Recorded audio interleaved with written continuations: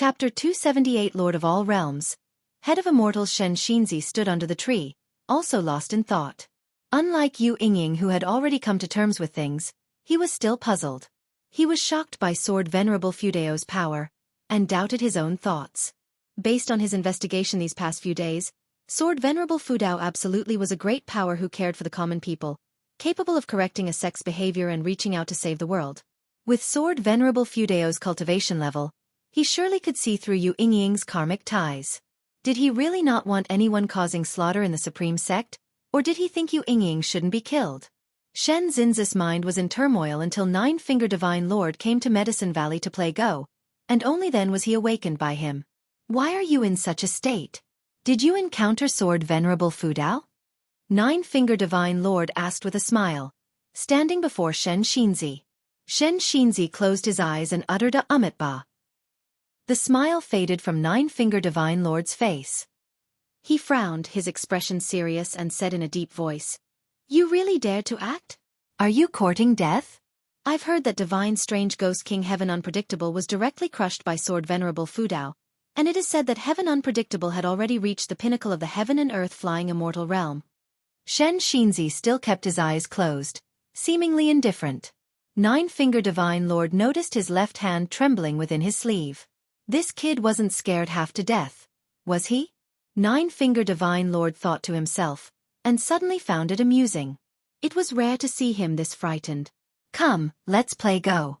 There is wisdom in black and white that can help you understand." Nine-Finger Divine Lord pulled Shen Shinzi along, chattering as they walked. "I have to say, Guan does have a certain divine nature. To create such a profound game of Go, either he has an extraordinary master behind him, or he was guided in his dreams by an immortal." Shen Shinzi, in a daze, did not really listen. However, in the following days, through playing Go, the anxiety and confusion in his mind began to dissipate, and he also came to understand Nine-Finger Divine Lord's words. This game of Go was indeed extraordinary. The cold winter finally passed, and the spring festival of the Supreme Sect came around once more. It was worth mentioning that, through the promotion of Li Xian Dao, people across the world had begun to celebrate the Spring Festival.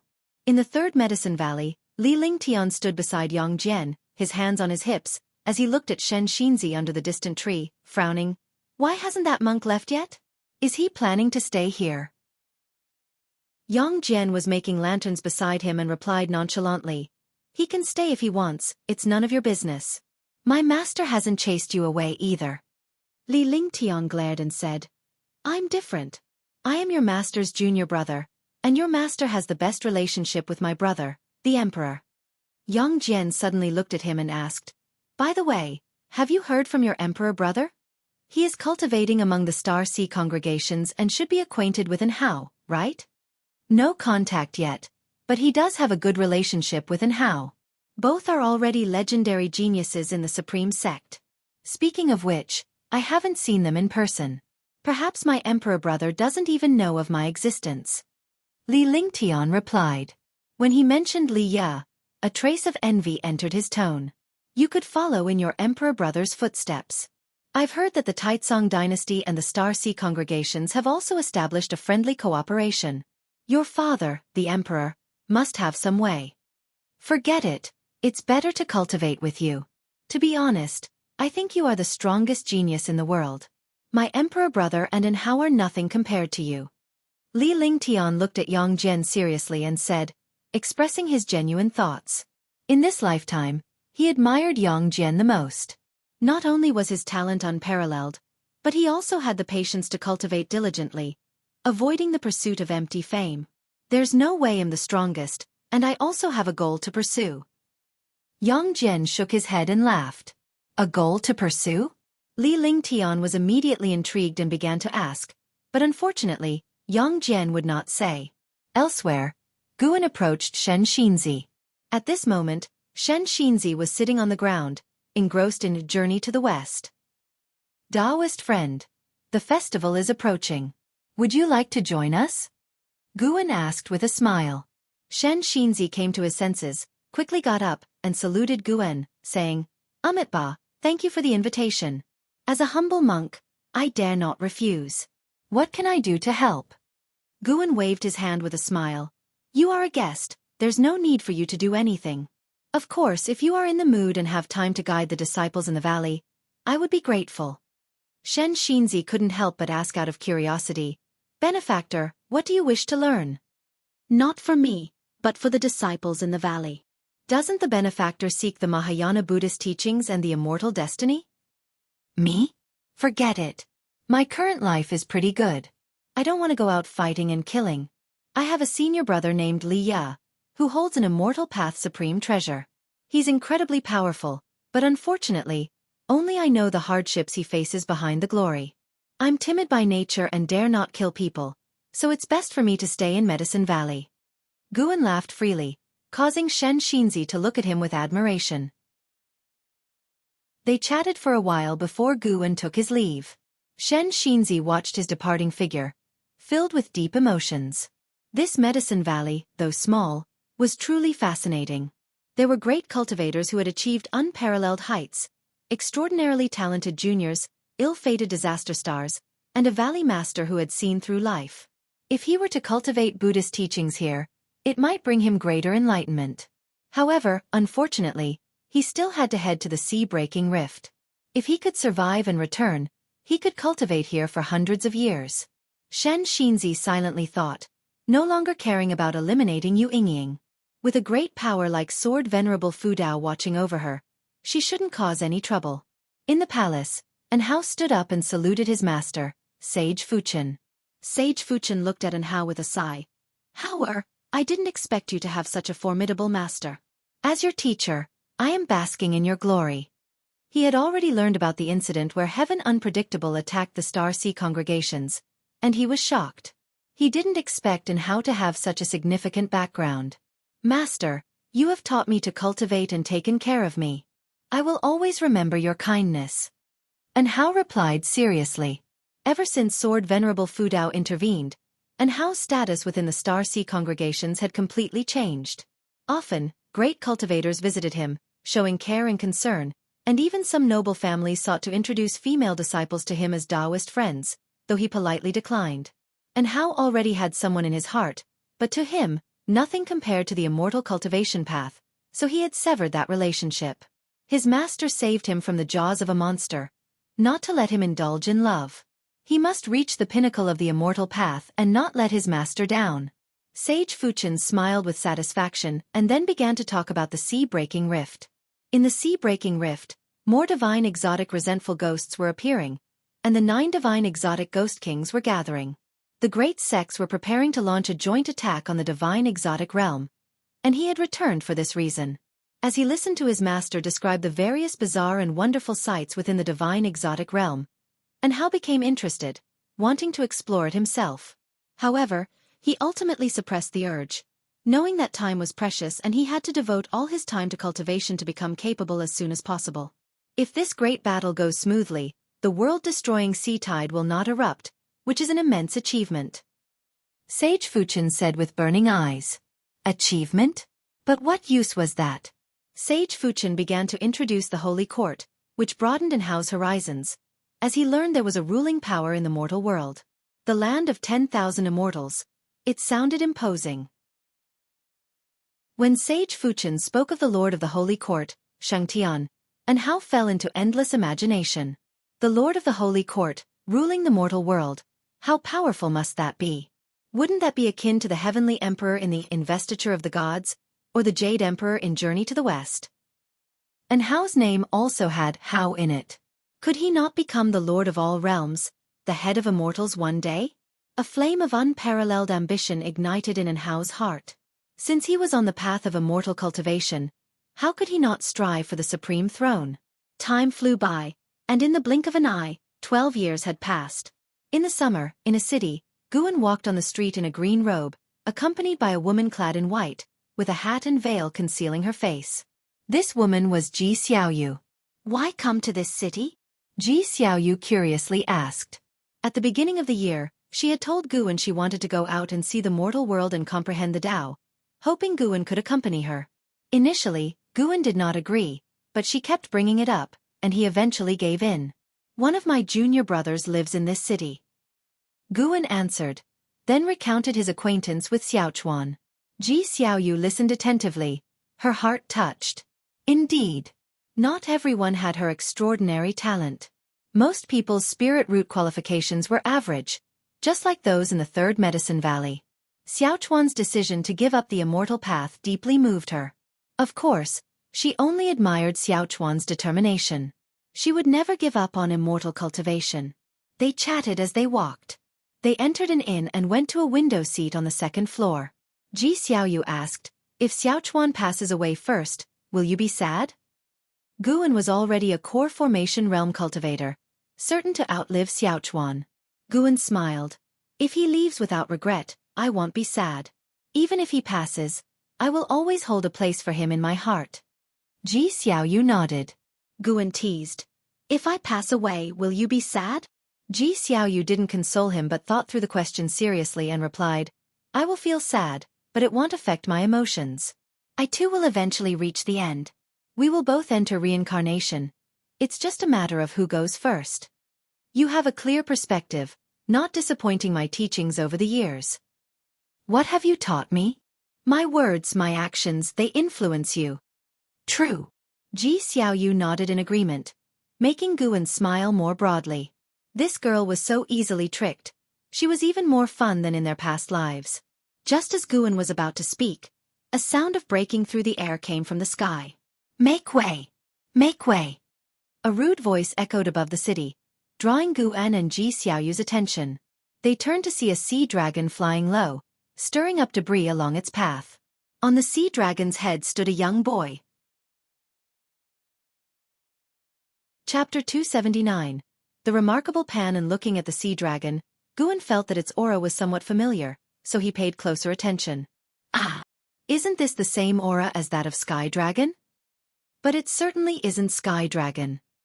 Sky Dragon is currently serving as the holy beast of ancient Sky Sect, and according to Guan's divine sense, that fellow is still snoozing. Guan began to probe the sea dragon's causality and quickly understood its origins. It turned out to be a snake demon that had acquired the true blood of Sky Dragon and had just shed its old skin to transform into a sea dragon, leaping forward in talent. Guan's eyes shifted to the youth sitting atop the sea dragon's head and executed a lifespan detection. Su Jin, Foundation Establishment Realm, 9 layers 32/350/3080. A lifespan limited to 3080 years in the past would surely be considered a rare talent, but in the present world, it could only be said to be talented though not top tier. Su Jin, dressed in white robes, splendid and regal, donning an intricate hair crown, looked vibrant and energetic, appearing to be only 16 or 17 years old. The sea dragon beneath his feet, Ten Zhong Long, stirred up a strong wind as it flew low, lifting tiles off buildings, palaces, and even lanterns and sunshades off the streets, causing much chaos wherever it passed. Ji Xiaoyu frowned as she watched, raising her cup, preparing to take action. Guan held her hand, smiling. "Don't be hasty." Ji Xiaoyu turned to him and said, "This is a city of mortals, though there are some cultivators, they are few and far between. How could they stop that?" Before she could finish, the sound of a sword being drawn echoed throughout the city. Immediately after, the sea dragon let out a piercing scream as blood gushed from its spine, plummeting towards the street. The commoners on the street scurried away in panic, while Su Jin, atop the sea dragon's head, was flustered. He quickly leaped off, landing on a nearby rooftop. He had just landed when a sword was placed against his neck, causing his pupils to dilate in terror, and beads of cold sweat to stream down his face. "Who are you? What do you want?" Su Jin asked tremulously, followed by a voice behind him. "So brazen and reckless, are you trying to disregard Taikang's laws?" Inside the inn, Guan withdrew his gaze and looked at Ji Xiaoyu, smiling. "See." The one who had taken action was a nascent soul realm cultivator who practiced the art of concealing their aura, which is why Ji Xiaoyu had not noticed. Ji Xiaoyu took a deep look at the sword cultivator and then turned to Guan. "Today's emperor truly acts decisively. I thought his laws aimed at cultivators were just for show, but I was wrong. They are indeed enforced." That sword cultivator's aura is not simple. The moment he drew his sword, the sword intent was strong. Guan said, "Nowadays, the Taitsong dynasty could be described as a place where dragons hide and tigers lie dormant. Anywhere you could find a great cultivator. But we both have core formation realm cultivation. Why could you sense his presence and I could not?" "How could you ask that?" Shall I tell you that you are not as good as me? Please, I am at least 156 years older than you. I heard you used to be a golden list genius but always said your talents were lacking. It seems now that you might have been playing the fool. You're right about that. I truly am, in fact, an immortal living incognito in the mortal world. Hee hee. Ji Xiaoyu gave Guan a glance, but she was also amused by him. The two continued to drink and chat, no longer paying attention to Su Jin and the sea dragon. In the end, both Su Jin and the sea dragon were taken away by the nascent soul sword cultivator, to the cheers of the commoners. Over the following days, Guan and Ji Xiaoyu strolled through the city. They even visited Xiaochuan's residence but only stood on the rooftop to look without disturbing Xiaochuan. Now that Xiaochuan had settled down with a family and children, his life was complete. After 2 days in the city, they left to visit other places. Because Guan was concerned about medicinal herbs, this journey only lasted half a month, which was quite fulfilling for Ji Xiaoyu. With Guan's company, she witnessed the vicissitudes of life. Guan shared his life experiences to resolve her doubts, benefiting her greatly. Time flew by. At the end of summer, Guan brought Yang Jian to Immortal Seeking Island. Ever since his visit to the divine exotic realm, Immortal Seeking Island was no longer invaded by divine exotic resentful ghosts. There were still many at sea, but not as numerous as before, and mostly acted alone. Just on entering the city, Guan and Yang Jian heard the cultivators discussing the battle at the sea-breaking rift.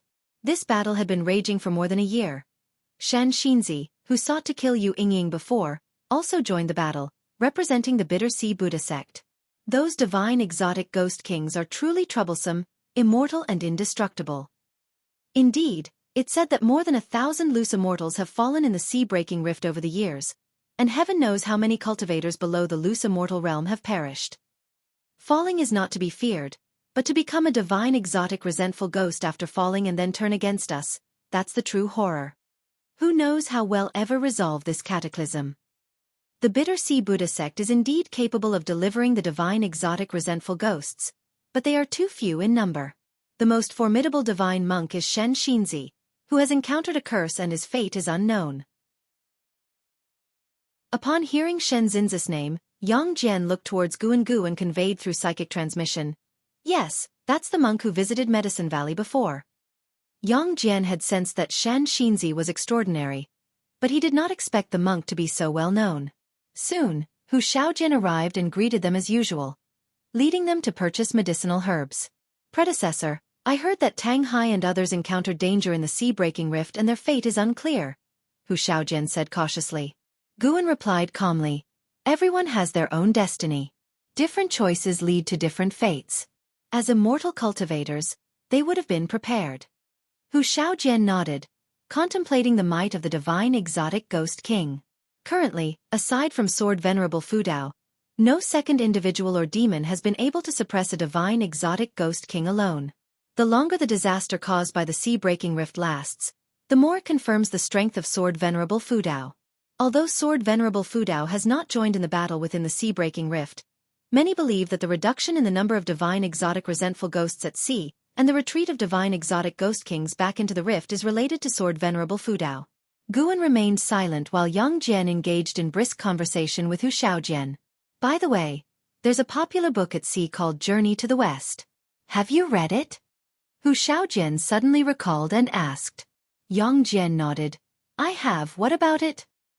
He was moved, feeling proud that his master was not only profound in cultivation but also preeminent in talent, for his book to spread so far. Guan was also surprised as he secretly calculated. It turned out that the Star Sea congregations played a significant role, and another person was also helping to promote Journey to the West, who was none other than Shen Xinzi. Interesting. Guan wasn't afraid of trouble. Now he had the power to protect himself. Of course, it would be better if no one disturbed him. As Hu Shaojian brought up Journey to the West, he began to enthusiastically explain that the book had spread throughout the seas, praised by many sects. Besides those cultivators who were always in seclusion, most of those active at sea had read it. Some felt that the immortal divine world depicted in the book was fascinating. Others thought the book reflected reality, and some even considered it a history book. Investiture of the Gods wasn't as popular as Journey to the West, but some, like Hu Shaojian, would read Investiture of the Gods after learning about Journey to the West. Through Journey to the West, Hu Xiaojian also mentioned the great sects and cultivators of the seas, leaving Yang Jian in awe. How vast was this world, really? 2 ancient hours later, the master and disciple duo returned to the supreme sect. Walking through the woods, Yang Jian became more talkative. Master, between Impermanence Tian and the divine exotic Ghost King, who is stronger? Yang Jian curiously asked. He had heard from Hu Xiaojian about Sword Venerable Fudao appearing within the Star Sea congregations to confront a divine exotic Ghost King, so he was intrigued. Hu Xiaojian didn't know the details due to his lower status.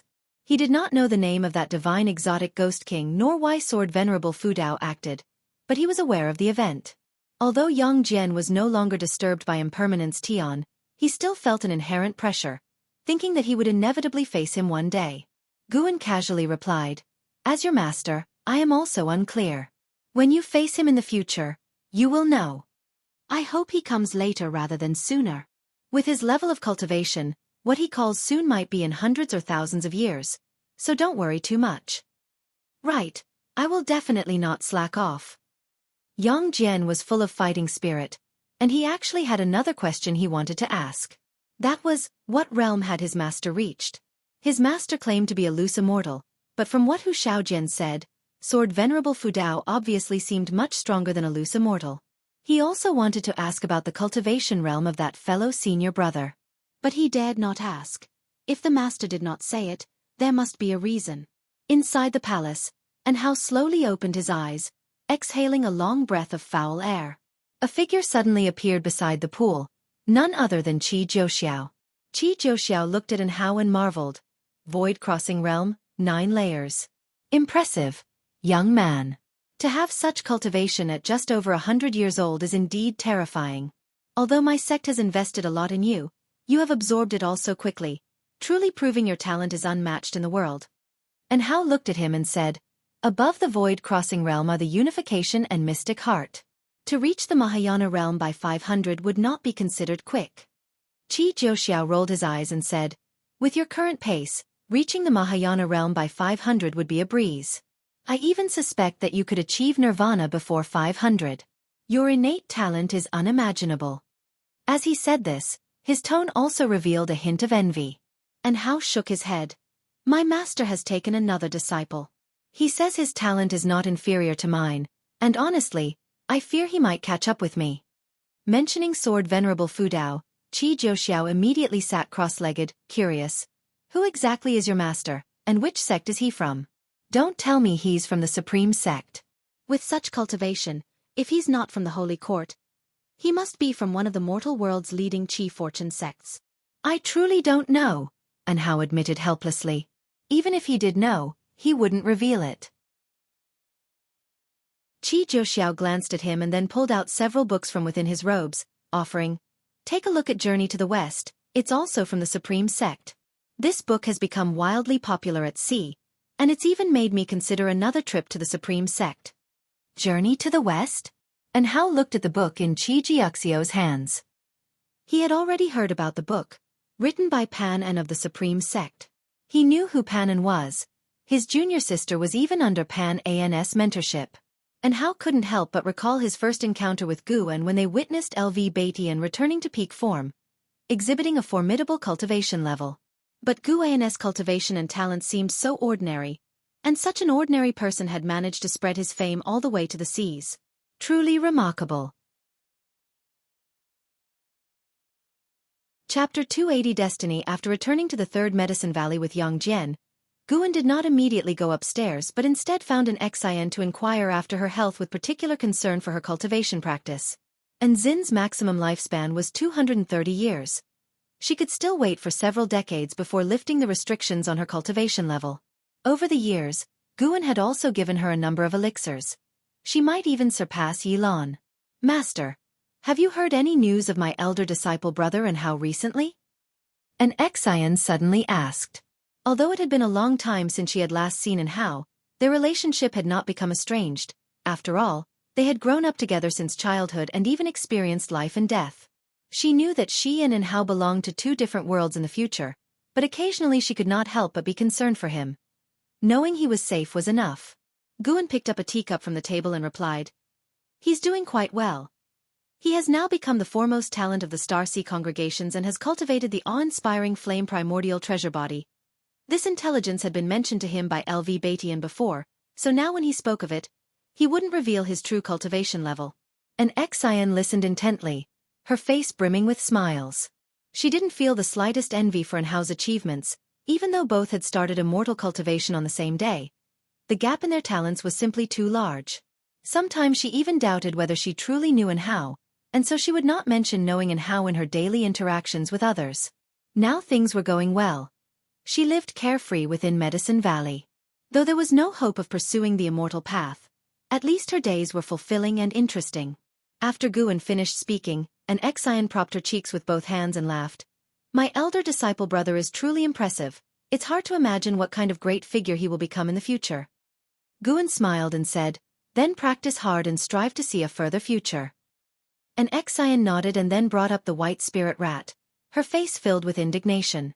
As the white spirit rat grew stronger in cultivation, it became increasingly difficult for her to control, and now it would only listen to Guan inside Medicine Valley. It was practically a tyrant, often playing tricks on the disciples.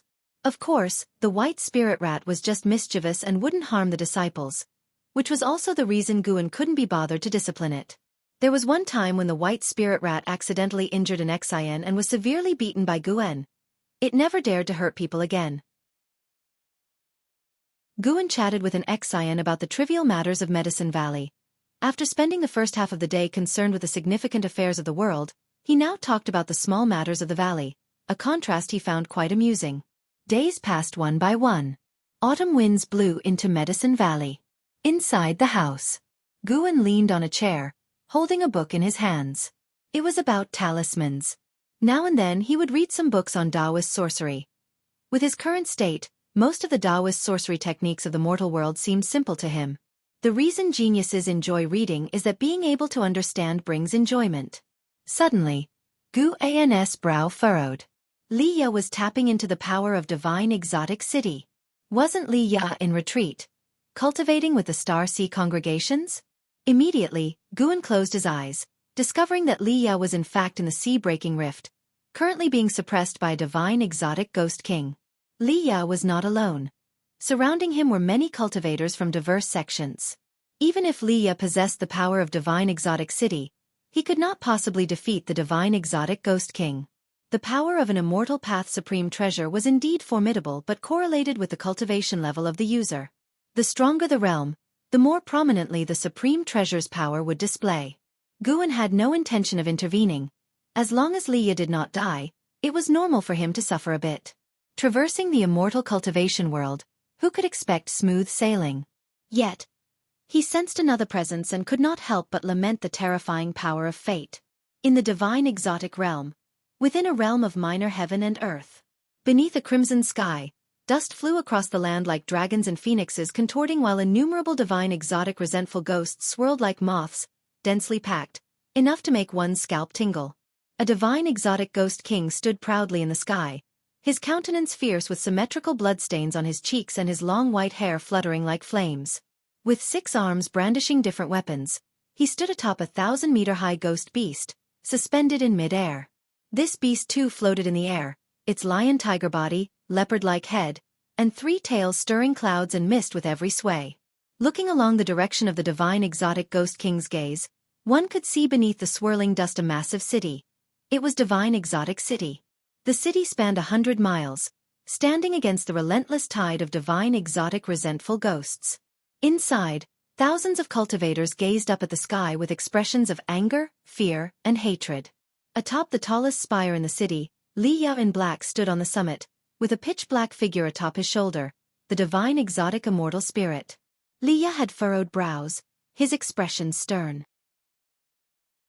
Divine exotic city has actually fallen into the hands of a minor immortal cultivation of the divinity transformation realm. Boy, aren't you feeling overwhelmed? Strong as divine exotic city is, how can your frail body exert its divine power? The divine exotic ghost king sneered.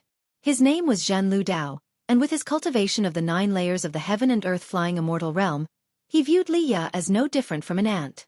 Hearing his words, Liya remained silent. Arguing was meaningless.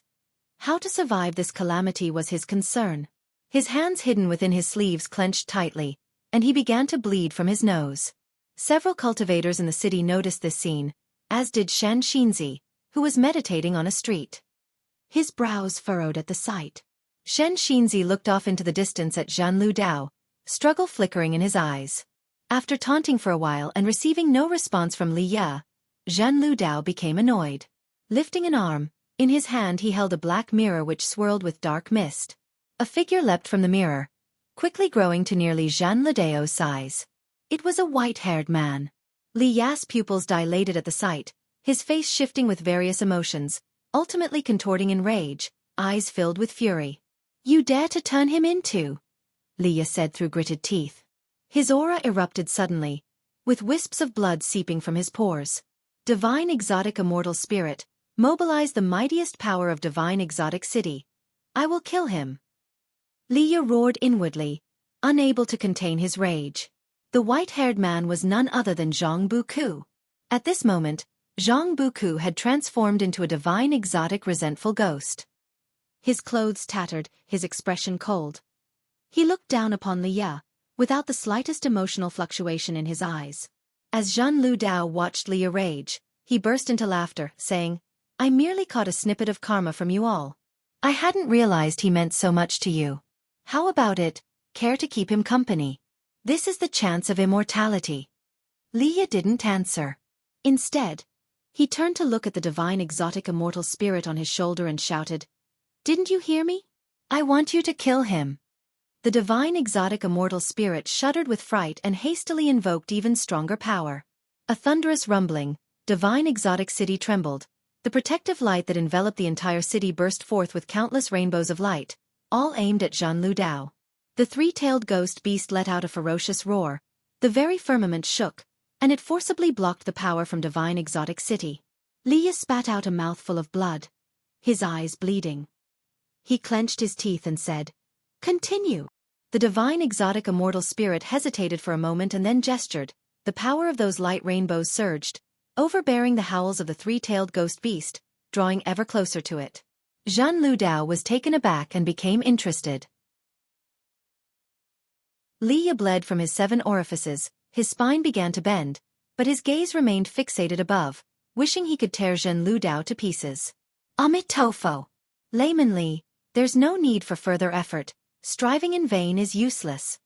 The voice of Shen Xinzi suddenly rang through the heavens, serious in tone. A golden light rose from within the city, piercing through the protective light and going straight through the neck of the three-tailed ghost beast, which, despite struggling instinctively, could not dissipate the golden light. Shen Xinzi looked at Zhan Lu Dao, his eyes flickering with interest. The golden light unveiled a long golden staircase with Shen Xinzi ascending from the bottom. His body radiated with Buddhist light, and the prayer beads in his hand were aflame. Liya couldn't help but look at him, surprised. "Layman Li, you are still young. Let this humble monk be the one to sacrifice. As the saying goes in the Journey to the West by the Womb of the Earth Bodhisattva, if I don't enter hell, who will? Do not lose your sanity over the passing of an old friend. Keep this rage in your heart and let it fuel your fighting spirit." Shen Xinzi spoke firmly. As his words fell, he stepped out from the light of divine exotic city. His Buddhist light surged wildly, engulfing Zhan Lu Dao and the three-tailed ghost beast like a tidal wave. In the eyes of Liya and the cultivators in the city, a giant golden prayer bead phantom appeared in the sky, trapping Zhan Lu Dao and his mount within with an inconceivable method. The giant prayer bead phantom suddenly vanished, and with it the figures of Zhan Lu Dao and the three-tailed ghost beast. Around the world, the divine exotic resentful ghosts came to a halt, and after a moment of silence, they quickly dispersed, like fish scattering invisibly into the void. Liya then knelt on the summit, slowly bowing his head, murmuring, "Zhang, no!" Before he could finish, he collapsed. The world grew dim, by the seashore. Zhan Lu Dao dragged Shen Xinzi's head, pulling his body across the sand. He journeyed to the divine exotic life tablet and tossed Shen Xinzi to the ground. He complained, "Realm Master, why won't you let me eat him? Just because he's from the Bitter Sea Buddha sect? Do you really need to be so cautious?" The voice of the Master of Divine Exotic Realm came out from the Divine Exotic Life Tablet. "He has significant karma, you must not kill him. Also, you may not kill anyone with close karma to Zhang Buku. Zhen Ludeo's demeanor changed, a sudden flare of anger emerging as he glared. Why? The being called Destroyer of Heavens has personally requested that I protect Zhang Buku. Hearing this, Zhan Ludao paused, then sank into silence. Taking a deep breath, he said no more and turned to leave. Once he disappeared, the master of Divine Exotic Realm emerged from the life tablet, approached Shen Xinzi, and looked down, murmuring, a reincarnation of a heavenly demon. What exactly is the Bitter Sea Buddha sect scheming? He lifted his right hand and began healing Shen Xinzi with his own divine power. Meanwhile, back in Medicine Valley, Guan withdrew his attention. The master of Divine Exotic Realm was sensible. If he dared to cause trouble, risk or not, Guan would have had to intervene. But the thought of Zhang Buku becoming a divine exotic resentful ghost made Guan sigh. He couldn't constantly watch over Zhang Buku. The last time he detected Zhang Buku in the divine exotic realm, Zhang Buku had already transformed into a resentful ghost, fortunately retaining a sliver of will. If the master of divine exotic realm were to be obliterated, then all the divine exotic resentful ghosts would vanish as well. That meant Zhang Buku was now tied to the fate of the realm master. Chapter 281. The Enlightened Master. Guan. 2 years had passed since Li Ya and Zhang Buku had met. In those 2 years, the seas continued to surge with activity. Countless cultivators and demons rushed into the sea-breaking rift. Such strife never ceased. Some found their fateful breakthroughs while others fell with regret. The Supreme Sect had been peaceful, with the majority of its disciples diligently pursuing their cultivation. Days in Medicine Valley were even more serene. On this day, Guan arrived early in Mystic Valley, waiting for someone who was soon to appear. Near noontime, dressed in black, Li Ya descended from the sky, landing below the pavilion. This time, he didn't enter through the window but stood beneath it, gazing at Guan's windowsill, silent for a long time without taking a step forward. The Blood Prison Great Saint, lying on the ground, watched him with a peculiar look in its eyes. It could feel that his mood was very low, and his entire being seemed dispirited and lost. Senior Brother Li, why have you come? Lu Jiujia hurried over, asking excitedly. Li Ya snapped out of his trance and looked towards him, managing a strained smile. I came to see your senior brother Gu. He's upstairs. Usually, he doesn't spend much time in Mystic Valley, but today he's been here all morning. So he was waiting for you after all, Lu Jiujia remarked with a sigh. He could obviously tell something was off with Li Ya, hence his words. Li Ya nodded at him, then ascended the stairs. Upon reaching the second floor, he pushed open the door and entered. Guan, who was seated in a chair, put down the Supreme Secret Records book he had been reading and looked at Li Ya, exclaiming with surprise, Senior Brother Li, what brings you here? Looking at Guan, Li Ya's eyes suddenly reddened. He closed the door behind him, then walked over to the desk, clenching his fists tightly and gritting his teeth. Guan's smile faded as he asked anxiously, What's wrong? What happened? Li Ya dared not meet Guan's gaze because Zhang Buku had once said that Guan was his only senior relative. Zhang Buku. Li Ya started with difficulty. What happened to him?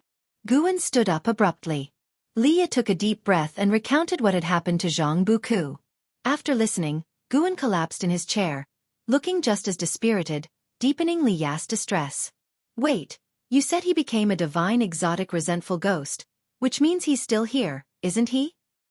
Guan asked urgently, as if grasping at a thought. Li Ya turned his head and replied, He's still here, but becoming a divine exotic resentful ghost means he's no longer who he was. He's become a monster that devours living spirits, never to know freedom, Guan countered. Did you see him do that? Li Ya froze for a moment, then looked at him. Guan's expression became calm as he said, Buku has always had a tough life, carrying the burden of half of the demon clan's bloodline, but he has managed to survive till now. Why can't he turn misfortune into safety this time? But, Li Ya stammered, Senior brother, this incident isn't your fault. He chose to venture into the sea-breaking rift himself. Don't carry too much burden. Besides, I truly believe he can turn danger into safety. Junior brother Gu, Li Ya began. Look at you. If Buku saw you like this, he would surely laugh at you. Aren't you brothers who have gone through life and death together? Do you intend to join him in death? You must have faith in him. He will definitely be able to turn danger into safety. If you don't cultivate diligently, you might even fall behind him. After every great adversity comes great fortune. Don't underestimate him. Guan said with a smile, a look of anticipation on his face. Leah knew Guan was comforting him, but he couldn't help but think, what if Zhang Buku truly could overcome this peril? Guan invited him to sit down and inquired about his experiences over the years. Leah began to share his life in the past years, and Guan interjected with questions from time to time. The more he did so, the more ashamed Leah felt. Zhang Buku was gone. The pain in junior brother Gu's heart must have been no less intense than his, considering junior brother Gu also carried the emotional weight of Zhang Chuanqiu. And yet, junior brother Gu still comforted him. A divine exotic immortal spirit appeared on Li Ya's shoulder without him noticing. It looked at Guan, blinked slyly, but Leah missed this moment. The two brothers talked for a long time. Until dusk, Leah stood up. He looked at Guan and said, I've come back this time just to tell you about this. Thank you, junior brother Gu. I won't give up hope.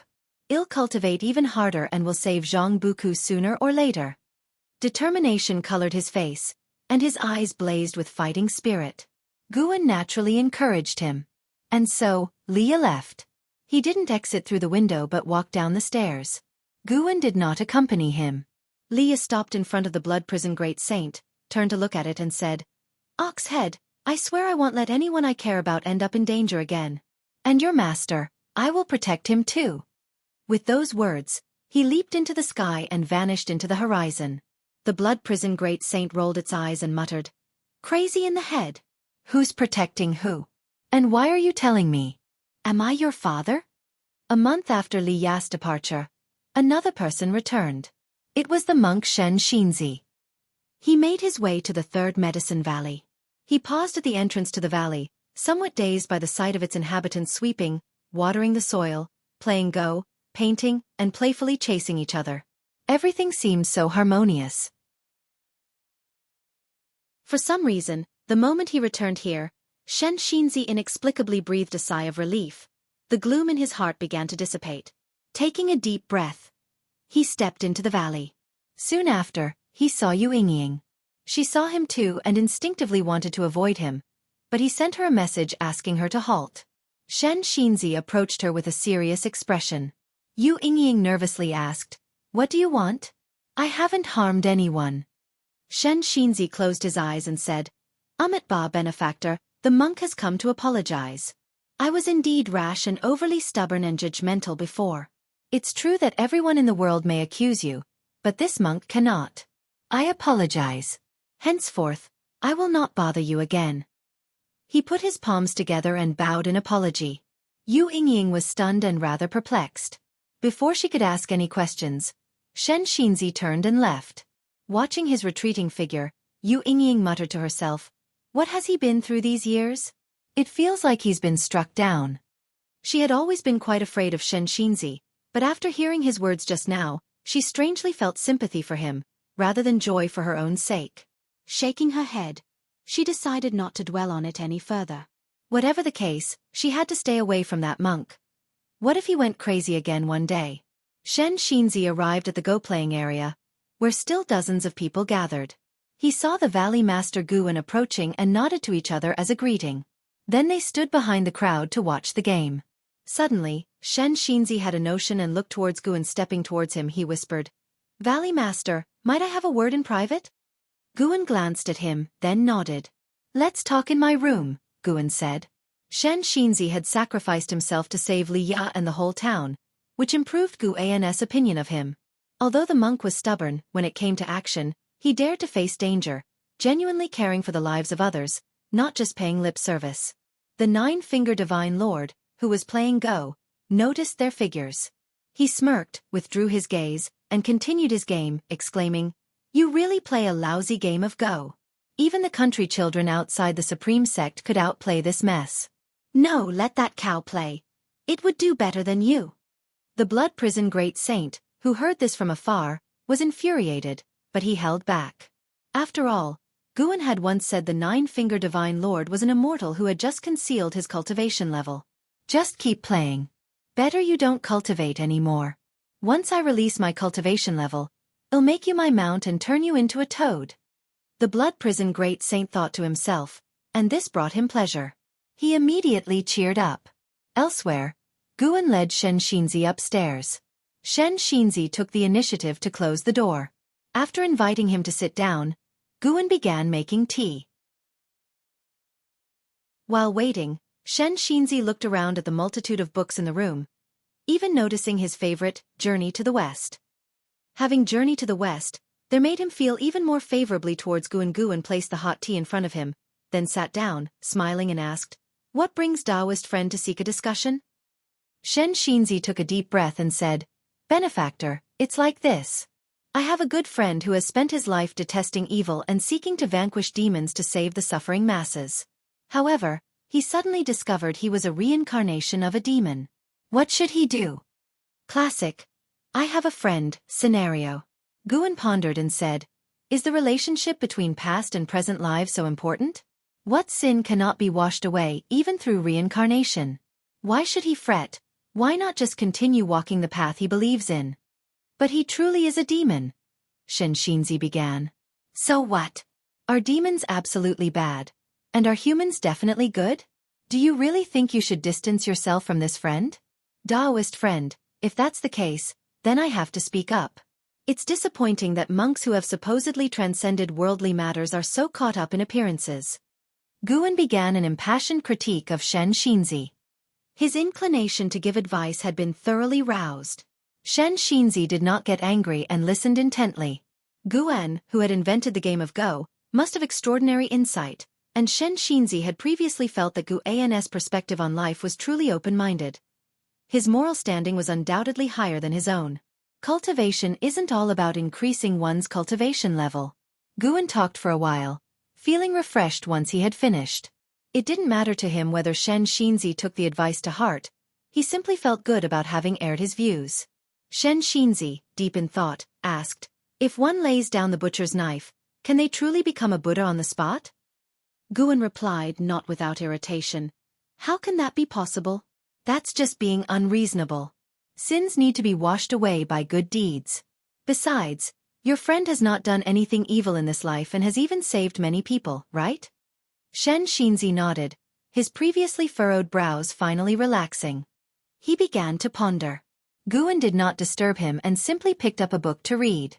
The room fell into silence. After a full half of an ancient hour, Shen Xinzi stood up, bowed to Guan, and said, "Amitabha. Thank you, benefactor, for resolving my doubts." Guan waved his hand and said, "What's there to thank for?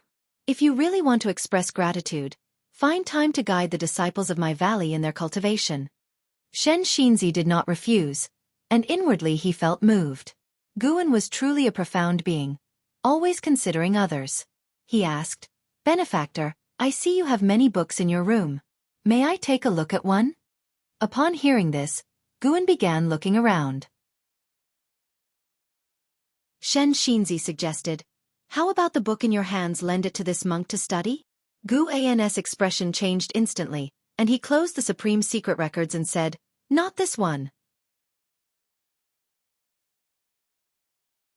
Chapter 282 Reincarnation of the Great Fortune of Energy Movement. Out of respect for social interaction, Shen Xinzi had refrained from using his divine sense, so he was unaware of the content of the book in Guan's hands. Even when Guan refused him, he did not entertain any impolite thoughts. He inquired why, and Guan replied that Buddhism sect did not deem it suitable to read secular books, and then he handed Shen Xinzi a copy of Righteous Path and Demon Path. Righteous Path and Demon Path told the story of how Sword Venerable Fudao inscribed the characters for Righteous Path at the Heavenly Repair platform, revealing the dark secrets of the Supreme Sect. Instead of tarnishing the Supreme Sect's reputation, the book made more people aware of the sect's pursuit of righteousness, encouraging them to actively correct their errors. Although the book was not as popular as Journey to the West or Investiture of the Gods, many within the sect still favored it, studying it repeatedly. Shen Xinzi took the book, and upon seeing the title on the cover, his interest was piqued. He thanked Guan and left. After he left, Guan finally took out the Supreme Secret Records and continued reading. He found it difficult to concern himself with the troubles of others' lives. When asked, he would speak his true thoughts without imposing. He had his own life to live. Why worry more than necessary? Guan liked to consider himself an observer in others' lives, acting as he pleased, but without becoming overly fixated, lest it turn into regret. After arriving at the third Medicine Valley, Shen Xinzi decided not to leave, and Guan did not turn away this 9 layers wandering immortal realm great cultivator. Today's third Medicine Valley was undoubtedly the strongest place in the Supreme Sect, even on the continent, with Shen Xinzi and 9-Finger Divine Lord there. Guan was not concerned for the safety of Medicine Valley and was more at ease when venturing out. 5 years passed quickly. That year's summer was not as hot as previous ones. Guan descended the stairs and saw many cultivators flying across the sky. This year, the Supreme Sect was preparing to host another alchemy conference, and it promised to be lively. Guan also planned to go and enjoy the bustle. After descending the stairs, he rode off on the Blood Prison Great Saint. Just as the Blood Prison Great Saint stood up, Ji Xiaoyu caught up. Seeing this, Guan had no choice but to dismount and pat the back of the Blood Prison Great Saint, saying, "You're free to roam around today." With Ji Xiaoyu present, it wasn't appropriate for Guan to ride a mount. Both of them riding together? What would that look like? Guan valued his reputation and integrity. The Blood Prison Great Saint left with a joyful expression, and Ji Xiaoyu asked, "Why not continue to ride?" Guan rolled his eyes at her and said, "I was already riding it, and you came to find me, obviously wanting to follow. If that's the case, I can only bring you along." This girl was playing coy, just trying to gauge his thoughts.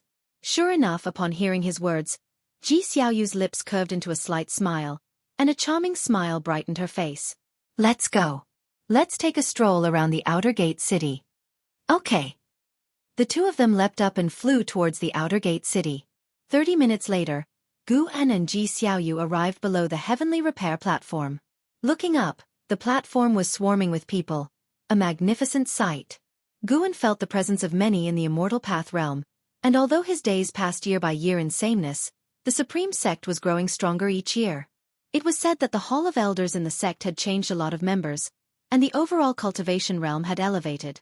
Clan families within the gate would recruit cultivators from overseas, so those who stepped down were not suppressed. Instead, they became stronger and gained greater benefits. As Guan surveyed the scene, he employed lifespan detection. He liked to see the maximum lifespans of people, something even divine immortals of wondrous dharma could not detect.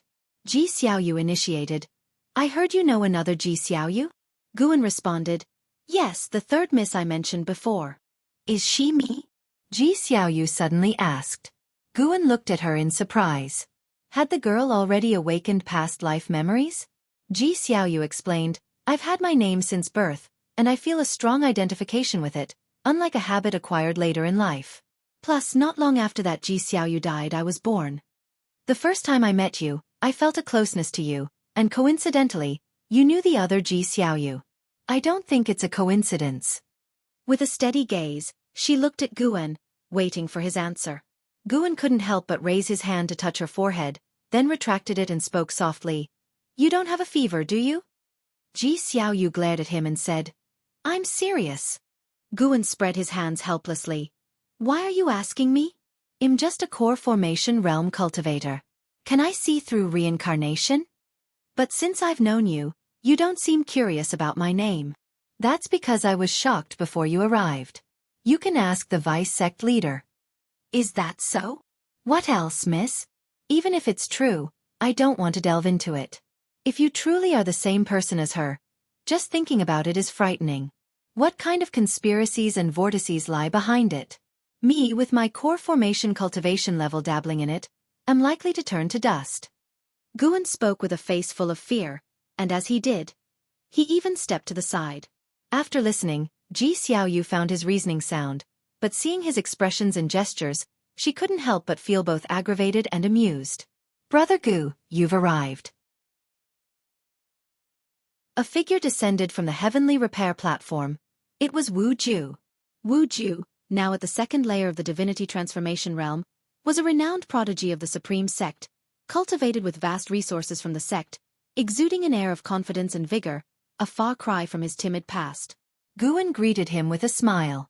Wu Ju looked at Ji Xiaoyu with a puzzled expression. Why has Brother Gu changed his female companion again? That's a bit too. Guan immediately introduced Ji Xiaoyu to Wu Ju, who suddenly realized, you are the Ji Xiaoyu with the strongest talent from the Ji family in recent years? Ji Xiaoyu nodded slightly, and once Guan finished introducing him, she wasn't too surprised. Wu Ju was merely a famous prodigy, but the Third Medicine Valley hid many great cultivators, and even the sect leader occasionally visited. Afterwards, Wu Ju exchanged pleasantries with Guan and then left. They had made previous plans to drink together after some time. But Guan knew they would probably miss that appointment. He indeed had time, but Wu Ju did not. He was either busy cultivating or on missions. For a talent like Wu Ju, cultivation could last for years. Guan watched Wu Ju's departing figure, reflecting inwardly that too much leisure was not a good thing. Wu Ju's maximum lifespan remained unchanged, just as it had been decades ago. Of course, with his current maximum lifespan of 7,600 years, surpassing the Mahayana realm shouldn't be a problem. Guan simply felt a bit regretful because he initially believed Wu Ju could compete with An Hao.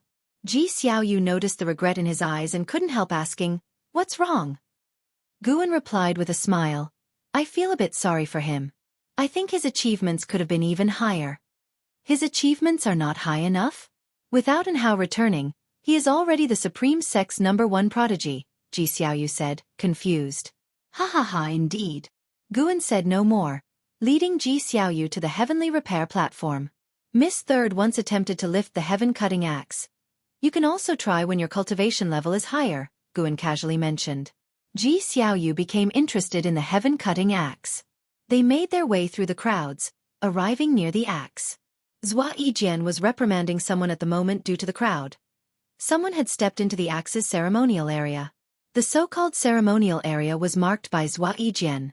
Aside from challengers, no one was allowed to enter a certain range to show respect toward Sword Venerable Fudao, and his proposal was acknowledged by the Supreme Sect, necessitating careful consideration in their treatment of Sword Venerable Fudao.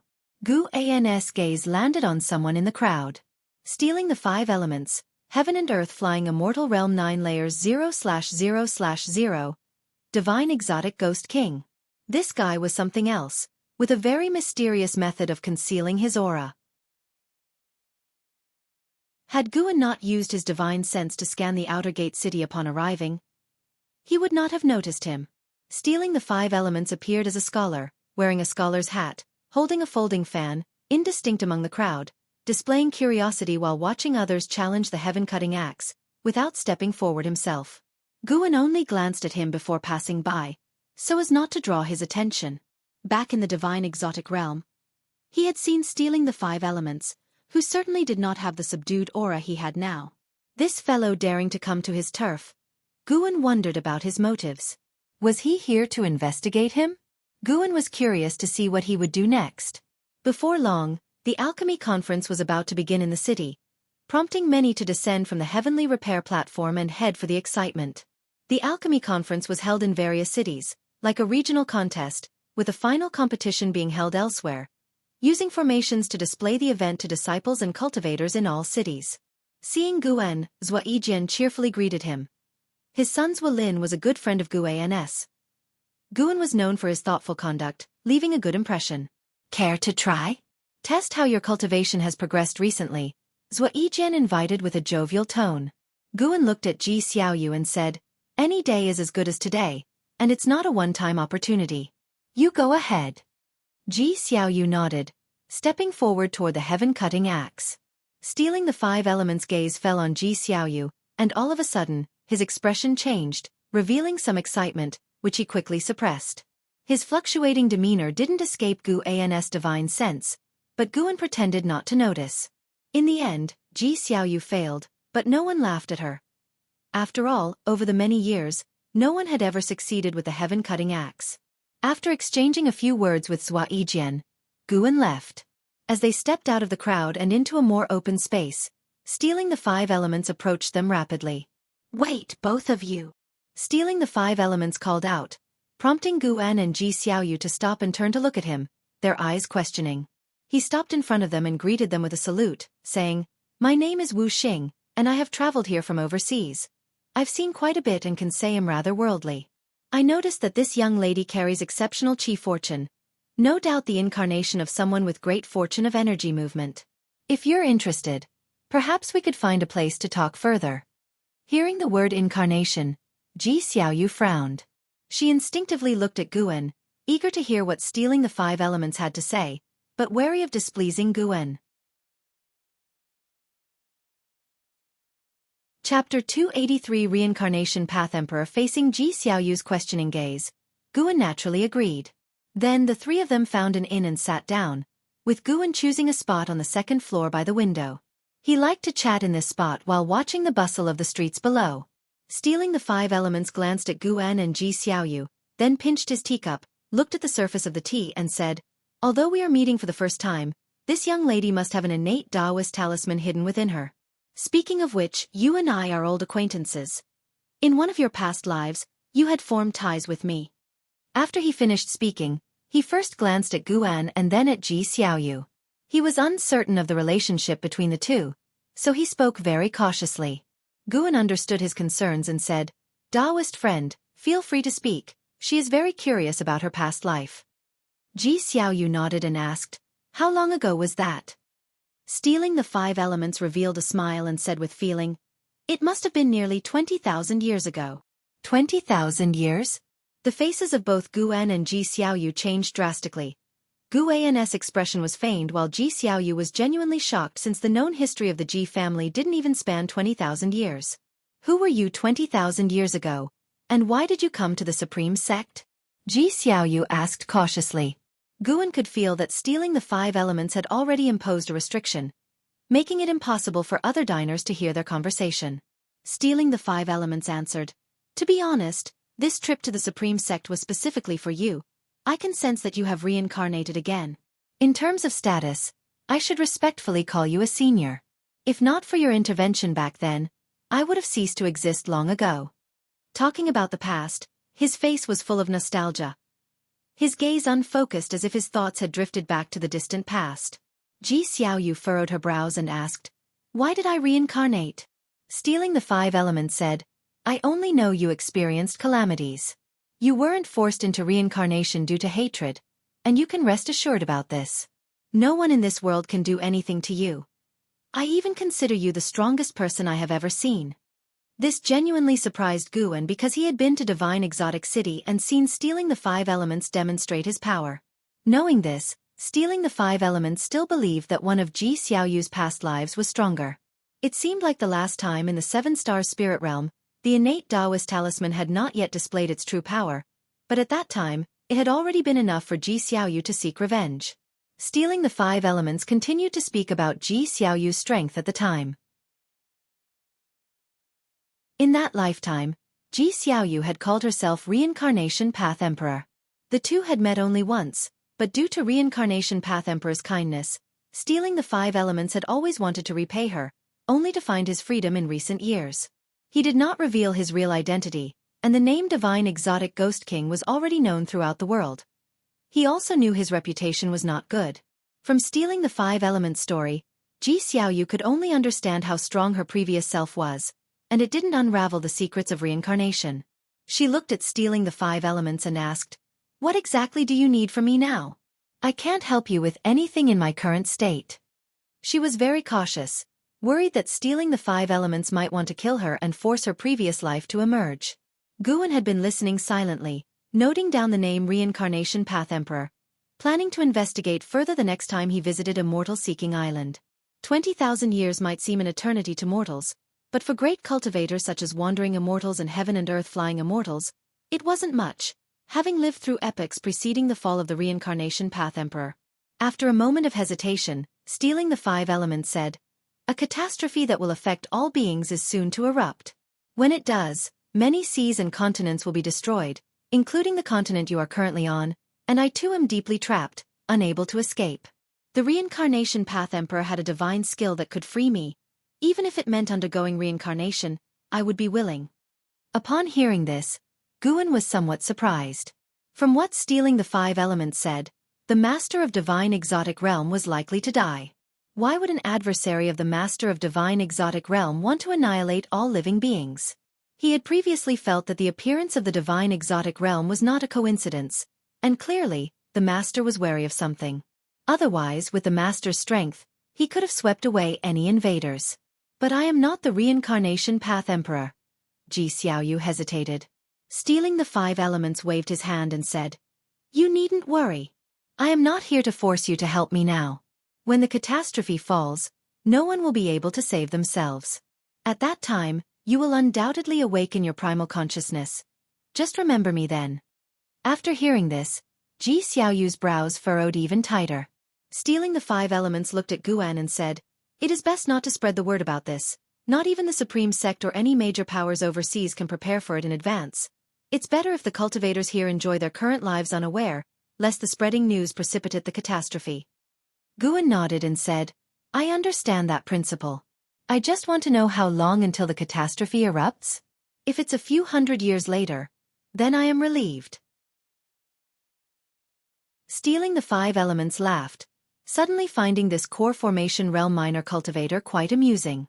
Ji Xiaoyu couldn't help but shoot Guan a look, but she had to admit, after Guan asked that question, a lot of her tension was relieved. It could be as soon as a few decades or as long as a few centuries. There are unimaginable powers at play behind the scenes. I can only say, when the oceans begin to rise, that will represent the arrival of calamity. Stealing the 5 Elements answer caused Ji Xiaoyu to frown again. After speaking, he stood up and said, Well, that's all I have to say. I won't disturb you any further. He raised his hand in a salutation and then left. Once he left the floor, the invisible restriction vanished. Guan turned to Ji Xiaoyu and chuckled, You certainly have an impressive background. I might have to think twice before joking with you in the future. Ji Xiaoyu huffed, Aren't you joking now? After hearing his words, what do you think? I am not pleased.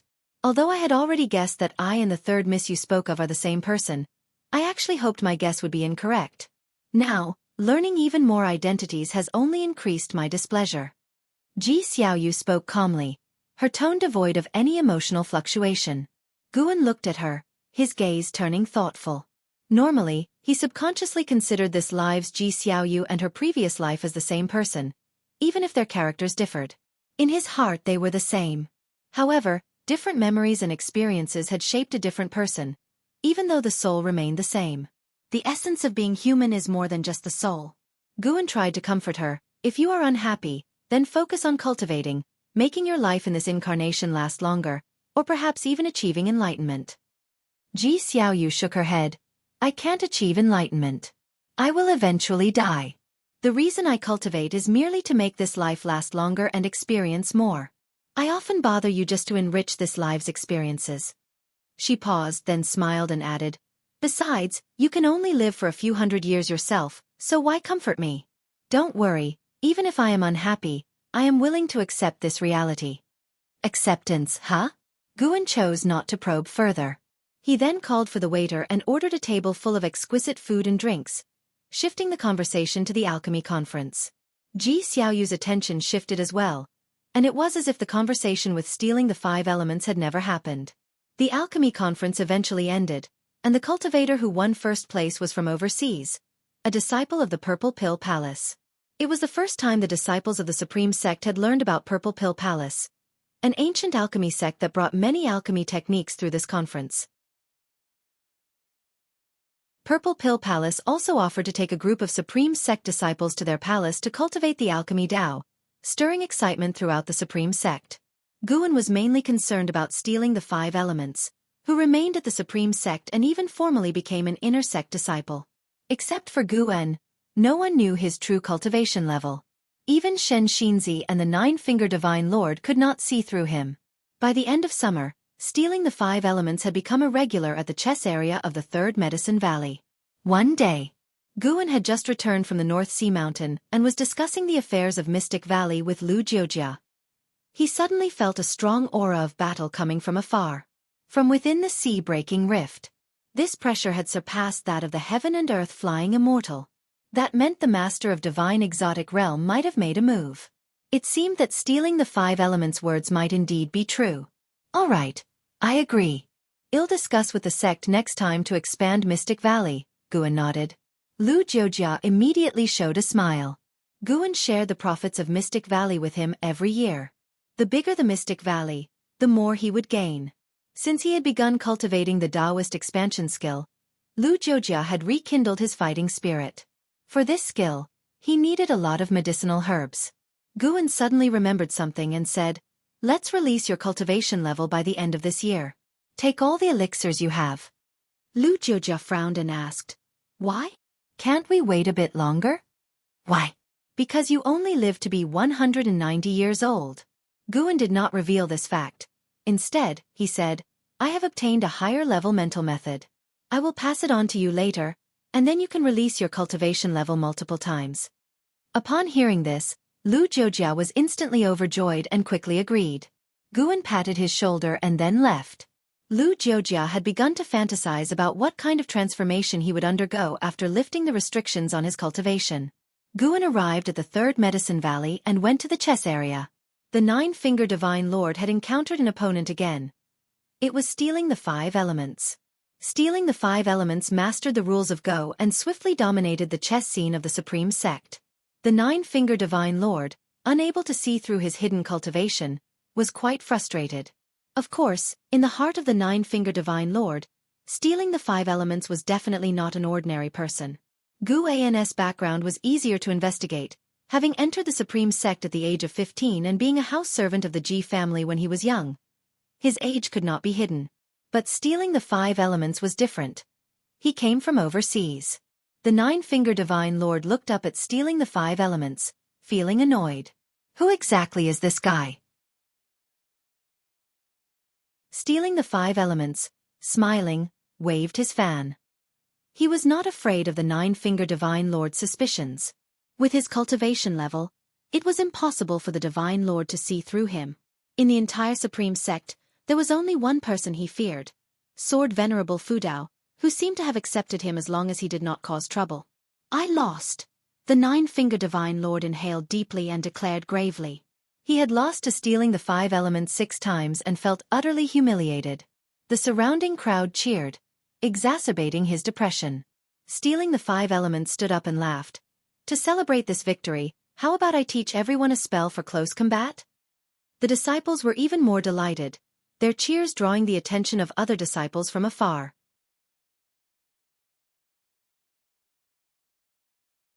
Chapter 284. Zhang Buku becomes a disciple. Seeing that Stealing the Five Elements was willing to teach the disciple sorcery, Guan was secretly pleased. This guy knew his way around people, far more so than the Nine-Finger Divine Lord. As the number of Medicine Valley disciples increased, Gu An's distance from them grew ever larger. Despite being called master and disciple in name, they didn't share that true relationship. Even so, Guan still hoped they would have a better life and come across more opportunities for immortal cultivation.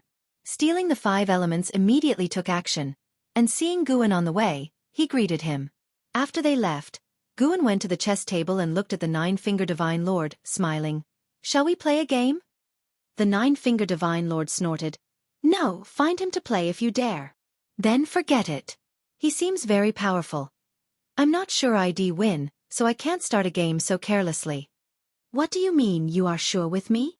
Have I ever lost to you?" "You!" The Nine-Finger Divine Lord was so angry he wanted to slam the table and stand up. Seeing the smile on Gu An's face, he understood that Guan was deliberately provoking him. Guan then asked, "By the way, it's been a while since you returned. Where is Chu Jingfeng? Aren't you taking care of him?" "Don't worry, he's doing well. He's in seclusion. When he returns, you'll have to look up to him." The thought of Guan being surpassed by his own disciple, even becoming a figure from another world, made him quite cheerful again. Guan sighed. "If that's true, that would be wonderful. I have no hope of becoming an immortal. If he can achieve immortality, then I would also know an immortal, and my life would be without regrets." The Nine-Finger Divine Lord really wanted to say that he himself was an immortal, but looking at Gu An's expression, he felt ashamed. What was wrong with himself? Why was he being so petty? Guan noticed the change in his expression and cursed inwardly. The old man still wants to rile me up. Watch me retreat to advance. the Nine-Finger Divine Lord began speaking about the sect where Chu Jingfeng was located. He had sent Chu Jingfeng to an overseas branch of a sect, which, although not as powerful as the Starseed congregations, was still stronger than the Supreme Sect. Guan listened intently to his tale of the overseas realm. It was nearly evening when Guan returned to his attic. In recent days, he had seen more and more heaven and earth flying immortals return, mostly near the sea-breaking rift. Clearly, a great battle was brewing. He sat in his chair, concentrated his mind, and his primordial spirit emerged. The carefree primordial immortal could remain undetected and untouchable by all beings, and even the divine immortal of wondrous Dharma could not perceive it. Guan quickly snuck into the sea-breaking rift, where he saw more fighting figures along the way than before, with nearly every heaven and earth engaged in battle. He stepped into the largest heaven and earth, which was where the Master of Divine Exotic Realm resided. At the moment, the Master of Divine Exotic Realm wasn't fighting, but there was still the aura of another carefree primordial immortal lingering, a sign that someone else had recently left the area. Guan landed in front of a cave, dark with a faint sound of wind. He stepped into the cave silently, the wind passing through his immortal soul of wondrous Dharma without any obstacle. Walking through the winding cave, he arrived at a chamber where Zhang Buku, now a divine exotic resentful ghost, was sitting cross-legged on the ground. Lying across his legs was an axe, formed not from a Dharma treasure but from condensed divine exotic force. Zhang Buku's eyes were closed, his brow furrowed as if he was enduring torment. Although he retained his original soul consciousness, he was constantly enduring the erosion of divine exotic force, as it autonomously devoured the soul. This was a process that even the Master of Divine Exotic Realm could not reverse. Guan sighed at the sight of his painful demeanor. How distressed would senior brother Zhang be if he saw this? Guan transformed into a sparrow and perched on a nearby rock. He chirped softly, and Zhang Buku opened his eyes instinctively. Upon seeing the sparrow, he was stunned. "Is that?" Zhang Buku's face lit up with joy. Just as he was about to speak, the sparrow flapped its wings humanly, signaling him to keep silent. Zhang Buku immediately understood but remained excited. Though unclear about the origin of the sparrow, he was grateful to it. When he had been close to death, it led him to a cave where he found a demon core and learned a world-dominating axe method. He had always harbored dreams about the sparrow, but never did he imagine he would see it here. At this moment, Zhang Buku felt incredibly fortunate. No matter the origin of the sparrow, there was someone looking out for him in the dark. How could he not be happy? The sparrow suddenly flew toward him, but he didn't dodge. Then he felt a peck on his forehead, and a flood of memories poured into his mind, leaving him in a daze. Time was lost to him. When Zhang Buku regained consciousness, his mind was filled with the memory of cultivating a divine skill. Limitless freedom step. Murmuring to himself, even reflecting on the divine skill let him sense its profound and inscrutable nature. Perfect, now he could practice the divine skill to divert the pain in his body. To use the words of the Master of Divine Exotic Realm, he had to get used to the erosion of divine exotic force, or he would truly become a divine exotic resentful ghost. Perhaps, the sparrow wanted to help him in this way. Warmth filled Zhang Buku's heart, and he suddenly felt that his pain was bearable. How many perished in the divine exotic realm, turning directly into divine exotic resentful ghosts, while he still had a chance? How could he not be joyous? "I must practice diligently, get out of here early, so Leah won't worry. And Martial Uncle Gu. If I were to stay here for hundreds or even thousands of years, wouldn't I lose the chance to ever see Martial Uncle Gu again?" Zhang Buku felt a sense of urgency at the thought. He always felt that Martial Uncle Gu wasn't simple, possibly concealing cultivation level. But no matter how much Gu concealed, he was younger than Leah and couldn't possibly be much stronger, especially since Leah had an opportunity like Divine Exotic City. Zhang Buku stood up and started practicing the limitless freedom step. He moved around the chamber, changing his step technique, gradually losing track of time and forgetting his pain. However, because he was in cultivation, his will became exceptionally clear. In the blink of an eye, 2 years went by rapidly. Zhang Buku was still in the cave, practicing the limitless freedom step without rest. For him, practicing the divine skill was not exhausting. He even began to find a way to resist the divine exotic force. Footsteps echoed from the tunnel, jolting him from his focus. He turned to see the master of divine exotic realms slowly entering the chamber. Zhang Buku had seen him before, so he wasn't afraid, just vigilant. The master of divine exotic realm looked at him and said, "The divine skill you're practicing is exceptional, with great potential. Practice well, for your future achievements will certainly be extraordinary." Hearing this, Zhang Buku was surprised. Knowing the nature of his divine skill, the other didn't inquire further about it. Did that guy recognize the sparrow? Zhang Buku was about to ask when the master of divine exotic realm said, "Although your friend obtained divine exotic city, he has not truly mastered its power. Another is its master. Would you like to take me as your teacher and inherit my mantle? In the future, you could claim divine exotic city as your own. Of course, if you are unwilling, you've received my teachings. Conquering an immortal path supreme treasure in the future would not be difficult." Take him as a teacher? Zhang Buku was a bit slow to process this. He could feel the suppressive force from the master of divine exotic realm. He was utterly incapable of resisting him, even unable to lie. In such a situation, if the master of divine exotic realm wanted to calculate against him, why would he need to beat around the bush? The master of divine exotic realm saw through his thoughts and explained, "What interests me is not you, but the entity behind you. Now your fate is linked with mine. If I perish, you must die. At least we are now on the same side. If I can be on good terms with your backing, it's all benefits and no harm." My backing? Who is it? Zhang Buku asked in surprise. The master of divine exotic realm showed no astonishment. He had already delved into Zhang Buku's memories, but some parts were not clear, obscured by a force preventing his probing. He dared not investigate further, as he had already witnessed the power behind Zhang Buku. If you don't know, then don't ask too much. Knowing too much isn't always good. You just need to understand that whether it's him or me, if we wanted to harm you, we wouldn't need such methods. Your worth isn't that high, the master of divine exotic realm said slowly. After listening, Zhang Buku fell silent. He wasn't angered. In fact, he was even more grateful to the sparrow. Even if it was manipulation, he accepted it. He would definitely repay the sparrow in the future. As for the master of divine exotic realm, strictly speaking, they had no direct enmity. If he died in the divine exotic realm, he couldn't blame anyone.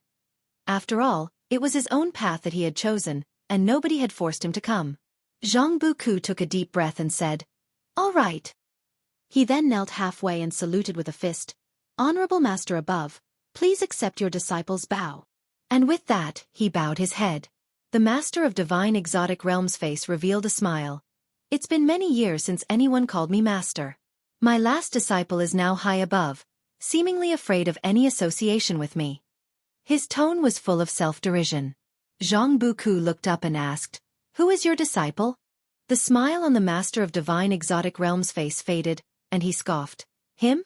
Just a dog of the holy court."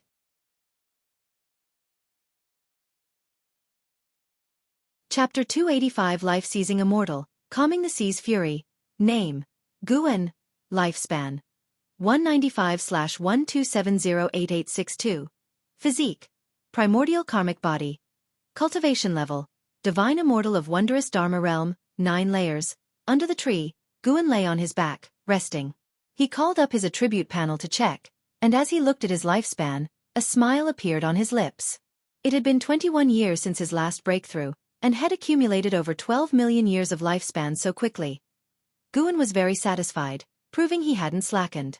As long as he maintained this pace, a billion-year lifespan wouldn't be far off. After looking, Guan sent his divine sense toward the sea-breaking rift. Not long ago, Zhang Buku had become an apprentice to the master of divine exotic realm. Guan could feel the goodwill released by the master of divine exotic realm, and he wasn't just paying lip service. Had already started teaching Zhang Buku earnestly and hadn't left the cave where Zhang Buku resided. From this matter, it was clear that the master of divine exotic realm was quite urgent, indicating that the catastrophe mentioned by stealing the 5 elements was approaching. Guan wasn't in a hurry. The master of divine exotic realm surely had other powers. Otherwise, how would he dare to create such a rift in the sea? Let them fight it out first. Once it involves Zhang Buku, he would then consider intervening. Anyway, Guan wouldn't directly involve himself in the strife unless he was certain of his ability to solve the root of the problem.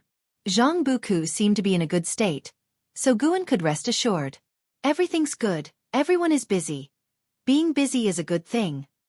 Guan scanned all those he had good relations with using his divine sense, and seeing that everyone was well, he smiled. He sat up, stretched lazily, and then got up to leave. Disciples he encountered along the way greeted him, and he nodded back with a smile, his attitude gentle and devoid of airs.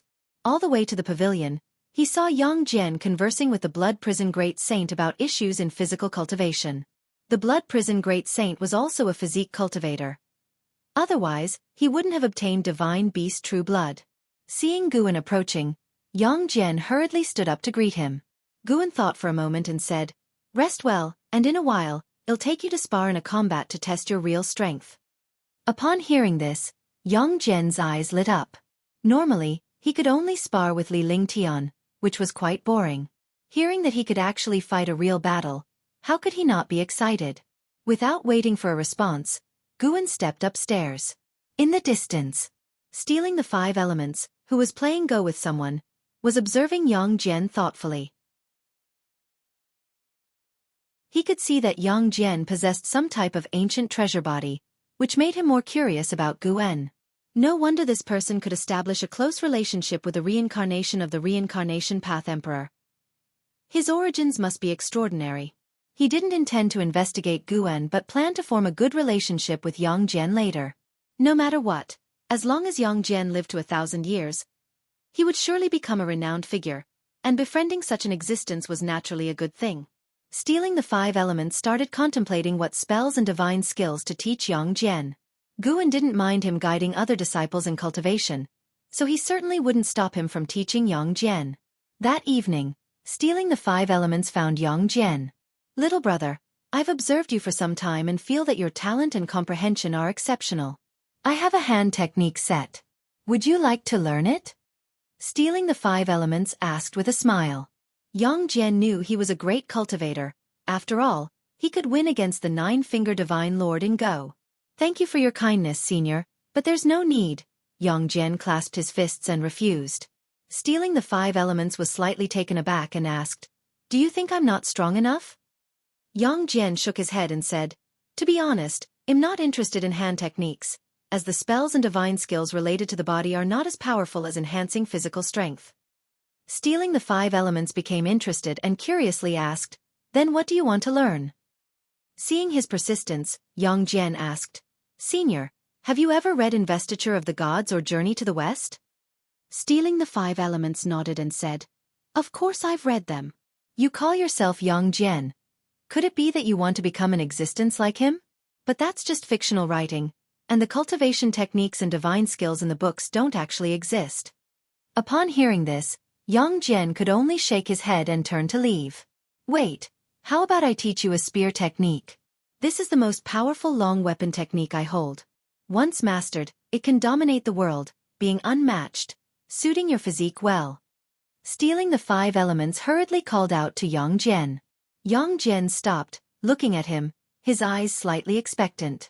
Stealing the Five Elements smiled and said, "This spear technique is called the Heaven Extinguishing Tao Annihilating 36 Spear Techniques. It's very difficult to cultivate, and so far, no one has inherited it in the current age." Yang Jian upon hearing this said, "Is that so? Then I must try it. Thank you, senior. Find a deserted place to practice, then." All right. The two headed deeper into Medicine Valley, followed by the Blood Prison Great Saint, who was intrigued and wanted to watch. Stealing the Five Elements didn't chase him away because he believed it was impossible for the Great Saint to master it. Yang Jian did possess an ancient treasure body, a physique rare in this era. Inside the pavilion, Guan also noticed this scene, but he didn't pay much attention, as Stealing the Five Elements shouldn't act recklessly, and if he dared, it would be courting death. Moreover, he was curious about the heaven-extinguishing Tao annihilating 36 spear techniques, wondering if they were indeed that powerful. A night passed. As dawn broke, the disciples gathered to practice. Guan saw Yang Jian approaching quickly, with Stealing the Five Elements following behind. Stealing the Five Elements appeared dazed, lacking his usual composure, as if he'd been frightened. Guan found it amusing. Stealing the 5 elements was likely startled by Yang Jian's comprehension and physique. After just one night, Yang Jian had preliminarily mastered the heaven-extinguishing Tao-annihilating 36 spear techniques. Although he hadn't yet unleashed its true power, it was enough to amaze stealing the 5 elements. He suspected that Yang Jian's physique was among the strongest of ancient treasure bodies. Unfortunately, Impermanence Tian had been obliterated. Otherwise, he could have asked him, as he was the most knowledgeable about ancient treasure bodies. What did you do? Li Lingtian looked at Yang Jian, surprised. Yang Jian's breath was chaotic, indicating he hadn't rested the previous night. Yang Jian dismissively said, "Just cultivating, don't ask more." Li Lingtian cast a glance at stealing the 5 elements in the distance and understood. After finishing their exercises, Li Lingtian found stealing the 5 elements to inquire if had taught Yang Jian any Taoist sorcery, to which stealing the 5 elements nodded without concealment. "Can you teach me as well? My talent isn't bad either." Li Lingtian promptly asked. Stealing the 5 elements appraised him and said, "Your aptitude is indeed good, but not enough to make me act.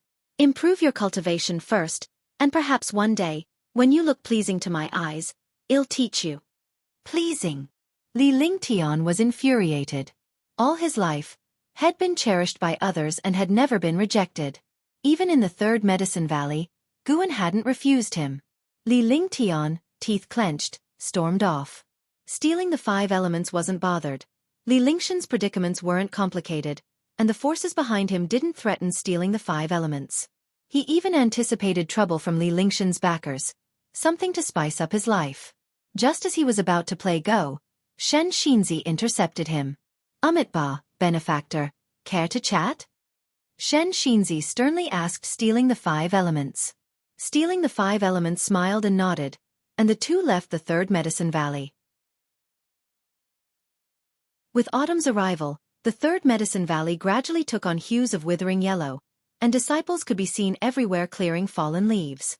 Inside the pavilion, Shen Zhan was enthusiastically discussing her new masterpiece with Guan Gu and was uninterested in her journey to the south, and his divine sense was gazing towards the ocean. Above the sea-breaking rift was a shocking battle where one person fought against 3 divine exotic ghost kings, and that person even had the upper hand. Heaven and earth flying immortal. The divine exotic ghost kings were already at the 9th level of heaven and earth flying immortal, yet there was another heaven and earth flying immortal who could single-handedly overpower them. How could this not pique Guan's curiosity? "Are you listening?" Shen Zhen asked, dissatisfied. Guan smiled. "Of course I'm listening. But I'm more curious about your cultivation than your book." Shen Zhen, Nascent Soul Realm, 7th Layer 231/880/4400, Shen Zhen's maximum lifespan had actually increased. This surprised Guan. Previously, Shen Zhen's maximum lifespan was only over 2,500 years. Pity his junior sister and brother, diligently cultivating, yet unable to find a path enlightenment opportunity. Shen Zhen, who spent her days writing and painting, lazy in cultivation, just saw her maximum lifespan increase. How could he reason with this? Perhaps writing and painting were another path of cultivation. Shen Zhen coughed lightly, her face slightly uneasy, and she replied, "I'm doing okay. I am working hard." Guan didn't have the heart to expose her. Every time he checked on her with his divine sense over the years, she was either reading, writing, painting, or playing music, living alone in her cave, seemingly never getting tired. Now, it seemed that her actions were not without meaning. Judging from Shen Zhen's expression, she seemed unaware of her increased talent and comprehension. Guan didn't mention it. After all, she was still young and didn't need to rush in cultivation. If he said something, she might never find that same feeling again. "What about you? Why does it seem like your cultivation isn't progressing?" Shen Zhen asked, raising an eyebrow. Upon hearing this, Guan's face darkened immediately, and he sighed. Shen Zhen frowned. "What's wrong? Is something troubling you?" "Nothing.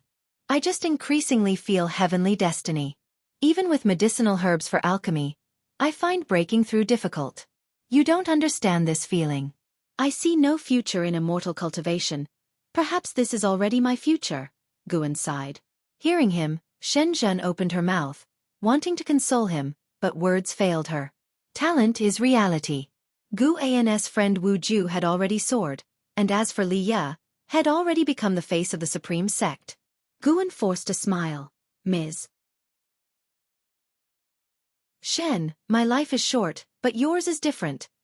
As he was about to continue, suddenly, a vast oppressive force engulfed the heavens and earth, interrupting him. Immediately, a dominantly unrivaled voice resounded throughout the world. I am the life-seizing immortal of the great cold demon sect. Today, I plant a tower at the sea-breaking rift. Within 100 years, if no one can defeat me, I will annihilate all living beings who have heard my words to quell the ocean's fury. The Great Cold Demon Sect. Guan had heard of this sect, a demon path sect comparable to the Bitter Sea Buddha sect. According to Bai Zia, the Great Cold Demon Sect was also one of the few demon path sects recognized by the Holy Court. Though a demon sect, the places they massacred were all territories abandoned by the Holy Court. Could it be that their continent and the surrounding seas had already been abandoned by the Holy Court?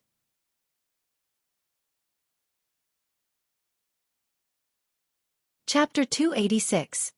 The background of connecting to heaven Great Cold Demon Sect? Life-seizing immortal? Where did they come from? Shen Zhen frowned, muttering under his breath, his eyes revealing a hint of unease. Guan continued, not sure, but judging from the voice, it's likely a massive creature from the sea. We had peace for just a few decades, and now another significant event is happening.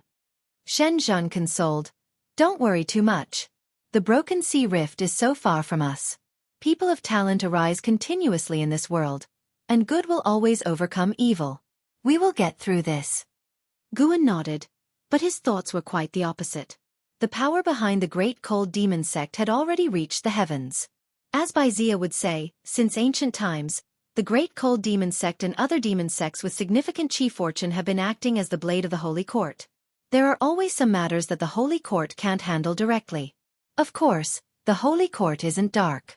They simply view things from the perspective of the entire universe and often encounter situations where they must sacrifice some beings or have no choice but to annihilate an area filled with living beings. If the Holy Court has truly abandoned this place, what could be the reason? It surely couldn't be because of the divine exotic realm, right? The divine exotic realm has nothing to do with them. They could separate it out entirely. Guan suspected there was a deeper reason he was unaware of. His divine sense probed, and the life-seizing immortal was not the heaven and earth-flying immortal who fought alone against the 3 divine exotic ghost kings. Instead, it was a carefree primordial immortal. His arrival had interrupted that great battle. Guan watched as the life-seizing immortal placed a treasure pagoda at the edge of the broken sea rift. It grew taller and taller, reaching through the clouds, no less than 100,000 feet tall, quite majestic. The life-seizing immortal then flew into the pagoda. The 3 divine exotic ghost kings fled into the broken sea rift, followed by the heaven and earth flying immortal, clearly aligned with the life-seizing immortal. Guan was curious to see if any other carefree primordial immortals would take action within the next 100 years. He continued discussing the affairs of the world with Shen Zhen. They were both minor cultivators in the world of immortal cultivation. When talking about the happenings in the world, they mostly expressed envy.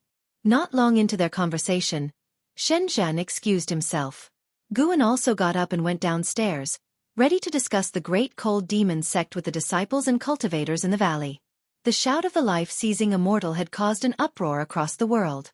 Wherever there were gathered beings, this matter was being discussed. When Guan arrived at the chess area, 9-Finger Divine Lord and Stealing the 5 Elements were discussing the Great Cold Demon Sect with great cultivators from the Supreme Sect. Other disciples surrounded them, listening intently with tension. Shen Xinzi sat among the crowd as well. Although he rarely spoke, he listened attentively. After Shen Xinzi had spoken with Stealing the 5 Elements, the two did not come into conflict. It seemed they had reached some agreement. At the time, Guan hadn't listened because in his eyes, these two couldn't stir up any trouble. The Great Cold Demon Sect has existed for 1,000,000 years. That life-seizing immortal is also a person from the legends. I didn't expect him to still be alive. Now we're really in trouble, lamented 9-Finger Divine Lord. He didn't mention the Holy Court, clearly very wary of it. 1,000,000 years. The disciples listened with twitching eyelids, unable to fathom how long 1,000,000 years was. The younger ones felt a longing. They hadn't completely resigned themselves to fate yet. They always felt that there was hope. The third Medicine Valley was only the first stage of their entry into the world of immortal cultivation. The world of immortal cultivation is full of stories where those with ordinary talent obtain great opportunities to change their destinies against all odds. Guan also listened intently, as if he were listening to a story, occasionally exclaiming with the surrounding disciples or revealing an incredulous expression. Meanwhile, inside the main city of Sect.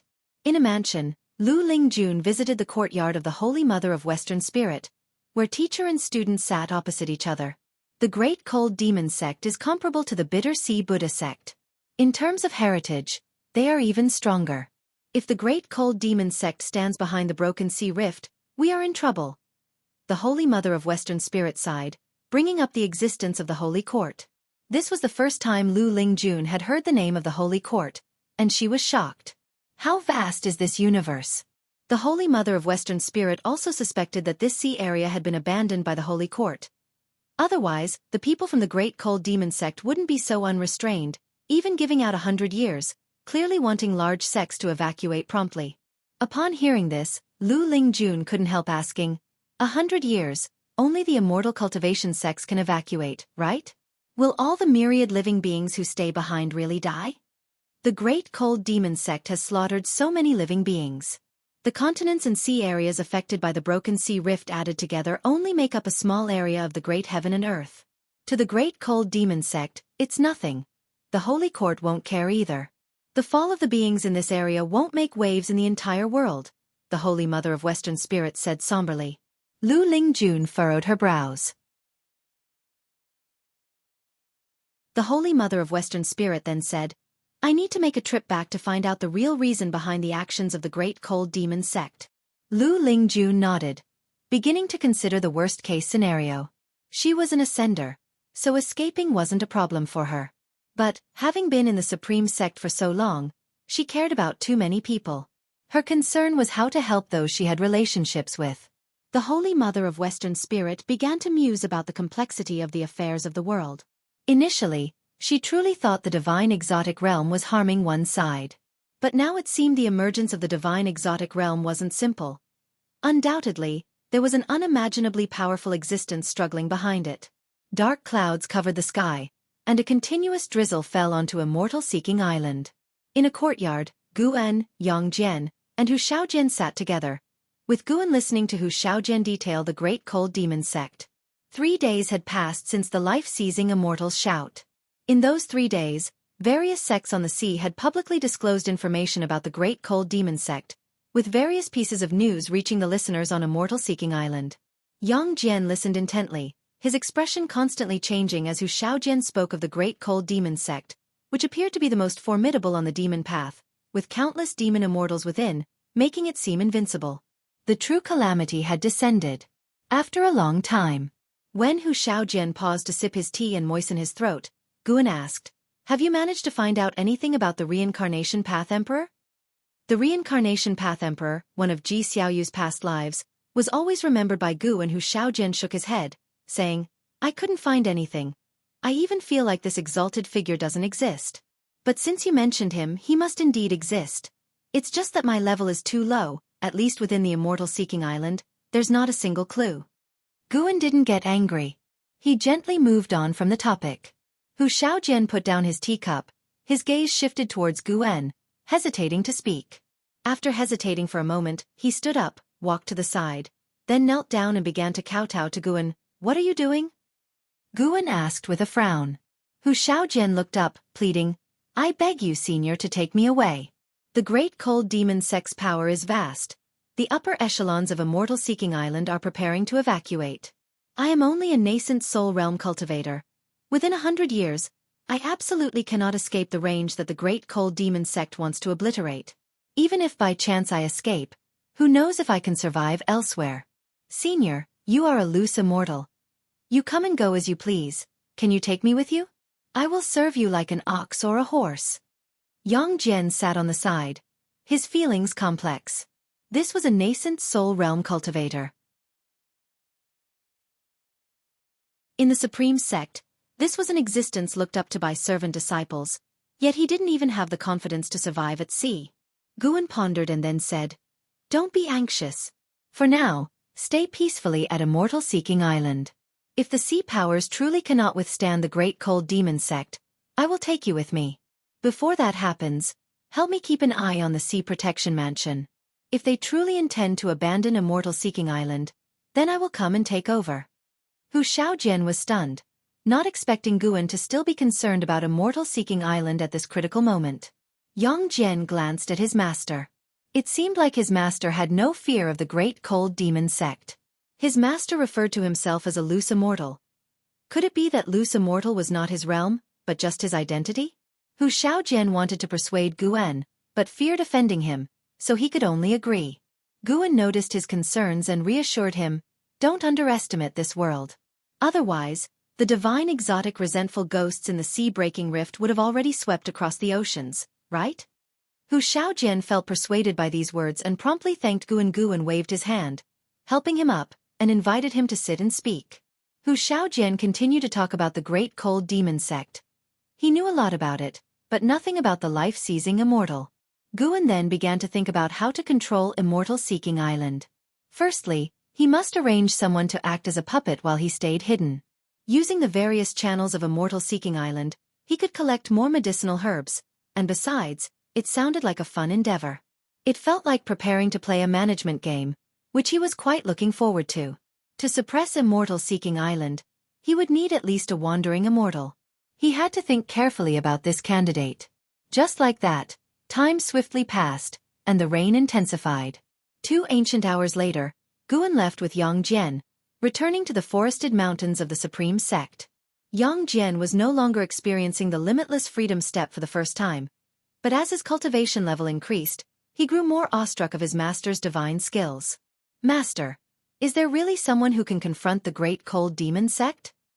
Yang Jian asked, his words still carrying a hint of cautiousness. He did not dare ask directly about his master's prowess, so he had to beat around the bush. While moving forward, Guan responded, "Who knows? At any rate, your master am not sure." "Just not sure?" Yang Jian was secretly alarmed. Just what was his master's background? Guan was unaware of Yang Jian's thoughts. He had modestly underestimated himself, not expecting it would make Yang Jian even more amazed. Listening to Hu Xiaojian, the great cold demon sect had taken on an unimaginably fearsome and evil persona in Yang Jian's mind. Such an existence often being the ultimate antagonist in stories. Knowing that Guan was confident in confronting the great cold demon sect, how could he not be surprised? "Jenner, cultivate diligently. Even if we survive this calamity, there will be no shortage of trials ahead." From ancient times until now, every great cultivator has persevered through countless hardships. The greater the crises, the more diligently one must cultivate, Guan said earnestly. Yang Jian nodded, saying, "Disciple always keeps this in mind. I will strive to cultivate as diligently as you." How many years had it taken for his master to reach his current height? Yang Jian thought to himself, guessing surely it took tens of thousands of years. No, perhaps his master had even existed longer than the great cold demon sect, merely frolicking in the mortal world. He believed his master wouldn't deceive him. His master surely had also endured countless hardships and diligently cultivated to achieve his current level of cultivation. Guan continued to instruct Yang Jian. Educating a disciple, after all, required occasionally teaching them, making it an enjoyable experience. Yang Jian, unaware of his master's inner thoughts, could feel his master's earnest intentions.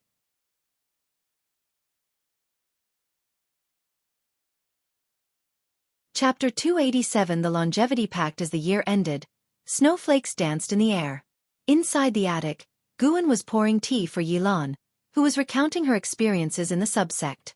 Having not seen each other for many years, Yilan now more than ever exhibited the demeanor of a great cultivator. Cultivators at the Divinity Transformation Realm could become leaders everywhere on the continent. And naturally, her aura grew stronger with each passing day. This made Guan find her even more charming. Back then, she was always hanging around him, the little girl who always followed him around. Now she had become an existence that stood above tens of thousands, which made him feel not only nostalgic but also immensely proud. Her experiences in the subsect mainly involved power struggles and gaining profit. With LV Batian having paved the way, she always managed to secure victories in various conflicts, and overall, she had a smooth journey. After discussing her own experiences, she asked Guan how he had been over the years. Growing various plants, playing chess, and occasionally teasing the disciples for fun. "I'm quite content," Guan said, looking at Yilan with a smile. Yilan raised her eyebrows and asked, "Who is the girl downstairs?" "You've been wanting to ask that, haven't you?" That's what Guan thought to himself, but he said aloud, "Her identity is not simple. I will only tell you, and you mustn't let it slip."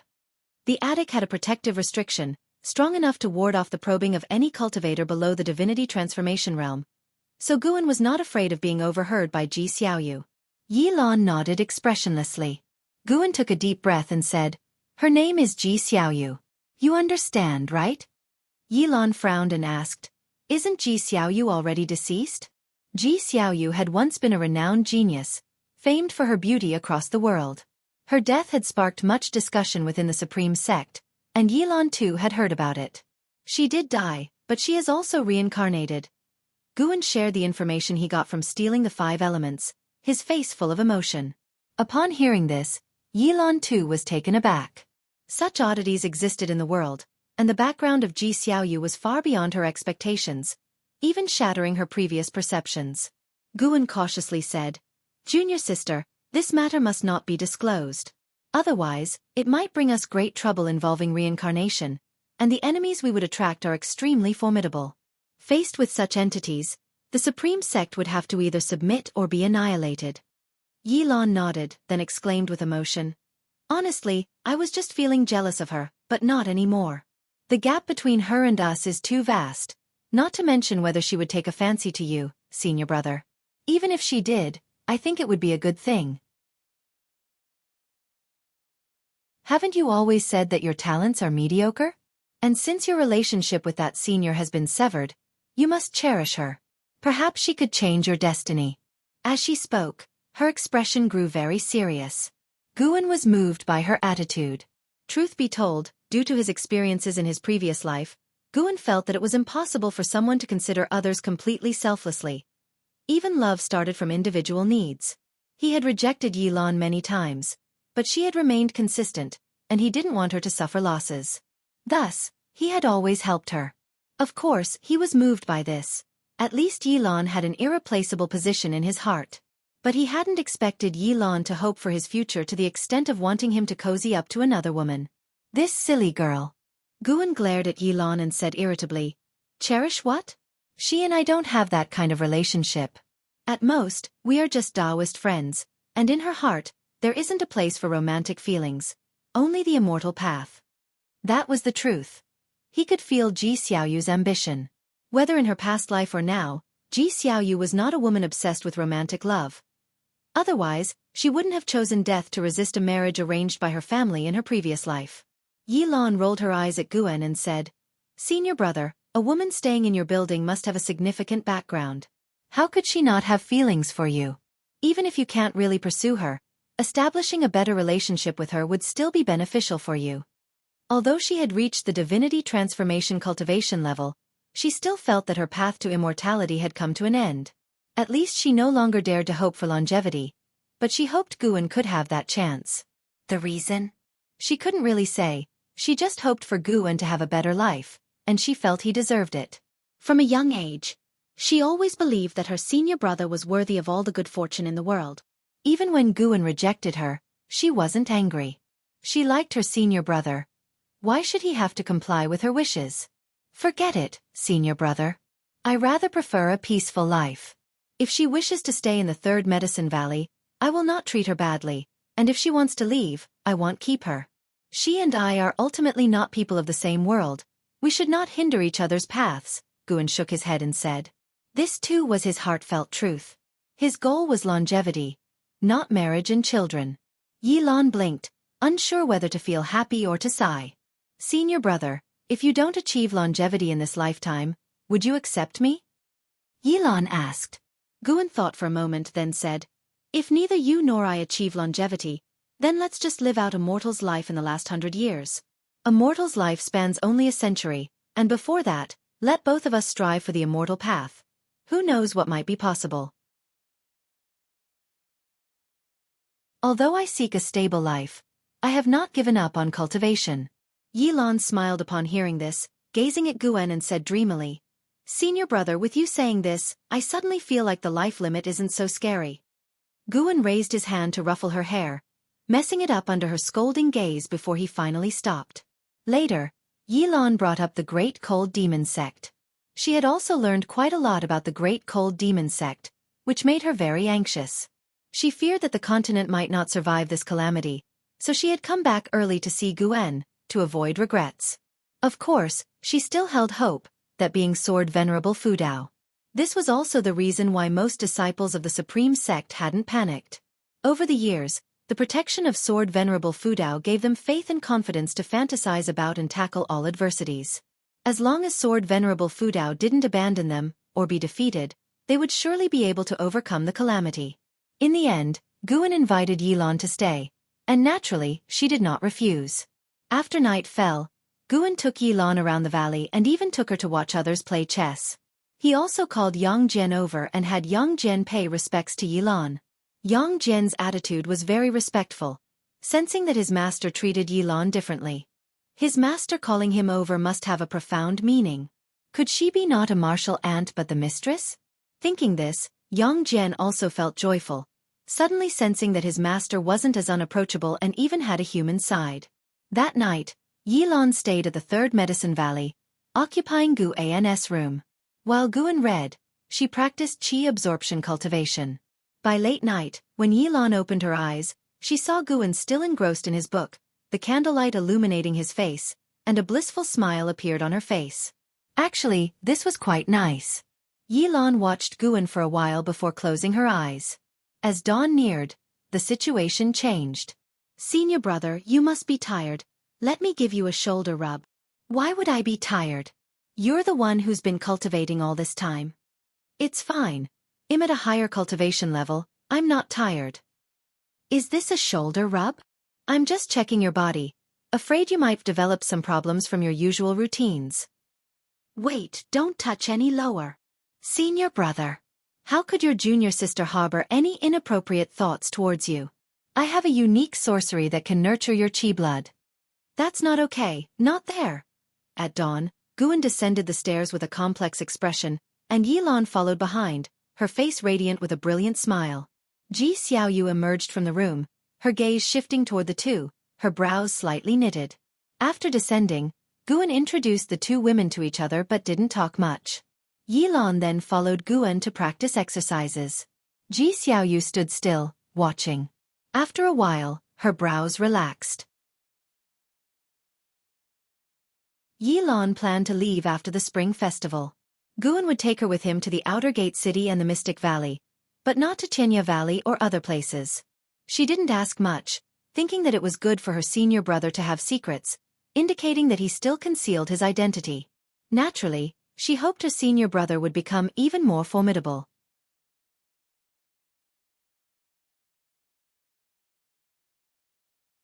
Chapter 288. 9 Profound True Fire. Calamity from the sky. This year's spring festival felt warmer than in previous years for Guen, thanks to the company of Yilan. The day after the festival ended, Yilan left.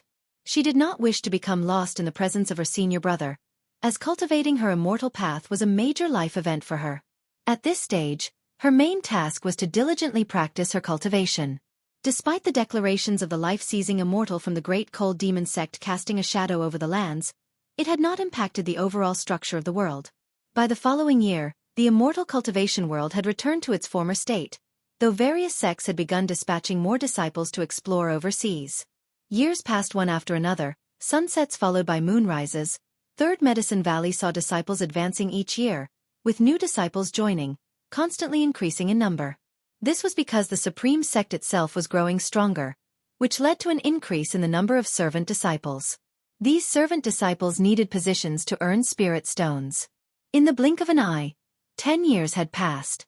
Guen stood by the window, using his divine sense to survey a distant great battle.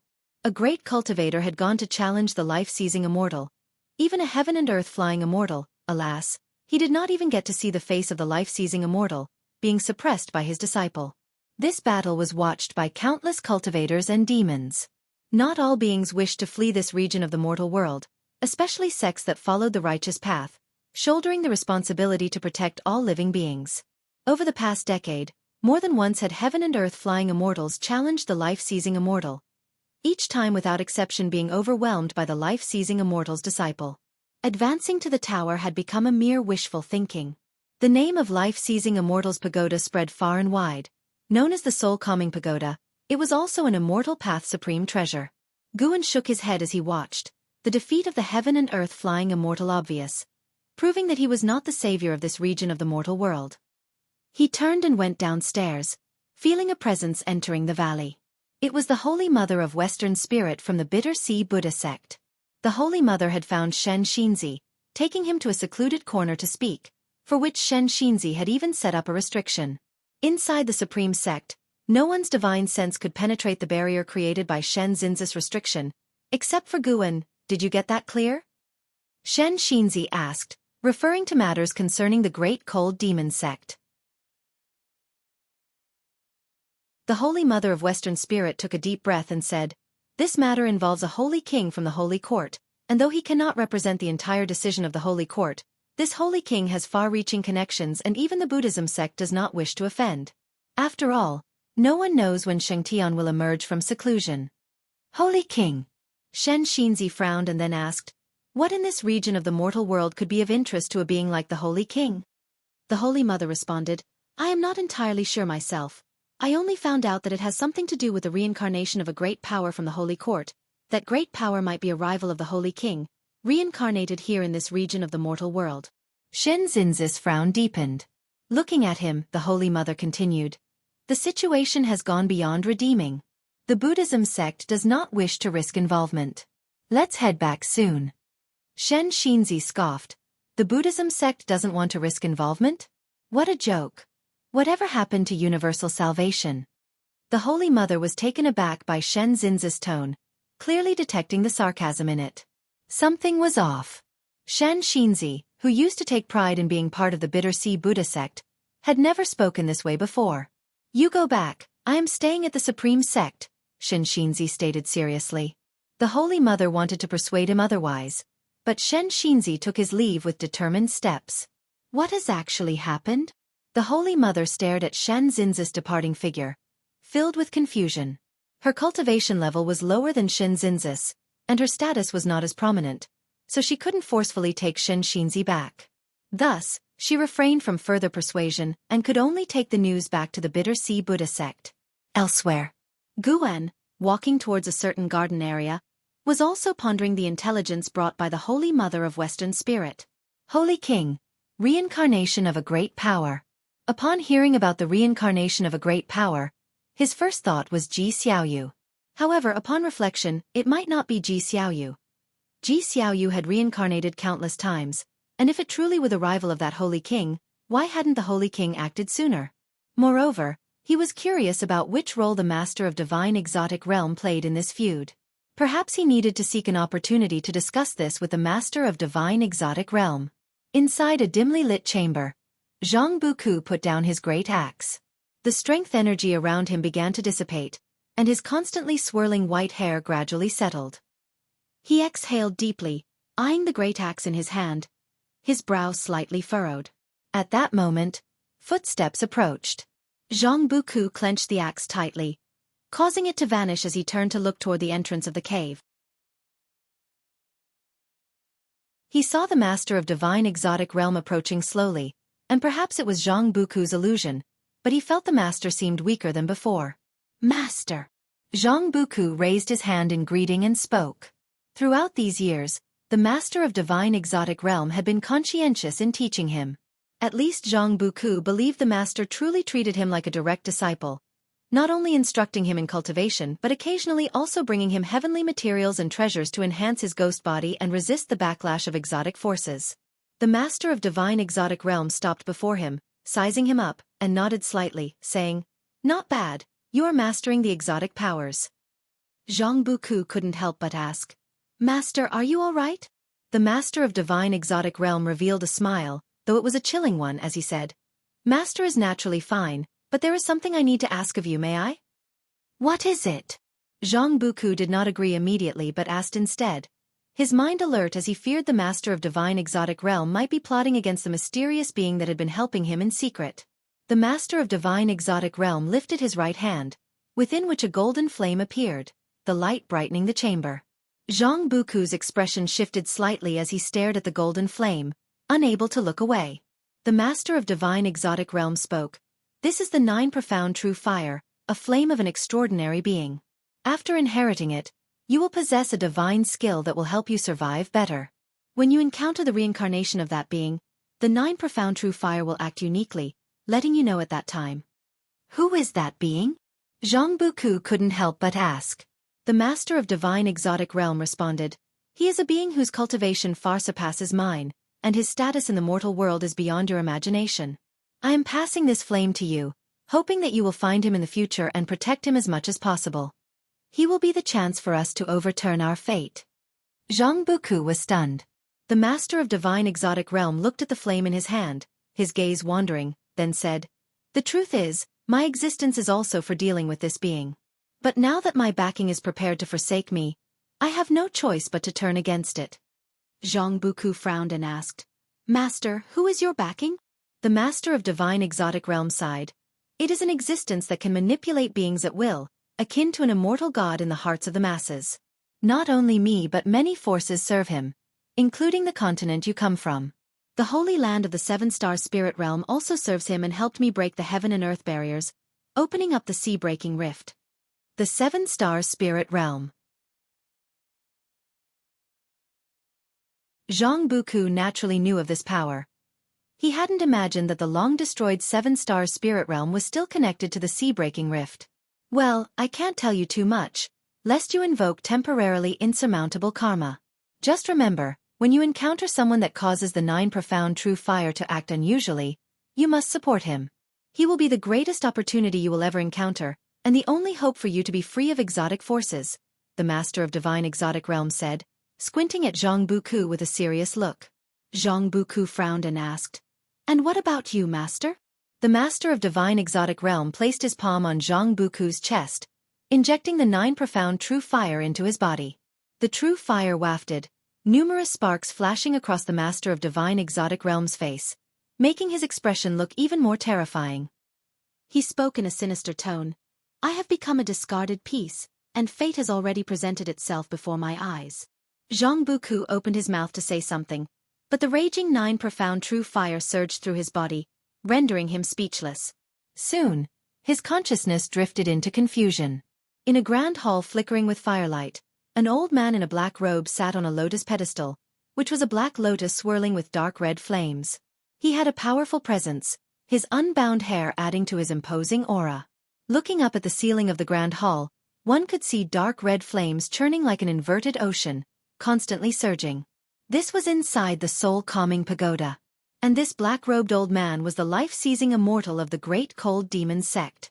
Suddenly, the life-seizing immortal spoke, "Disciple, put some pressure on them." His voice echoed within the hall, as if many people were shouting in unison. Soon a voice came from outside the hall.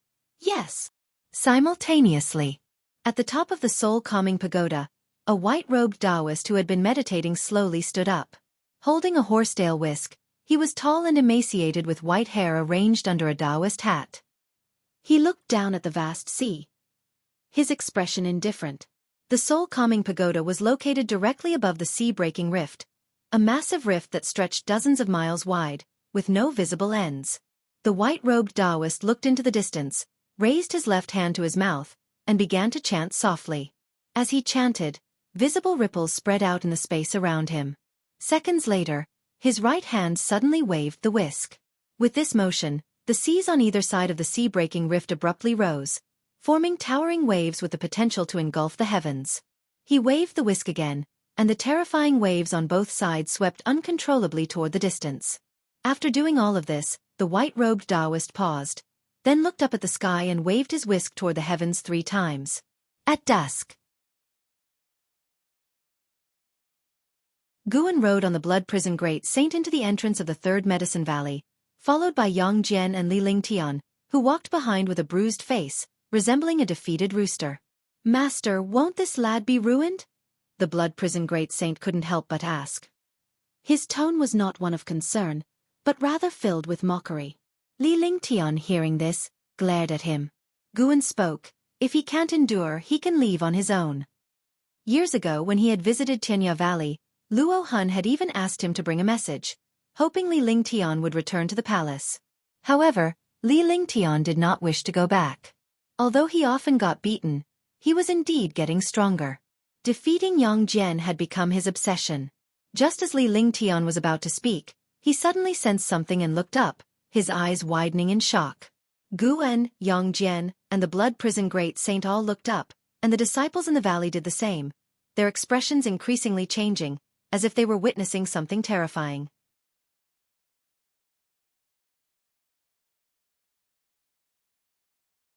Chapter 289. Unbelievable Methods. At dusk, the sky was a fiery red as meteors from outer space streaked across, creating a magnificent scene. As these meteors fell, a vast heavenly fire descended, giving all beings the feeling that the sky was collapsing. What is that? How can there be such a huge fire in the sky? Will it affect us? Don't worry, we are within the Supreme Sect, protected by the Sect Protecting Formation. Could it be the demon cultivators from the Great Cold Demon Sect causing trouble? The disciples within the Third Medicine Valley engaged in a heated discussion, and the great cultivators, who had been playing chess, stood up and vanished from their spots. The Nine-Finger Divine Lord looked up, frowning. Sitting opposite him, stealing the 5 elements, remarked, "This divine power is no ordinary feat." The Nine-Finger Divine Lord looked at stealing the 5 elements and asked, "You've been traveling a lot these years, what exactly have you been searching for?" Facing his inquiry, stealing the 5 elements did not respond but simply pointed upwards towards the sky. Meanwhile, at the entrance of the valley, Guan was riding on the back of the Blood Prison Great Saint, also looking at the sky. He could feel that the meteors and the sea of fire in the sky were transformations of mana, deployed by someone possessing great divine power at the heaven and earth flying immortal level, affecting a vast area. It seemed that the century-old agreement was merely an ultimatum. During this period, the Great Cold Demon Sect would continue to attack, forcing the common people to flee. Of course, there was another possibility that they sought to force out a specific individual they were searching for. Due to personal vengeance, the commoners suffered, giving Guan a different understanding of the Holy Court. The Holy Court overall had good intentions, but inevitably had its corrupt members. Perhaps their way of thinking differed from Guan's. They could protect the common people but also ignore them. Yang Jian glanced at Guan, and seeing his calm demeanor, he felt reassured. With his master around, even if the sky fell, he wouldn't be afraid. Li Lingtian approached Yang Jian and discussed the strange phenomenon in the sky with him. Guan patted the back of the Blood Prison Great Saint, signaling him to move forward. As the Blood Prison Great Saint took a step, a light curtain rose in the horizon, visible in all directions. It was the Supreme Sect Protecting Great Formation. That was quick. Guan was secretly pleased. The Supreme Sect had not faced tribulations in many years, yet remaining vigilant indicated that the high ranks weren't overly dependent on Sword Venerable Fudao. Soon, the entire Supreme Sect was enveloped by the light curtain of the Sect Protecting Great Formation, providing relief to all the cultivators within. Various sects and cities across the world activated their large formations, but inevitably, there were places that remained unprotected, and many beings in those places were vulnerable. In the North Sea Mountains, at the Mountain God Temple, Sage Xian Miao sat on the ground, gazing at the strange phenomenon in the sky, furrowing his brows. His concern was not for his safety, but rather for the well-being of the common people across the world. How could mere mortals withstand this sweeping blaze? Sage Xian Miao turned to look at a stone statue in the courtyard, one he had carved himself depicting the mountain god. Although he saw the mountain god once a month, in his heart, he always felt a great distance from the divine. He turned back and began to kowtow to the divine statue of the mountain god. As meteorites continued plunging towards the earth, the fire enveloping the sky drew closer, intensifying the fiery hue between heaven and earth. Just then, all the flowers, plants, and trees across the continent emitted flickers of green light, swiftly rising upward like sparks growing stronger rapidly. A farmer clutching a hoe in the mountains was surrounded by the green light coming from all directions, causing him to panic. In the cities, terrified civilians saw trees within their courtyards trembling and releasing green light orbs that floated up towards the sky. Within the palace, Li Xiandao stood at the entrance of the imperial study, observing the unusual appearance of the flora, his expression subtle. At that moment, beings across the continent, including demons, were startled by the surrounding phenomena, as flowers, plants, and trees were ubiquitous. In the third medicine valley, Guan dismounted and looked around. The vegetation within the supreme sect hadn't emitted green light, so the disciples were all puzzled by the phenomenon in the sky, unaware of another spectacular sight beyond the supreme sect. However, as the green light from plants everywhere rose to a certain height, even the cultivators inside the supreme sect could see it. Various discussions erupted among them. Guan stood under a pavilion, watching this scenario unfold. Xiaoyu also emerged from the house and joined him. It seems someone is protecting this continent, Xiaoyu said, her eyes reflecting the green light rising to meet the massive inferno falling from the sky, as if two worlds were about to collide in a mesmerizing display. The upper half of Gu An's face was illuminated by the fire, while the lower half was tinged with green. He asked in astonishment, "You mean to say a cultivator is behind this? How high must their cultivation level be?" Xiaoyu gave Guan a look, although she didn't think Guan had a vast cultivation. But this guy couldn't be this clueless. Guan often brought Yang Jian out, who was growing rapidly, showing that Guan was not simple. Regardless of what Guan concealed, his knowledge was not something ordinary cultivators could match. Perhaps it was Sword Venerable Fudao who made a move, Xiaoyu said softly, her gaze returning to the horizon. Good guess. Guan mentally gave Xiaoyu a thumbs up, his eyes still fixed on the sky. Under the gaze of all beings on the continent, the vast green light collided with the sea of fire, and following a brief somber moment, the sky radiated intensely bright light, like endless fireworks exploding. After the brief silence, the earth trembled, and strong winds fell from the sky, though not enough to threaten the land and mountains. The creatures across the land all sighed in relief, now understanding that the mysterious green light was there to protect them, to block the descending heavenly fire. However, they didn't know that not all continents and islands had protectors. Guan protected only the continent he was on, and while the beings there were excited and grateful, countless others perished in despair. At the soul calming pagoda, atop the pagoda, a white-robed Taoist suddenly opened his eyes, expressing surprise with a grunt. He attempted to divine the situation but couldn't make any accurate predictions, his expression growing increasingly bizarre. He suddenly became interested and then vanished from the spot. Far away in the supreme sect, Guan was chatting with Xiaoyu when he suddenly sensed a rapidly approaching presence, sighing involuntarily. Why must someone always be looking for death? I'm going to check on Mystic Valley, we'll talk later, Guan said, heading towards the transmission array platform. Xiaoyu was not puzzled and looked up at the sky alone, admiring the powerful divine skills of Sword Venerable Fudao. Underneath a nearby tree, stealing the 5 elements and the 9-finger Divine Lord, sitting opposite each other at a chessboard, also looked up at the sky, paying no attention to Guan stealing the 5 elements spoke. The trouble has ultimately been drawn here, the guy has arrived. The 9-finger Divine Lord turned to him, asking, "Who is this guy?" A pupil of life-seizing immortal, the real person Bai Hong, a renowned genius from the great cold demon sect, with unfathomable cultivation, stealing the 5 elements responded. The 9-finger Divine Lord's face subtly changed, clearly, he had heard of Bai Hong's name. Stealing the 5 elements chuckled. There's going to be a show to watch. Geniuses all have one flaw. Excess confidence. Not far off, Shen Xinzi, while staring at the sky, was also listening to stealing the 5 elements conversation. He couldn't help but think of the hand that had been placed on his shoulder that night and began to sympathize with Bai Hong. There were many hidden great powers in the world. No matter the cultivation level, one should never underestimate this world. This was the greatest realization Shen Xinzi had after leaving the Bitter Sea Buddha sect. In another place, under the red dawn sky, Bai Hong rapidly flew through, unfazed by the sweeping fire, as he passed over vast expanses of water without looking down. His gaze had fixed on a distant continent.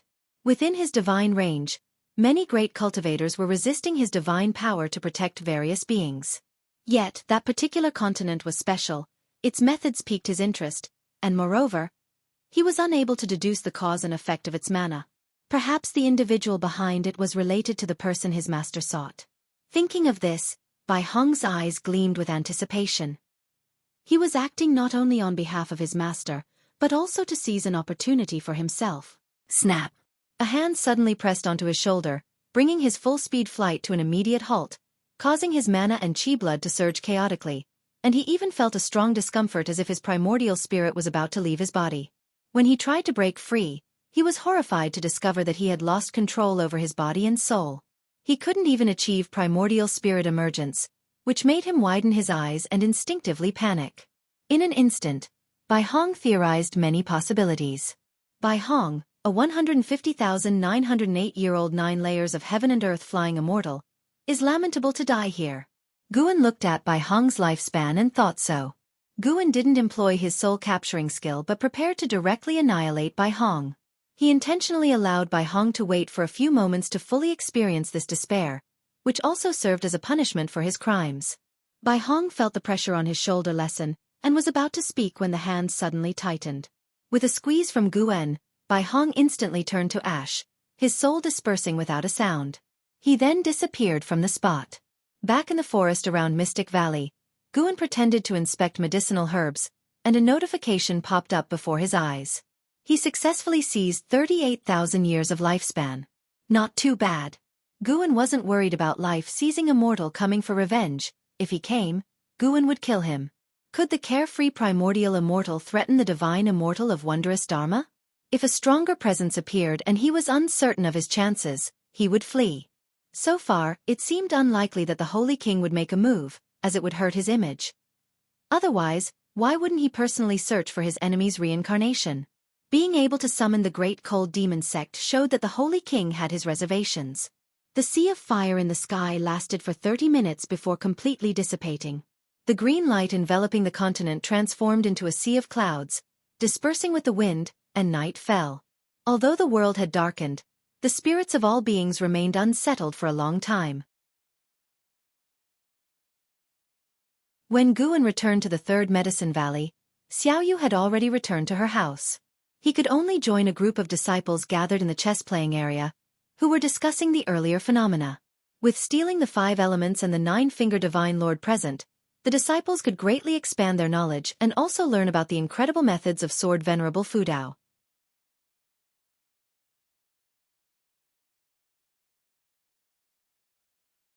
Chapter 290. The Identity of the Senior Inside the Soul-Calming Pagoda. Life-seizing immortal opened his eyes, a frown creasing his brow. His eyes filled with doubt and suspicion. Why has his aura ceased? Life-seizing immortal began to cast spells and calculate. He did not consider the possibility that Bai Hong had really died. After all, he knew how high his disciple's cultivation level was. Within the same realm, Bai Hong had the power to suppress 3 divine exotic ghost kings single-handedly, which showed how terrifying his strength was. Even if he encountered a carefree primordial immortal, he would not die without a trace. However, no matter how he calculated, he could not deduce Bai Hong's whereabouts. Bai Hong's karmic ties were still fading away. This indicated that Bai Hong had most likely fallen, and moreover, had been scattered to the winds, with the heaven and earth rules erasing the marks of his existence. Life-seizing immortal's eyebrows knitted tightly together, his heart filled with shock and anger. Had a carefree primordial immortal made a move? To achieve such a feat, it would certainly not be a low-level carefree primordial immortal. The first thing life-seizing immortal thought of was a being from the Holy Court. How could such a formidable existence hide in this mortal world region? In life-seizing immortal's mind, the strongest beings in this mortal world region were at most in the heaven and earth flying immortal realm. The sects here merely touched upon powers from outer heaven. A master of divine exotic realm was sufficient to suppress this mortal world region for so many years. How could a carefree primordial immortal possibly be lurking here? Wait. Life-seizing immortal suddenly thought of the 7-star spirit realm. Although his impression of the 7-star spirit realm was mediocre, he had some recollection. The 7-star spirit realm had always curried favor with the Holy King he supported. The Holy King disdained the 7-star spirit realm, but some under the Holy King had received benefits from the 7-star spirit realm. To some extent, one could say the 7-star spirit realm was a force on the same side as him. He remembered a Taoist friend mentioning that the 7-star spirit realm had sought help before. However, the Taoist friend thought the 7-star spirit realm was not significant enough to warrant his intervention, so he assigned them a task. Consequently, just as the 7-star spirit realm had assisted the divine exotic realm's emergence, It was dismantled because some residual forces still existed, so his Taoist friend didn't think much of it, assuming it was just a local power struggle. Now it occurred to him. Could it be that this mortal world region was hiding something? Could it have something to do with that reincarnated being?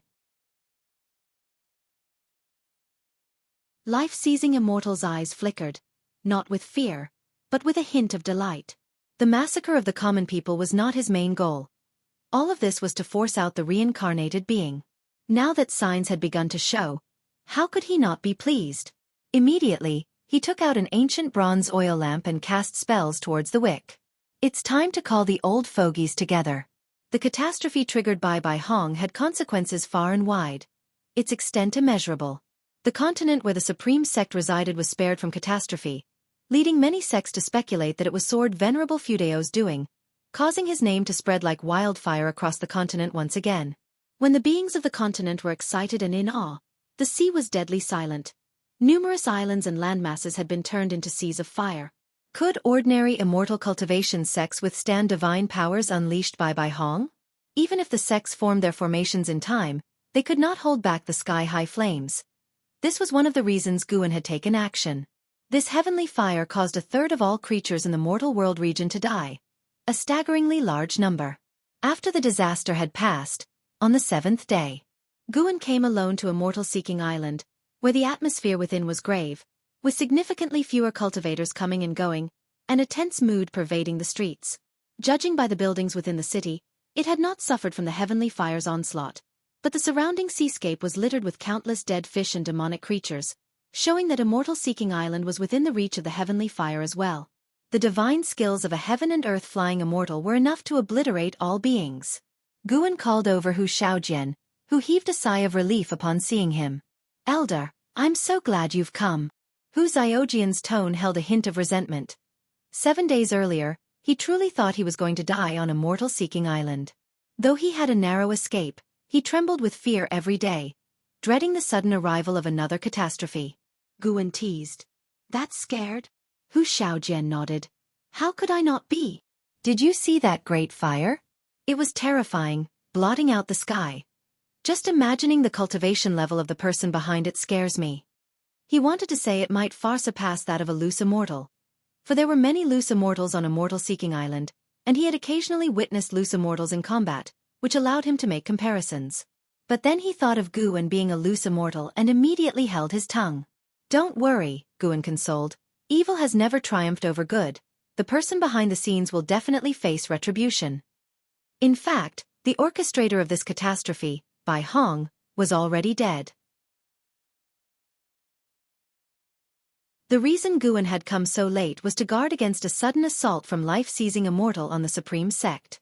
Life-Seizing Immortal had not shown up, and given his capabilities, he must have known of Bai Hong's demise. His absence likely meant he was plotting something. Guan felt there was a good chance he was shaking the tree to see what falls. The Great Cold Demon Sect, after all, was a colossal force in the world, with countless cultivators whose numbers were difficult to estimate. Later, Guan followed Hu Shaojian around to learn the situation on Immortal Seeking Island. According to Hu Shaojian, after experiencing this calamity, the island master was clearly planning to abandon Immortal Seeking Island. He had already instructed people to transport part of his property and disciples away, and within the Sea Protection Mansion, everyone was in a state of panic, with cultivators like Hu Shaojian unsure of where to go. Previously, Immortal Seeking Island was their home and their greatest support. The Sea Protection Mansion would not take them with them. After hearing this, Guan did not offer an opinion but asked Hu Shaojian to take him to purchase medicinal herbs, which made Hu Shaojian even more nervous. He feared this was Guan's last visit to Immortal Seeking Island. An hour later, the two arrived at Hu Xiaojian's courtyard, and after Guan sat down, Hu Shaojian immediately poured wine for him. Guan did not refuse, and his attitude made Hu Shaojian feel somewhat more at ease. Only after Hu Shaojian had poured the wine did Guan speak. "Rest assured, I truly wish to obtain Immortal Seeking Island. Soon, I will send a wandering immortal to take over Immortal Seeking Island, and then your standing within the Sea Protection Mansion will rise. You, on the other hand, should diligently cultivate so in the future you can be worthy of a high position." "Wandering immortal?" Hu Shaojian trembled slightly, tentatively asking, "Elder, might I know who you truly are?" Guan, being only with a loose immortal cultivation level, but able to invite a wandering immortal, suggested that Guan had the backing of a great power. This was a pleasant surprise for Hu Xiaojian. No matter how strong one person was, they could not compete with a vast force. Guan replied, "It's better for you not to inquire about my identity. Knowing too much is of no benefit to you. Even if we truly can't withstand an attack from life-seizing immortal in the future, I will take you away. I have a place where you can live in peace. However, before that happens, I want to take a gamble. What if a great power manifests from the sea to crush that life-seizing immortal?" Hu Xiaojian nodded vigorously. Whatever the case, his job was to cling to Guan's coattails. Of course, deep down, he believed life-seizing immortal was unbeatable. The previous heavenly fire had left too deep of a scar on his psyche, and thinking about it still frightened him. "Elder, what do you need me to do now?" Hu Xiaojian asked respectfully.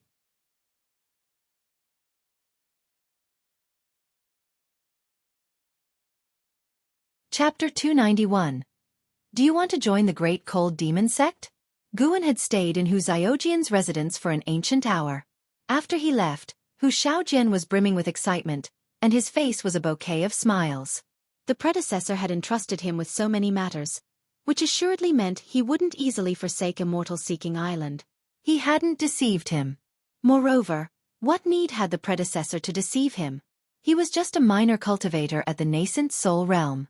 If the predecessor wished not to take him, a single stern glance would have sufficed to silence any further pleas from him. Meanwhile, Guan had returned to the premises of the Supreme Sect, pondering, as he walked into the Third Medicine Valley, which wandering immortal should assist him. Wandering immortals were not minor cultivators. How could one easily control them? The Nine-Finger Divine Lord was not an option, for Guan feared exposing himself, given that the Nine-Finger Divine Lord had been to Immortal-Seeking Island. Neither Shen Xinzi nor stealing the 5 elements were reliable. Guan was not in a rush. There was still time. If need be, he could use the Mortal Jade to sway someone, asking Mortal World Peak to dispatch a wandering immortal to Immortal-Seeking Island to assist him. Now as the Peak Master of Mortal World Peak, which was rivaled only by Great Cold Demon Sect in strength, and surpassed it in heritage, he felt Mortal World Peak would not fear the Great Cold Demon Sect. The Great Cold Demon Sect needed to do the Holy Court's dirty work to survive, whereas Mortal World Peak was different. It could hold office in the Holy Court. Over the long years, Mortal World Peak had sent how many immortals to the Holy Court? Guan believed Mortal World Peak would not fear the Great Cold Demon Sect. Of course, Mortal World Peak would not oppose Great Cold Demon Sect unless sufficient benefits tempted them to dare offend both the sect and its backing, the Holy King. Reflecting on this, Guan suddenly felt sentimental. No matter how high one's cultivation realm, one could not escape the web of relationships and favors. Only those strong enough to disregard the entire immortal path could act recklessly and willfully. The karmic ties of the world were too complex, with the karma of all beings interlinked in a tangled mesh. Even the weakest beings, when followed through their karmic associations, were connected to immensely powerful entities. Guan surveyed Medicine Valley and did not spot Nine-Finger Divine Lord or stealing the 5 elements, but found Shen Xinzi, who was engrossed in studying Journey to the West. He could not understand Shen Xinzi's fascination with Journey to the West, and felt that he had grown increasingly distant from the Bitter Sea Buddha sect, barely mentioning Buddhism these days. Guan did not disturb Shen Xinzi but instead headed towards his loft. Compared to worrying about the affairs of the world, what to read next concerned him more. With strange occurrences being commonplace in books through the ages. Recently, Guan took pleasure in reading histories. 5 years later, 210-year-old Guan practiced his exercises in Mystic Valley and glanced at his attribute panel, realizing he was short just under 600,000 years from a 2 billion-year lifespan compared to others' understanding of their own cultivation level. Guan felt a greater sense of achievement watching those numbers of lifespan. But was it really just lifespan? These numbers were clearly his cultivation. After morning practice, Lu Jiujia approached Guan, seeking guidance on the primordial reincarnation skill.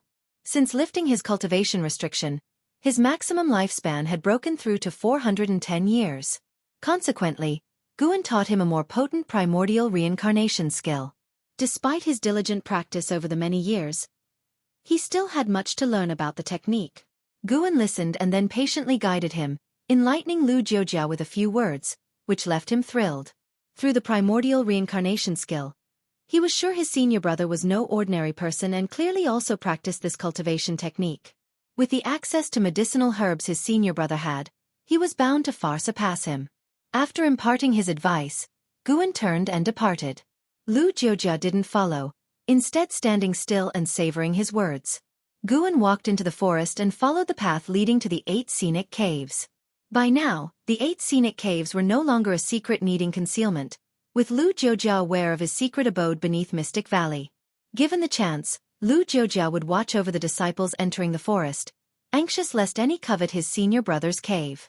Mystic Valley was never short of spies. Guan arrived within the 8 scenic caves, first picking ripe medicinal herbs, then directing the poison corpse to plant anew. The origins of myriad poison mystic skill left by Zhang Qiong had started to bear fruit. Although he couldn't exploit the poison corpse to seize life from the herbs, sowing was straightforward without too much concern. He lay down under a green vine tree, and quickly 2 tendrils stretched over his shoulders and began massaging them. The green vine tree possessed spiritual wisdom, but on ordinary days, it preferred silence. Guan didn't press it. Rather, he relished the tranquility of life in the 8 scenic caves. Accustomed to life in Medicine Valley, taking the time to be alone in the 8 scenic caves was also enjoyable. He planned to stay overnight, as someone would visit him that evening. After finding a comfortable position, he pulled out a history book purchased from a mortal-seeking island, recording the rise and fall of a powerful force. Time swiftly passed. Until late at night, footsteps echoed in the corridor.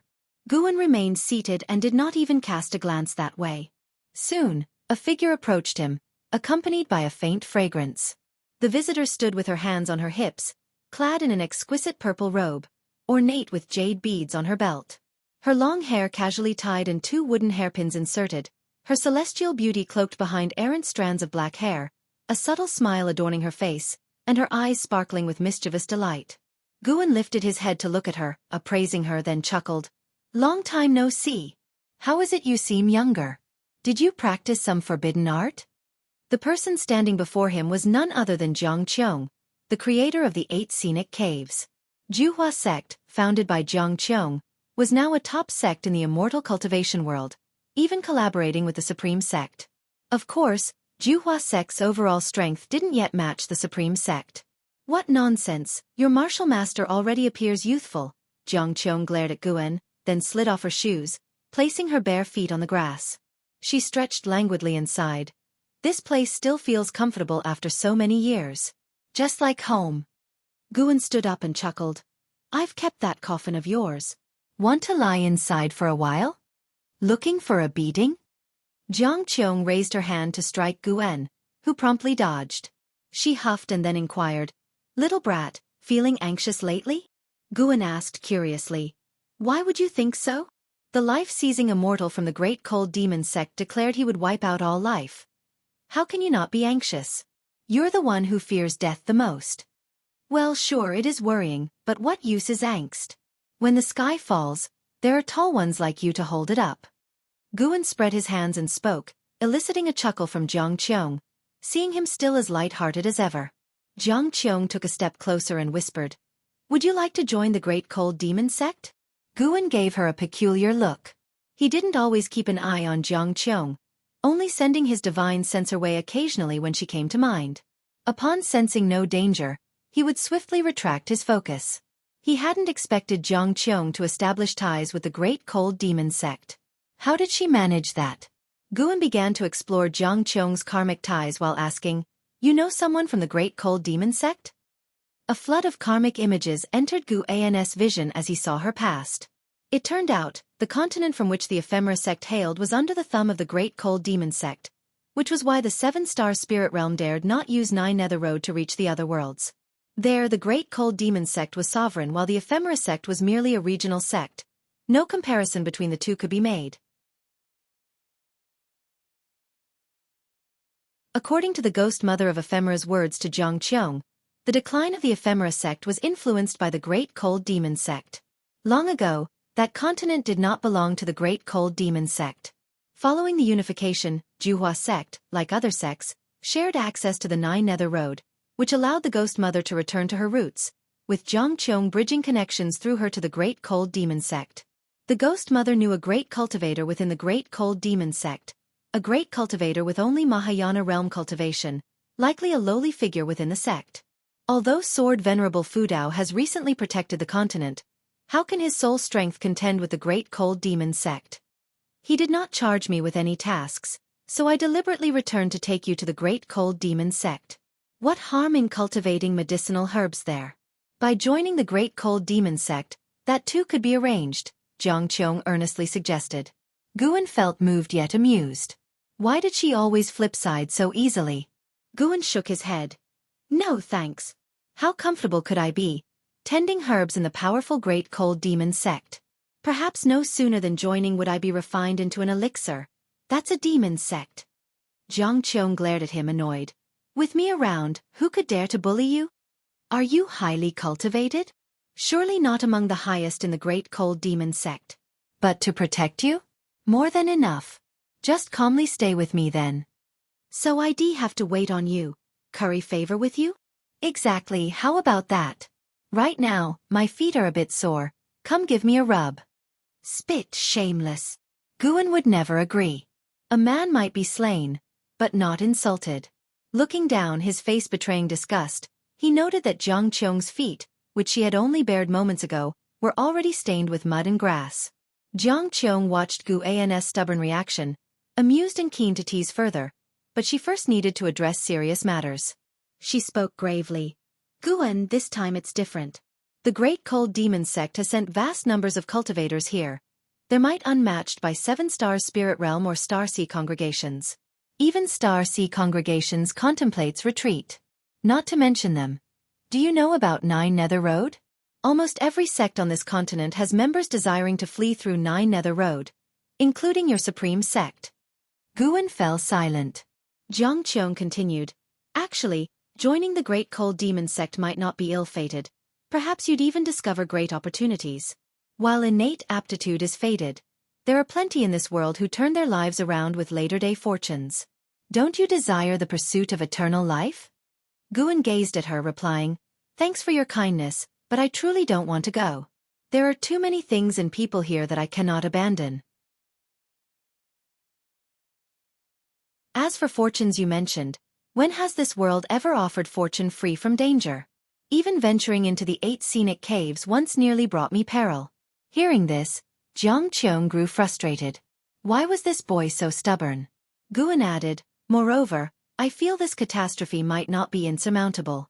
I believe in Sword Venerable Fudao, believe in the triumph of good over evil. Surely, there are many great powers in this world who can stand against the Great Cold Demon Sect. I often read books, and don't they all say, if man will strive, then heaven will thrive? The Great Cold Demon Sect, which treats life so wantonly, no matter how powerful, will eventually meet its reckoning. Aligning with them is not a righteous path. With that, he raised the book in his hand with a determined expression.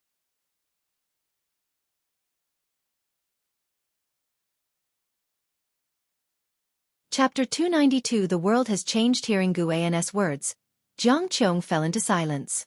She felt somewhat lost inside. She had always been faced with choices. She had escaped from the Thousand Autumn Pavilion to the Supreme Sect, then from the Supreme Sect to the Nine Nether Road, and even after establishing the Juhua Sect, she still had to flee to the Great Cold Demon Sect? Could it be that all her choices had been wrong? It seemed that no matter when she returned, Guan never changed. Guan saw the mood she was in. He was afraid of saying too much. After all, she didn't have the confidence he did. How could he judge everyone by his own standards? My nature dictates that I cannot travel far and wide. You are much stronger than I am. You can go on adventures, but you must never fully trust anyone, especially the demon sect, Guan said. Jiang Qiong snapped to attention upon hearing this. What was she thinking? If she hadn't fled, she'd already be dead. Even compared with Guan, her cultivation level was rising rapidly. Although the path seemed difficult and bitter, her cultivation was her achievement. She was now at the 7th floor of the Divinity Transformation Realm. Thinking of this, Jiang Qiong smiled. She glared at Guan and said, You've refused me time and again. Be careful, or I might stop caring about you. When you run into trouble and think of me, it will be too late. Guan solemnly said, as long as you are safe, it doesn't matter if you forget about me. Meeting and knowing each other in this life is a destiny forged over 100 lifetimes. Touched by his words, Jiang Qiong thought to herself, this brat knows how to talk. If his cultivation were higher, how many girls of heavenly pride would he lead astray? Of course, she believed that Guan truly thought this way and wasn't just trying to please her. After knowing him for so many years, she never heard Guan ask her for anything. Jiang Qiong looked at Guan, wanting to tease him, but no words could pass her throat. That's because this time, the situation was truly different. She felt that Guan had underestimated the power of the Great Cold Demon sect. Indeed, in the past few years, when the heavenly fire calamity that covered the skies was blocked by Sword Venerable Fudao, the common beings on the mainland did not see the tragic scenes over the seas, where many creatures died in agony. The one who had acted was only a cultivator from the Great Cold Demon sect, and now, a large group of cultivators from the Great Cold Demon sect was on their way. Just the thought filled her with despair, seeing no glimmer of hope for victory. Who in the world could stand against the colossal presence of the Great Cold Demon sect like this? Jiang Qiong looked at Guan's gentle smiling face and suddenly felt a pang of heartache. Silly boy, what is written in books is not necessarily true. Indeed, since ancient times, good has triumphed over evil, but if evil wins, it can become the new good. Jiang Qiong did not immediately leave after returning but stayed within the 8 scenic caves. Guan would visit her every other day, each time trying various ways to persuade him, whether by tempting him with legends of the Great Cold Demon sect or by teaching him spells. Guan steadfastly refused, but since he didn't want to confront her directly, they were at a stalemate. Half a month passed. The weather was still scorching hot. As Guan came down from the loft, he was confronted by Ji Xiaoyu at the foot of the stairs. Who is that woman? Ji Xiaoyu asked, staring at Guan. Her expression was calm, but her eyes seemed rather sharp. Guan was surprised and asked, what woman? There's a scent of another woman on you. So what if there is? What about it? Guan didn't seem to care, chuckling. After all, in this world, it's the explanations that are suspect. The less you care, the less significant it seems. In fact, nothing had happened between him and Jiang Qiong, but he couldn't betray her by revealing her plan to defect to the Great Cold Demon sect. Guan hadn't urged Jiang Qiong to give up on joining the Great Cold Demon sect because he wasn't sure of the sect's strength himself. If the Great Cold Demon sect turned out to be powerful enough that even he couldn't deal with it, he'd have to flee too. Ji Xiaoyu looked at Guan and said, haven't you noticed a change in the atmosphere of the mortal world? Guan looked around and said, how has it changed? Those who should be sweeping are sweeping, those who want to play chess are still playing chess. Look, there's even a rat leading an ox. Ji Xiaoyu followed his gaze and couldn't help but shake her head and chuckle. Never mind, it's just as well. In life, cherishing the present is enough, she said softly before turning back to her room to continue her cultivation. Guan didn't try to retain her. Instead, he kept his gaze fixed on Medicine Valley. He saw much more than Ji Xiaoyu did, and much clearer too. Ever since the Real Bai Hong displayed heavenly fire, the entire sea had been engulfed by a frenzy of escape, which gradually affected the mainland. Many noble families began to venture across the seas or rush to the Nine Nether Road. Moreover, many were spreading rumors that the Great Cold Demon sect was about to launch a massive invasion, all of which Guan knew were minions hastily recruited by the Great Cold Demon sect cultivators, intended to sow panic in this part of the mortal world. At the Say-breaking rift, the soul-calming pagoda was already crammed with countless cultivators from the Great Cold Demon sect, the least of whom were at the Nirvana realm, with a number of heaven and earth flying immortals surpassing 100. Besides the life-seizing immortal, there were even 3 carefree primordial immortals. A total of 4 carefree primordial immortals. This force was absolutely overwhelming in this part of the mortal world, unstoppable. The key was that the Great Cold Demon sect was still sending reinforcements. Guan hadn't made a move yet because he didn't know the full extent of the Great Cold Demon sect's resources. However, he wasn't just waiting idly. He had already used his divine sense to scan the great heavenly spirit land, looking for a safe place far from this part of the mortal world. If he really couldn't stand against them, he would take everyone he cared about with him and leave, ready to start life anew. Of course, this was a last resort. It all depended on whether the great cold demon sect had a divine immortal of wondrous dharma. So far, the highest level among the carefree primordial immortals was only the 5th floor. Before a divine immortal of wondrous dharma appeared, Gu-en, who was at the 9th floor of the divine immortal of wondrous dharma realm, wouldn't panic. After watching for a while, Gu-en turned and left. An ancient hour later, riding on the blood prison great saint, he arrived at Tianya Valley with Yang Jian and Li Lingtian following behind. Li Lingtian wore an impatient expression.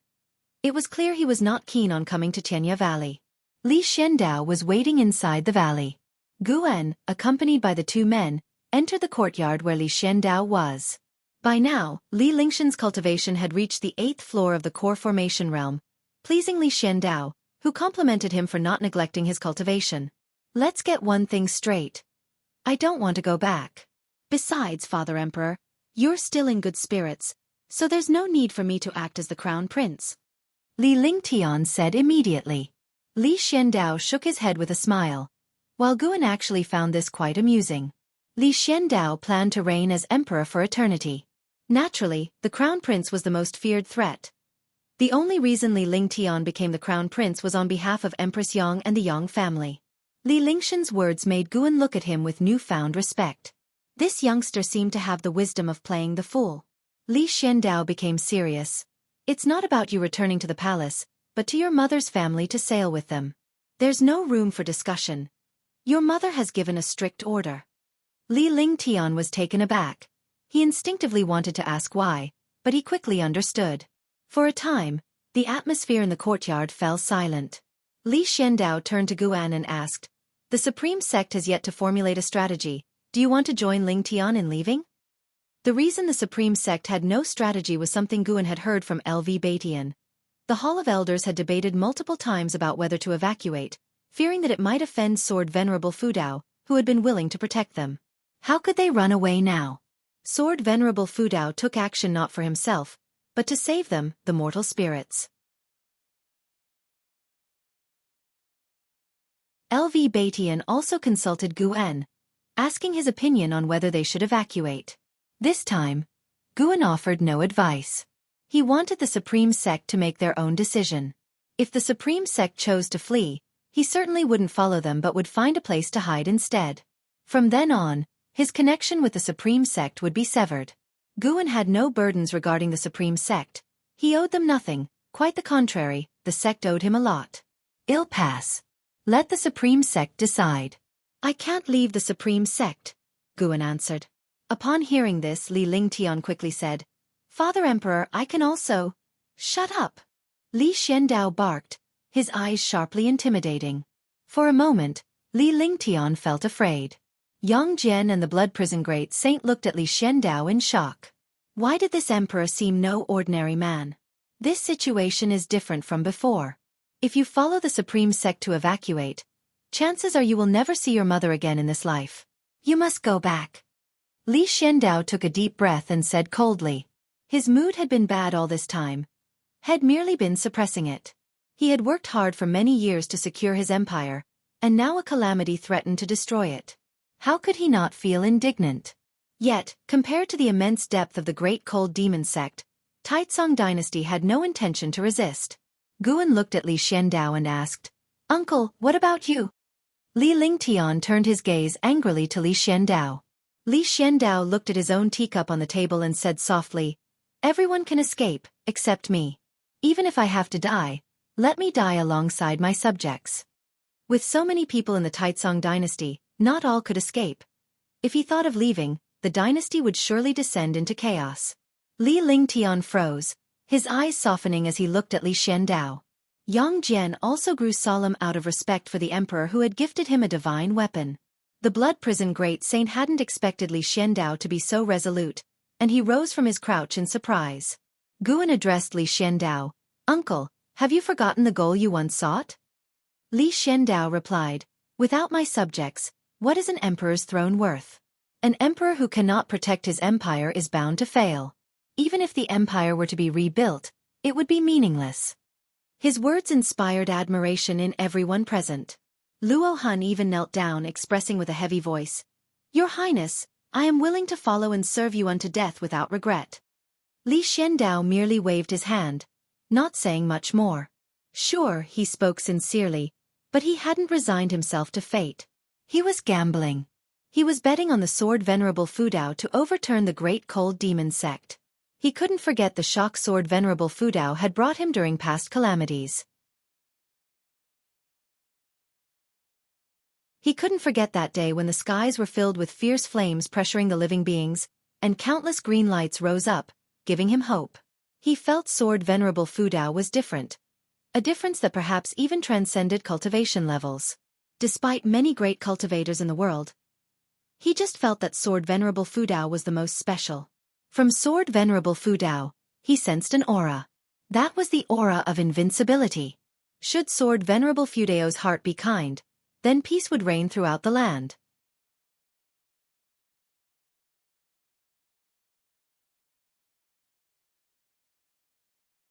Chapter 293. How about I slice that continent in half with one sword? After staying in Tianya Valley for an ancient hour, Guan left with Blood Prison Great Saint and Yang Jian, while Li Lingtian stayed behind in Tianya Valley, as he was about to head south and venture out to sea. If nothing unexpected happened, at least in Li Lingtian's view, it would be very difficult for him to see Guan and Yang Jian again in his lifetime. When they parted, Li Lingtian asked Guan to convey a message to Ji Xiaoyu, speaking words of blessings. Master, is there really no power in the world willing to come out and stop the great cold demon sect? Blood Prison Great Saint asked with a tone full of emotion. In his world, there existed no force as formidable. Yang Jian also looked towards Guan, unworried as long as his martial master was calm. Guan responded, how can there not be? Many led the charge towards the soul-calming pagoda, only to fall due to lack of strength. He spoke the truth. Every now and then, a group of cultivators and demons would assault the soul-calming pagoda, and even if they perished, others would follow their will. Whether the world was good or evil it was hard to say, but one thing was certain. There existed real justice, and some cultivators deemed it more important than eternal life. Guan looked into the distance. Great cold demon sect. You'd better have something worth my fear, or even the Holy King can't protect you. What would the Holy Court do if angered? Kill if necessary, or simply flee to outer heaven. If no trouble came knocking, Guan naturally preferred to stay low in the supreme sect. But when trouble came knocking uninvited, he wouldn't swallow his pride.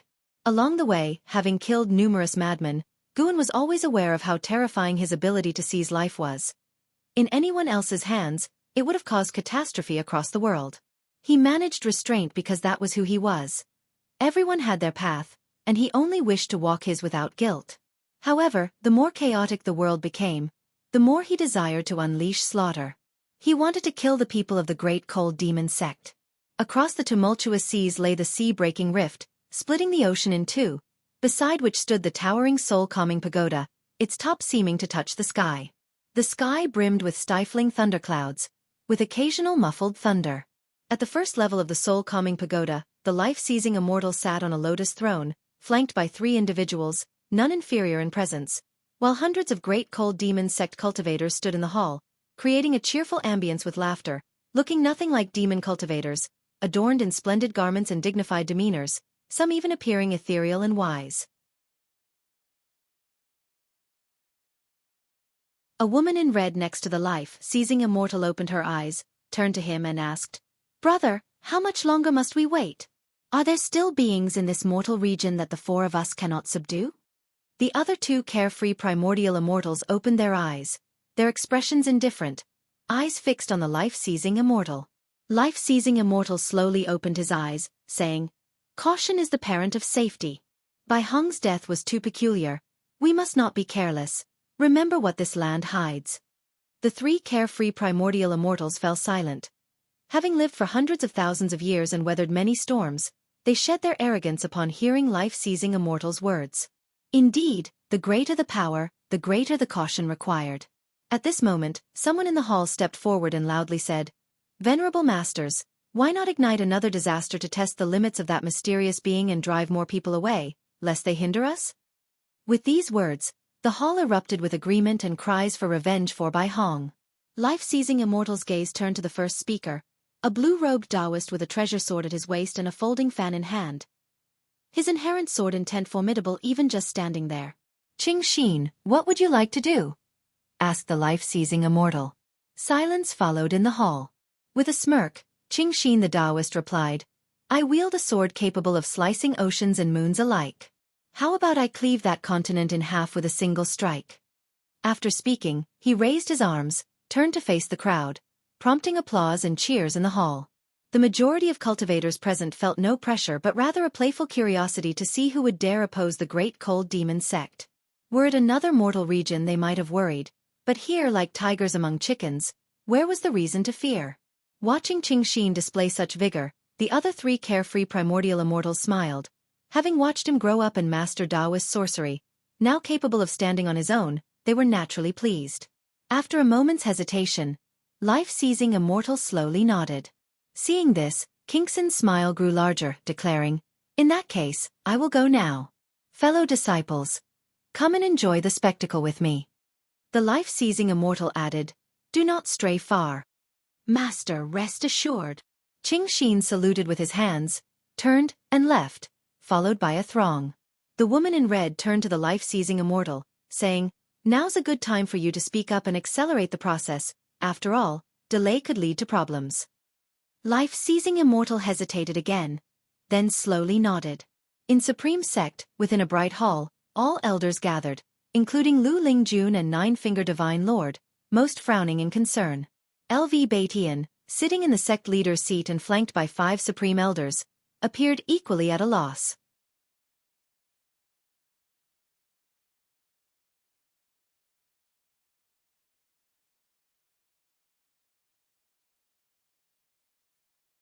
Chapter 294. Deadline of Death inside the Third Medicine Valley. Gu-an and an Exian stood in a garden area, with Gu-an instructing what to plant next. An Exian listened attentively. Just then, the voice of the life-seizing immortal suddenly echoed. He was actually planning to exterminate one region of heaven and earth every day. An Exian had no time to think further when a terrifying sword intent descended, causing a drastic change in her complexion. The previously bustling Medicine Valley fell silent in an instant. An Exian felt as if she were being crushed by a mountain, almost unable to breathe, which turned her complexion even paler. Suddenly, a hand landed on her shoulder, making her heart tremble. Before she could think further, the pressure on her body abruptly vanished. She turned her head instinctively and, seeing it was her master's hand, she breathed a sigh of relief. Master, could it be that they've chosen the continent we're on? An Exian asked cautiously. Even though she was carefree on normal days, she feared death when faced with it. The words of the life-seizing immortal, coupled with the sudden sword intent, made it clear that the first chosen continent was the one they were on. Gu-an took a deep breath and feigned composure. Unclear, let's go back inside first. Within the confines of the Supreme Sect, such calamities are not our concern. Whether we live or die, we leave it to fate. An Exian wanted to speak again, but Gu-an pulled her away. Another voice rang out in Medicine Valley. Amit Ba. With Shen Zinz's words, everyone in Medicine Valley felt relieved, and disciples ran towards the pavilions. Rumble. The earth trembled as the Supreme Sect activated its great protective formation. Golden barriers rose up from all directions. By the time Gu-an and his companion reached the pavilion, Ji Xiaoyu had already stepped outside. She gazed at the sky, the red Dao patterns on her forehead starting to flicker with tiny flames. Seeing this, Gu-an quickly approached her and asked, You weren't frightened just now, were you? Ji Xiaoyu's Dao patterns returned to normal as Gu-an blocked her view. Her expression calmed down, and she nodded. No, it seems the life-seizing immortal is targeting the continent. It's probably related to the actions of Sword Venerable Fudao years ago. Gu-an comforted her. Don't overthink it. If the enemy is acting this way, it means Sword Venerable Fudao is still around. Take care of the valley for me. I need to make a trip to Mystic Valley. With that, Gu-an quickly headed towards the transmission array platform. Ji Xiaoyu looked at his receding figure, wanting to say something, but she couldn't find the words. Somehow, this scene felt familiar, as if she had seen it somewhere. Gu-an swiftly arrived in Mystic Valley and saw Lu Jiujia already calling disciples to take cover. He nodded to himself in approval. Taking advantage of the moment when no one was paying attention, he quickly walked into the woods pretending to inspect medicinal herbs. Are you courting death? Caring about your flowers and plants at a time like this? You must be insane. The voice of Jiang Qiong came from behind, and Guan turned to look, seeing her with an ugly expression walking towards him. She looked at Guan and said with resentment, "Now I can't even escape if I want to. Let's wait for death together." She could feel the sword intent approaching rapidly. Even if she tried to escape now, she was afraid it would be too late to reach the Nine Nether Road. Guan, squatting on the ground, couldn't help but punch the grass, picking up a handful of fallen leaves before standing up, his face filled with unwillingness. Jiang Qiong looked at his expression and suddenly laughed, teasing, "What's wrong? Scared?" Guan tossed the leaves in his hand forward as if venting his anger. He then turned to look at Jiang Qiong and said, "I'm not afraid. I just find this disdain for life detestable." Jiang Qiong fell silent, then said, "Come with me to the 8 scenic caves." Guan nodded and followed her up the mountain. Jiang Qiong didn't notice the leaves that Guan had thrown floated up again, each leaf trembling. Only after they entered the entrance of the 8 scenic caves did the leaves disappear into the forest. In front of the soul-calming pagoda, tens of thousands of great cold demon sect cultivators floated in the air, their eyes focused on Qingxin Zhenren, who was holding a sword. Such exquisite sword intent, Elder Brother Kingxin's supreme mysterious sword Dao has reached the transformation realm. Indeed powerful, enough to sweep across the heaven and earth flying immortal realm. I heard that Elder Brother Bai Hong was defeated by Elder Brother Qingxin 1,000 years ago. The founder of the supreme mysterious sword Dao, the supreme mysterious ancestor, went to the Holy Land long ago. In 10,000 years, the only one who has reached such a level with the supreme mysterious sword Dao is Elder Qingxin. This sword strike, everyone should watch carefully, it is a rare sight. The great cultivators of the great cold demon sect discussed animatedly, mostly in a light-hearted tone. Even though they already knew about the fall of Bai Hong, they were not panicked. They had the numerical advantage this time, and with 4 carefree primordial immortals as their support, how could they possibly die? Qingxin Zhenren positioned his treasure sword in front of him, the blade perfectly aligning with his eyes. Suddenly, he opened his eyes, which astonishingly turned green. As soon as he opened his eyes, his sword intent fully erupted, silencing the surrounding noise. All eyes fell on Qingxin Zhenren, and with a stern look, he immediately slashed with his sword. Sword light gleamed, chilling the heaven and sea, and even the rolling thunderclouds above were illuminated. As Qingxin Zhenren swung his sword intent transformed into terrifying sword qi, shooting forward as his pupils suddenly contracted. In the reflection of his pupils, numerous green dots grew rapidly. From the onlooker's perspective, Qingxin Zhenren's sword slashed out a terrifying sword qi tens of thousands of miles long, like a crescent moon sweeping across the sky. At that moment, a series of green light beams shot from the edge of the sky with even greater speed, too fast for anyone to react. Boom! The sword qi scattered, and Qingxin Zhenren's eyes widened in disbelief as a green light reached him in a blink of an eye. As if time stood still, he saw a falling leaf amidst the green light. The leaf, carrying terrifying sword qi, directly shattered Qingxin Zhenren's physical body and extinguished his soul. It wasn't just one leaf. Dozens more did the same, annihilating great cultivators of the great cold demon sect, the soul-calming pagoda trembling violently. The life-seizing immortal and his 4 carefree primordial immortal companions appeared out of thin air, casting spells swiftly to form a vast barrier, protecting all the disciples around them. Silence! The world rapidly fell into quietness, and all the disciples of the great cold demon sect trembled, displaying fear no longer masked by their previous nonchalant demeanor. The life-seizing immortal turned his head, noticing the leaves embedded all over the surface of the soul-calming pagoda. His pupils narrowing. It was leaves. The attack was too fast, so fast that by the time they realized it, more than a dozen disciples had died, all heaven and earth flying immortals. Even the red-clothed woman who had been urging the life-seizing immortal to speed up the process couldn't speak now. As powerful as the carefree primordial immortals were, they were filled with dread. The enemy had struck too fast, killing disciples right under their noses. It was as if someone had slapped them across the face, leaving a burning sensation. Guan followed Jiang Qiong into the 8 scenic caves, with prompts of lifespan continuously appearing before him. This strike seized 4,300,000 years of lifespan. Guan hadn't used his full strength, but it was enough to terrify the life-seizing immortal and his associates. If they could summon even stronger beings, then they should call them sooner. If not, even if they gave up on exterminating this region of the mortal world, Guan would not let them go.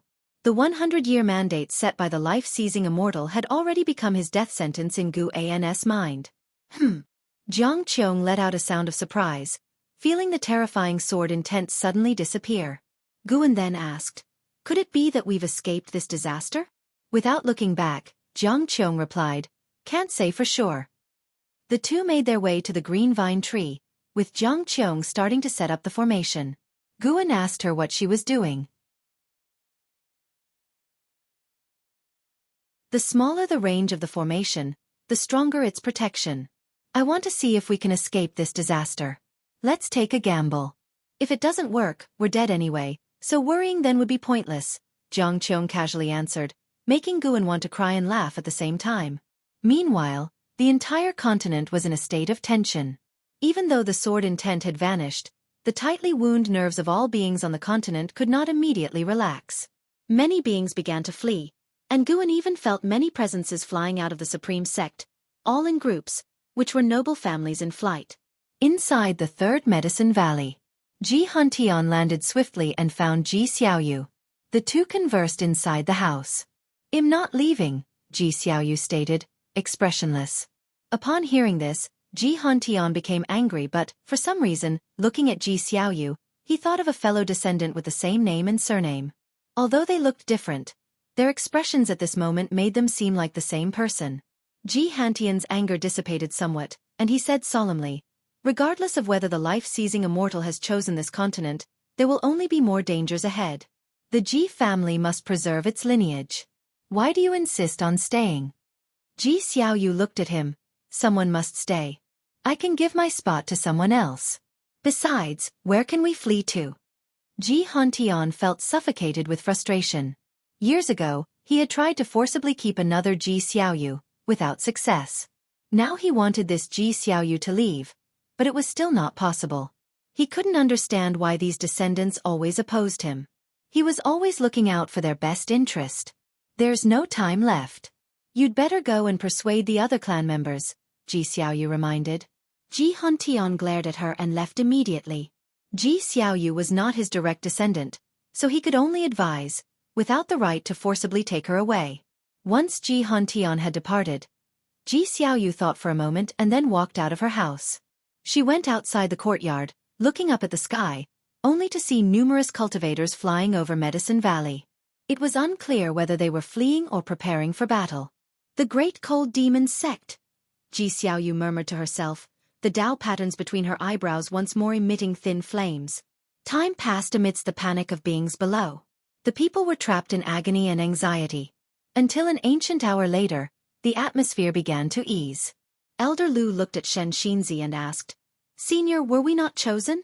The other disciples looked at Shen Xinzi as well. Shen Xinzi's background was very mysterious, but the higher-ups of the Supreme Sect held him in high regard. Such an existence would certainly see further than they could. Shen Xinzi frowned deeply, looking towards the sky, and said, "Indeed, we were not chosen." At his words, all the disciples rejoiced.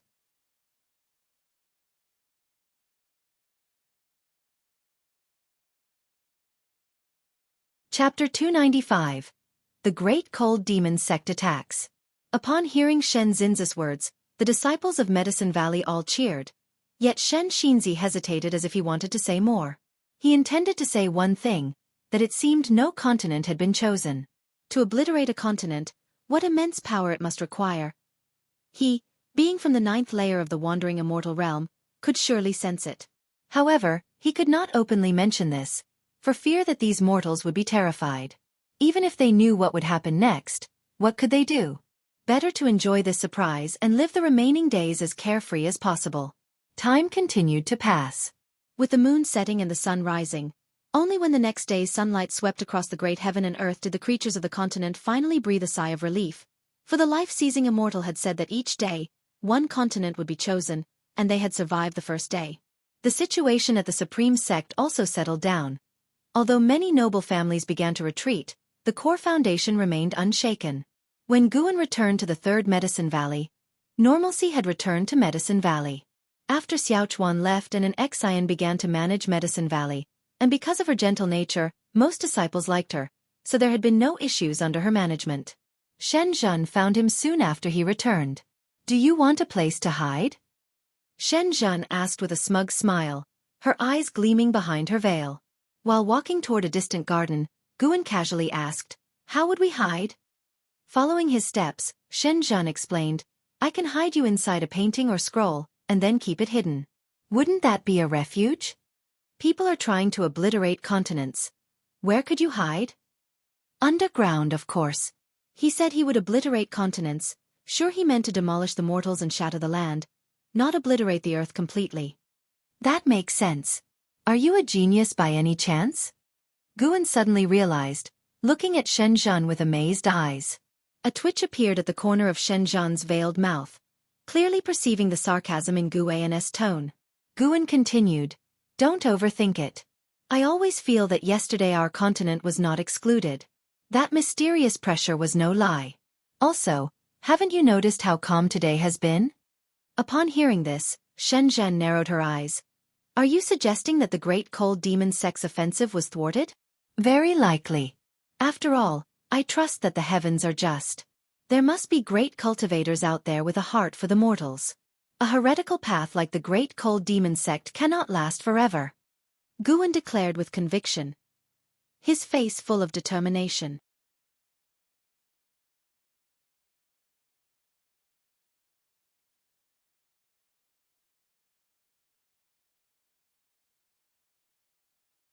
Li Ye clenched his teeth, fearing the continent had already fallen. The divine exotic immortal spirit, however, was not panicked, leaping joyfully in the air, which both irritated and envied Li Ye. This creature seemed to fear nothing. Its confidence was unknown. Time rapidly passed. 2 ancient hours later. Li Ye, sitting atop the tower meditating, suddenly sensed something, opening his eyes to find the divine exotic city enveloped in darkness. Instinctively he looked up, then his eyes widened in disbelief. How possible?" Li Ye murmured to himself, his voice trembling, his eyes full of despair. In the 3rd Medicine Valley. At the garden fence, Guan was stretching his muscles. Passing by, Yu Yingying curiously asked, "What are you doing? Isn't there exercise in the morning?" Guan replied, "Just felt like moving." "Is that not allowed?" What followed was sure to be a great battle. It must be said, the great cold demon sect was indeed frightening. The dense auras attacking from all directions were overwhelmingly oppressive, and once they arrived, if seen by the denizens of the continent, it would surely cause legs to tremble. Yu Yingying looked at him, unable to resist asking, "Everyone is worried about the calamity, why aren't you afraid?" "Because I'm not afraid, so I'm not frightened," Guan responded casually, his words leading Yu Yingying to glare, feeling the urge to punch him. She couldn't understand Guan at all. Out for experience, he feared death, yet, with calamity impending, he seemed not to fear it. Truly a baffling person. Yet somehow the more anxious she felt, the more she wanted to talk to Guan. Perhaps it was his fearless demeanor. Guan guessed her thoughts and smiled. "Whether you worry or fear, it won't change anything, will it?" Yu Yingying opened her mouth, unsure how to respond. Guan drew his heavenly resident's sword, suddenly unsheathing it. The sword's light gleamed in Yu Yingying's face, snapping her out of her trance. Looking at Guan holding the sword, Yu Yingying's earlier illusion re-emerged, his forehead marked with golden patterns, appearing extraordinary as if an immortal lord on earth. She had to admit, although Guan's cultivation level wasn't impressive, his appearance and bearing were truly out of this world, unlike a mortal. Guan raised his sword towards Yu Yingying, the blade's tip reflecting in her pupils, causing her to shiver. "If only this sword could slash away the fear in your hearts. How wonderful would that be?" Guan said wistfully. Yu Yingying was left in a daze.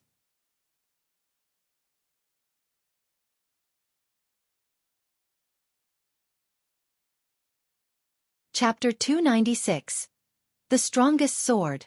Sunlight shone on Guan, and Yu Yingying felt as if he were draped in a layer of rosy clouds, his whole being radiating with splendor. She actually believed that Guan was speaking the truth. Guan's gaze fell on her, and he raised an eyebrow asking, "What? Are you intimidated by my aura of righteousness?" Yu Yingying snapped back to reality and glared. Who can't say things like that? If your sword is really that powerful, would you still be holed up here? Haha, what do you know? Hurry up and leave. Don't disturb my cultivation. Guan smiled, then sheathed his sword smoothly, believing himself to look quite dashing. Sadly, Yu Yingying was blind to it. Yu Yingying snorted and turned to leave. As she turned around, a smile appeared on her face. Talking with this silly boy had indeed had an effect. Her heart felt much better. At the same moment, under the tree, Shen Xinzi opened his eyes, his gaze profound. His hand clutching the prayer beads moved faster, clearly anxious. Next to him, Wu Xing and Nine-Finger Divine Lord, who were playing chess, stood up. Let's call this game a draw, declared Nine-Finger Divine Lord without room for doubt. Wu Xing's eyes widened in disbelief. You're almost wiped out by me, and you dare call it a draw? Nine-Finger Divine Lord said nonchalantly with a straight face and unwavering confidence. The outcome is uncertain until the end. Wu Xing shook his head with a smile but said nothing more, disappearing into thin air. Nine-Finger Divine Lord's gaze swept over Medicine Valley, landing on the distant figure of Guan. What a pity, I haven't won a single game against you yet. Nine-Finger Divine Lord muttered to himself before he, too, disappeared on the spot. Guan, who was stretching his limbs, felt numerous cultivators and demons taking flight across the continent, rushing towards its edges. Before the cataclysm, some wished to flee while others wished to fight. Those wishing to fight were driven by courage, righteousness, or compulsion, but at this moment, they had all made their decision. The question was whether they could maintain that courage once they witnessed the true might of the Great Cold Demon sect. Guan turned and walked toward the transmission array platform.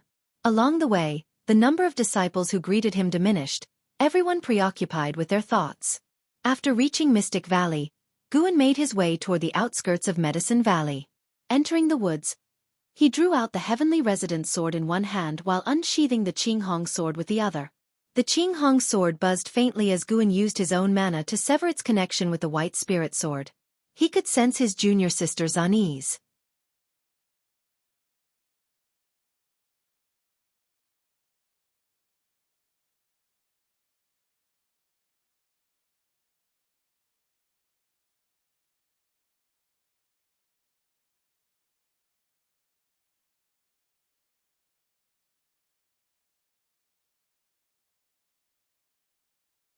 The demon mist under Guan's feet churned violently, like surging waves. Who are you exactly? If you do not reveal your identity, do not blame us for showing no mercy. The previous voice sounded again. This time, its tone was incomparably cold. After the formation was set up, he seemed to have regained his confidence.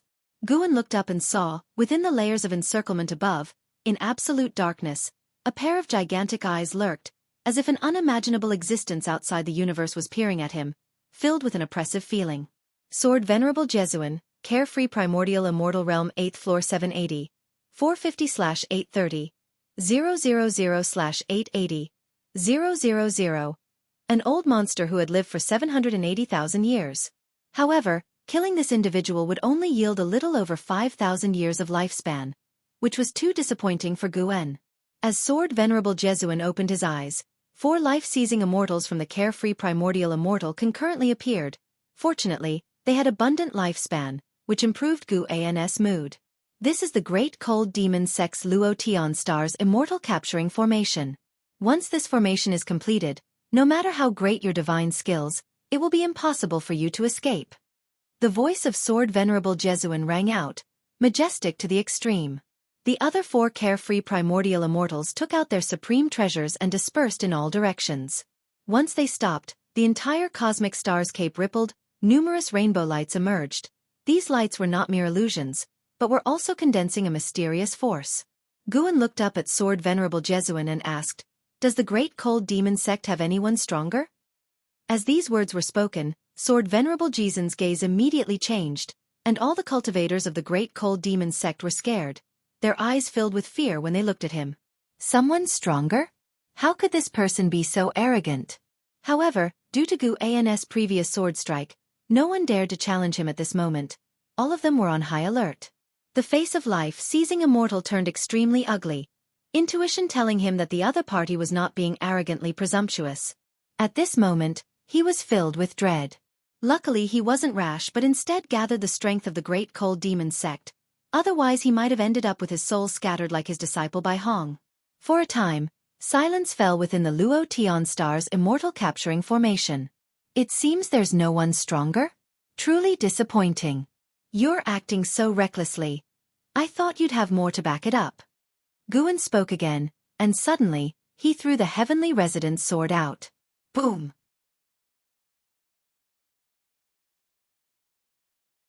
With this sword strike, he swept above the black mist, annihilating the great cold demon sect cultivators one by one, and when the sword blade arrived in front of them, a layer of light burst forth around their bodies, but it was shattered as soon as it appeared, utterly failing to protect them. One sword pierced thousands of li, directly penetrating the Luo Tian Star's immortal capturing formation and returning to reality. The continent cultivators hovering in the air only saw a sword light cutting through the vast expanse of black mist in front of them, making them even more nervous, unclear about the state of the battle within that black mist. After Guan made his strike, Sword Venerable Jesuin immediately gave the command, "Kill!" The great cold demon sect cultivators from all directions cast their spells. Various spells and divine skills formed a stream of rainbow colors charging towards Guan. Guan raised his hand to grab, then retracted it, revealing an individual in his palm.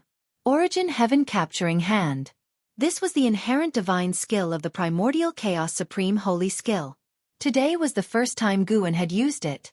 The person in his hand was Sword Venerable Jesuin, a white-robed elder. At this moment, Sword Venerable Jesuin's face was filled with fear and despair. Guan directly crushed him to dust. Then, taking up the Qinghong sword, he began the slaughter. Within the continent, an endless stream of cultivators rushed to the edge. When they saw the ocean, they all changed color. The fearsome black mist seemed as if it could devour everything between heaven and earth, giving one the feeling of an impending disaster. Anyone who saw it would be afraid. The black mist surged violently, as if countless demons were raging within.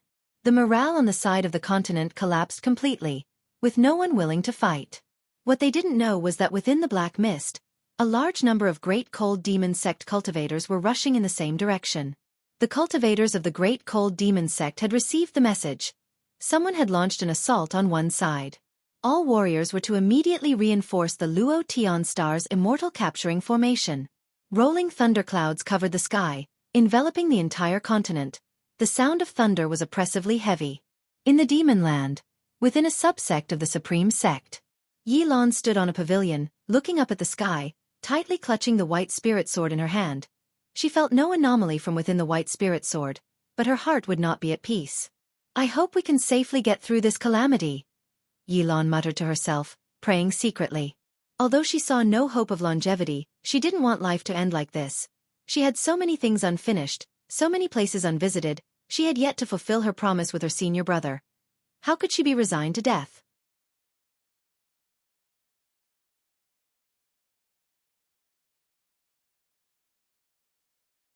Before life-seizing a mortal could speak, Guan suddenly vanished from the spot, frightening the cultivators of the great cold demon sect.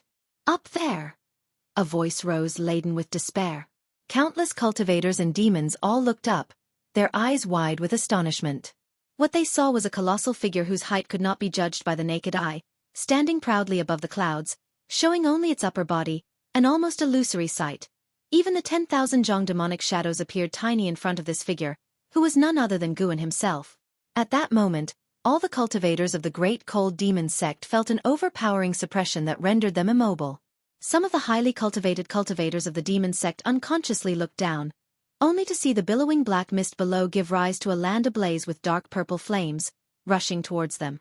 Life-seizing immortal lowered his gaze and his complexion drastically changed. What was that? A land on fire? No, it was unmistakably a hand. A hand large enough to grasp all of them. In the distance, Nine-Finger Divine Lord, stealing the 5 elements, and the continent cultivators were all dumbfounded. At the edge of the ocean, a city was rapidly approaching, and it was none other than Divine Exotic City. Li Ya, standing atop a tower in the city, had his eyes wide open, trembling all over, as he watched an immensely huge hand rise from within the infinite expanse of black mist. Even with his eyesight, he couldn't take in the entire hand. He had never imagined such a large hand could exist in this world. If there were hands of heaven and earth, Surely it would be this one.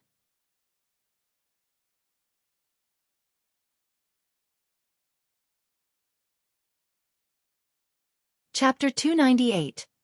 Breaking through a lifespan of 100 million years. I'm not dreaming, am I? Leah muttered to himself, questioning the divine exotic immortal spirit perched on his shoulder. The divine exotic immortal spirit also widened its eyes in shock, its mouth agape. From their perspective, the huge hand at the horizon of the sea seemed as large as the ocean itself. If not for the curved fingers, they could hardly tell it was a hand. It felt like it could grab an entire continent with ease. Leah recognized the demonic chi emanating from the gigantic hand as somewhat familiar. Wait, wasn't this the hand of the primordial ancestor? At that thought, a surge of blood rushed through Leah's body uncontrollably, exciting him to the extreme.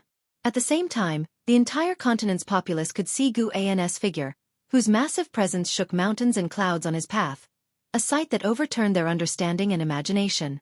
In the Third Medicine Valley, thousands of disciples watched with their mouths agape. Ji Xiaoyu also stepped out of his house, completely dumbfounded when he saw Gu An's towering figure. It was as if they were beholding the descent of a deity. What is that? It's Sword Venerable Fudao. It's the silhouette of Sword Venerable Fudao. Really? How can it be so large? Is it not an illusion? Many texts record that Sword Venerable Fudao perceives others using the Demon Shadow Divine skill. I knew Sword Venerable Fudao wouldn't abandon us. A roar of cheers erupted across the continent. Though the Demon Shadow Divine skill was terrifying, the thought of it representing Sword Venerable Fudao uplifted their spirits rather than causing fear. Since the fame of Sword Venerable Fudao, which righteous deed hadn't he done, and which person he killed wasn't among the evil? If it were a normal competition among sects, Sword Venerable Fudao wouldn't have intervened, otherwise, Supreme Sect would have long become the foremost under heaven. Because of this, other sects respected Sword Venerable Fudao, acknowledging Supreme Sect's luck. In confrontations with Supreme Sect, they were wary of Sword Venerable Fudao, but they weren't afraid he'd harm them, as long as they didn't commit heinous acts. Since Sword Venerable Fudao appeared, many disciples had perished during Supreme Sect's expansion, yet Sword Venerable Fudao hadn't sought vengeance. The sects and clans that decided to stay were bustling with excitement, as if the spring festival had come early. While the continent was invigorated, the cultivators of the Great Cold Demon sect fell into despair. They watched as Gu An's fingers slowly rose, appearing like ancient colossal peaks ascending, creating an overwhelmingly impactful scene. Even Immortal Path Realm cultivators watched in awe.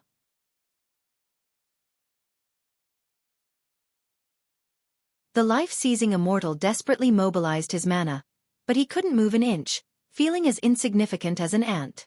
How many years had it been? Ever since he entered the Nirvana realm, not to mention the carefree primordial immortal realm, he hadn't been so embarrassed. The other three carefree primordial immortals were in the same state, utterly immobile despite their full efforts, despair beyond common understanding. If they were so affected, not to mention cultivators of other realms, despair shrouded every heart. This hand had captured millions of the Great Cold Demon Sect's cultivators and demons. Those arriving cultivators from the Great Cold Demon Sect, upon seeing this gigantic hand, fled in panic, throwing aside all their rules and consequences. Guan looked down at the Great Cold Demon Sect cultivators and the demons they brought within his palm. He also hesitated. Killing too many would weigh on his conscience and he worried it might bring greater troubles. But remembering the countless lives Bai Hong had slaughtered, his heart hardened. Such a wicked sect, if it's to be extinguished, so be it. If even this act brought divine retribution, then Guan would question what heaven really stood for. Once Gu An's thoughts cleared, he suddenly clenched his hand. His palm was so huge that a simple clench stirred up a terrifying storm, unleashing waves sweeping toward the horizon. The fierce winds assaulted Divine Exotic City, forcing it to activate its city protection array immediately. Leah watched as the protective barrier around Divine Exotic City violently distorted. He couldn't concern himself with the safety of the city as he looked into the distance, trembling. The sight of that mighty clenched fist was simply too magnificent. He even doubted whether immortal cultivation could really reach such a mighty level. He wondered whether the primordial ancestor was born an immortal, a true immortal, not merely a mortal who had cultivated into one. As Guan clenched, the heaven and earth fell silent, The terrifying oppression that had engulfed the continent and the surrounding seas was gone. Despite the rolling thunderclouds above, the masses felt as though they had emerged from the clouds into clear skies. You successfully seized 1,228 years of lifespan from Bai Lai, Loose Immortal Realm, 7th layer. You successfully seized 493 years of lifespan from Qin Sushin, Nirvana Realm, 9th layer. You successfully seized 58 years of lifespan from the Sei Crossing Old Immortal, Nirvana Realm, 8th layer. You successfully seized 2,780 years of lifespan from Yunhai Tianjun, Wandering Immortal Realm, 5th layer. Alerts continuously popped up before Gu An's eyes, and then he vanished, but his remaining image in the sky left the beings in awe. The black fog enveloping the sea swiftly dissipated, signifying the end of a massive calamity. Li recovered his senses and quickly urged the divine exotic immortal spirit to head towards the mainland.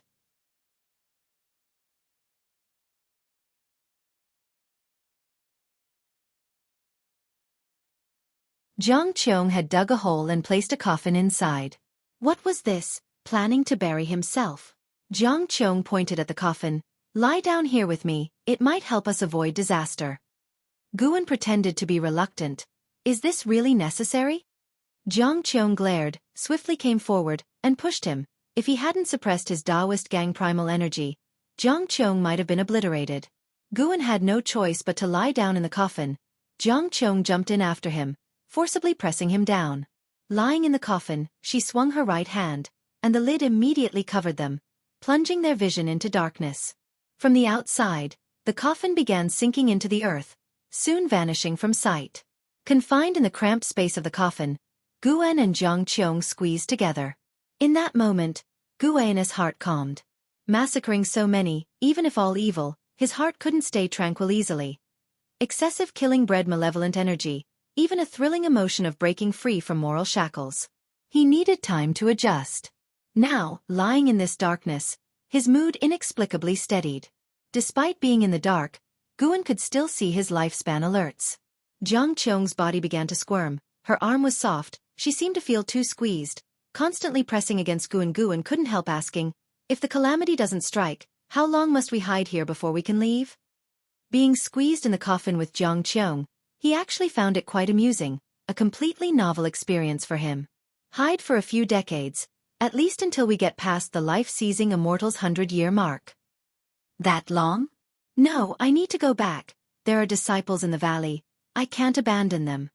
Humph. Don't even think about it. Now that you've already lain down, don't think about leaving. As her words fell, Guan felt his left hand grasped by hers. Her hand was cold, like a corpse's. Guan tried to break free, but she held on tightly. Only after all the lifespan alerts had settled did Guan come back to his senses. He hadn't checked his lifespan yet, planning to later enjoy the moment of unveiling his lifespan. He spoke up, "It's a bit uncomfortable squeezing like this, don't you think? Squeezing like this for decades. I'm afraid I might die." Jiang Qiong didn't respond but began to shift her body. Guan stiffened instantly. Jiang Qiong actually lay on top of him, face to face. In the darkness, Guan distinctly felt her breath was a bit agitated, though faint, not escaping his senses. Suddenly, Jiang Qiong's face pressed against Guan's chest, and he could feel one of her legs rubbing against his shin. "This is bad. Things have gone too far." Guan fake coughed. "Why are you so heavy?" Jiang Qiong's breathing hitched, then Guan felt a hand land on his waist, fingers pinching his flesh.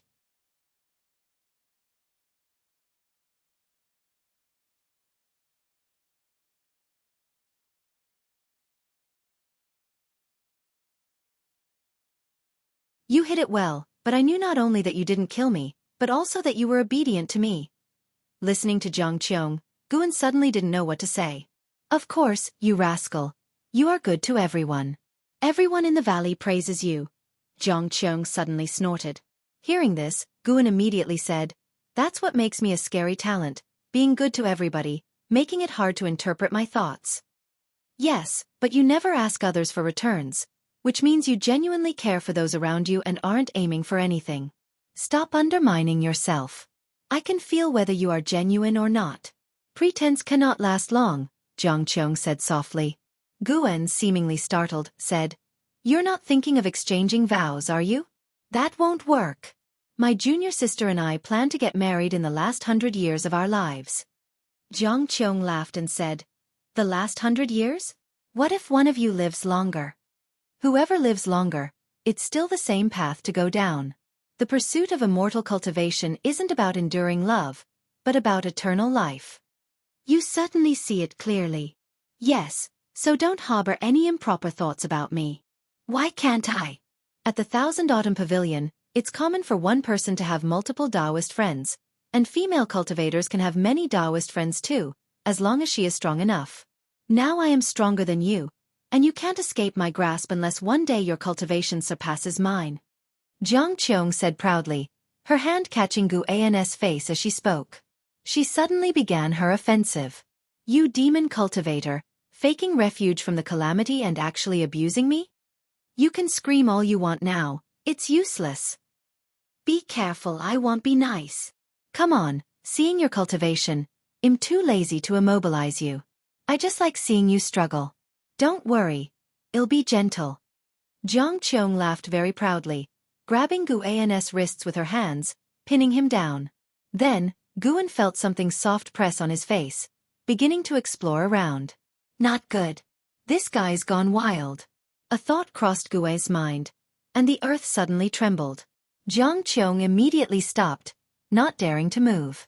Guan breathed a sigh of relief, but just then, Jiang Qiong suddenly launched a sneak attack, catching him off guard. Wait, it seems the disaster is over. Guan suddenly said. How can you be sure? Jiang Qiong questioned. Before finding you, I saw Sword Venerable Fudao make a move. Oh. Then you still came, it seems you also expected something to happen between us. I just saw you were prepared and didn't want to waste our time, let's go out and see. Is that so? Really, let's go up. I'll think about it. Boom. Beneath the green vine tree, the earth stirred, and a coffin rose, its lid popping open, and Guan immediately leaped out, then straightened his clothes. Nearly lost my virginity. I can't let the over 200 years' worth of my preserved virginity be breached.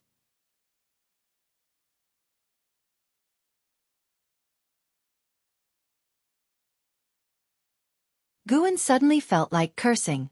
That was too awesome. The guilt from the killing faded instantly. Besides, he had not killed indiscriminately. He was executing justice on heaven's behalf, ultimately for the people. Finally he could fully upgrade.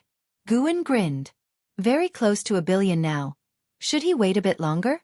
Forget it, damn it, just 100 million years. He had to wait a long time. How much longer for the remaining 200 million years? Look for a chance to break through.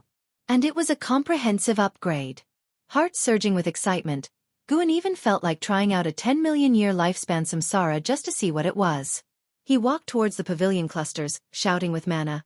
Today, to thank Sword Venerable Fudao for resolving the calamity, let's celebrate tonight. Consider it a holiday, deacons get moving. His voice spread throughout Medicine Valley. Achieving this feat with core formation realm cultivation was not difficult. And soon, various cheers rose within the valley. When Guan reached his own pavilion, Ji Xiaoyu came up to him indicating with her eyes. They both went upstairs and closed the door. I think Sword Venerable Fudao's silhouette seemed familiar. Ji Xiaoyu said seriously, causing Gu An's heart to tremble. What did that mean? Could she have linked it to me? Guan immediately became uneasy. A supreme power who suppressed the great cold demon sect spooked by a core formation realm cultivator. He asked with a frown, could it be that Sword Venerable Fudao originates from the Ji family? Ji Xiaoyu shook her head. No, I saw him in a dream, it must have been a scene from a past life. Hearing this, Guan breathed a sigh of relief, but his brows furrowed even deeper. Today's battle was an eye-opener. I suddenly feel that I can't die too early in this life. I need to follow in the footsteps of Sword Venerable Fudao. Ji Xiaoyu spoke again, her face full of admiration. Chase after Sword Venerable Fudao? He was divine immortal of wondrous Dharma realm, 9th layer. Guan didn't discourage Ji Xiaoyu. What if she really could achieve it? He started motivating Ji Xiaoyu. They chatted for a while before Ji Xiaoyu finally left, but when she reached the door, she stopped, turned back to look at Guan, and said, the scent of a woman on you is stronger now. It's still the same woman as last time. You two must have entangled a bit, although you don't seem to have leaked any essence. After that, she pushed the door open and left without closing it. Guan stood there puzzled. How did she figure that out? What kind of divine skill was that, or was it a talent? Guan didn't dwell on it, living another life. He planned to be carefree and at ease. Why worry too much? Just follow his heart. He started waiting for that divine immortal of wondrous Dharma to leave, as long as the person didn't mess around, and once they left, he would find a place to break through.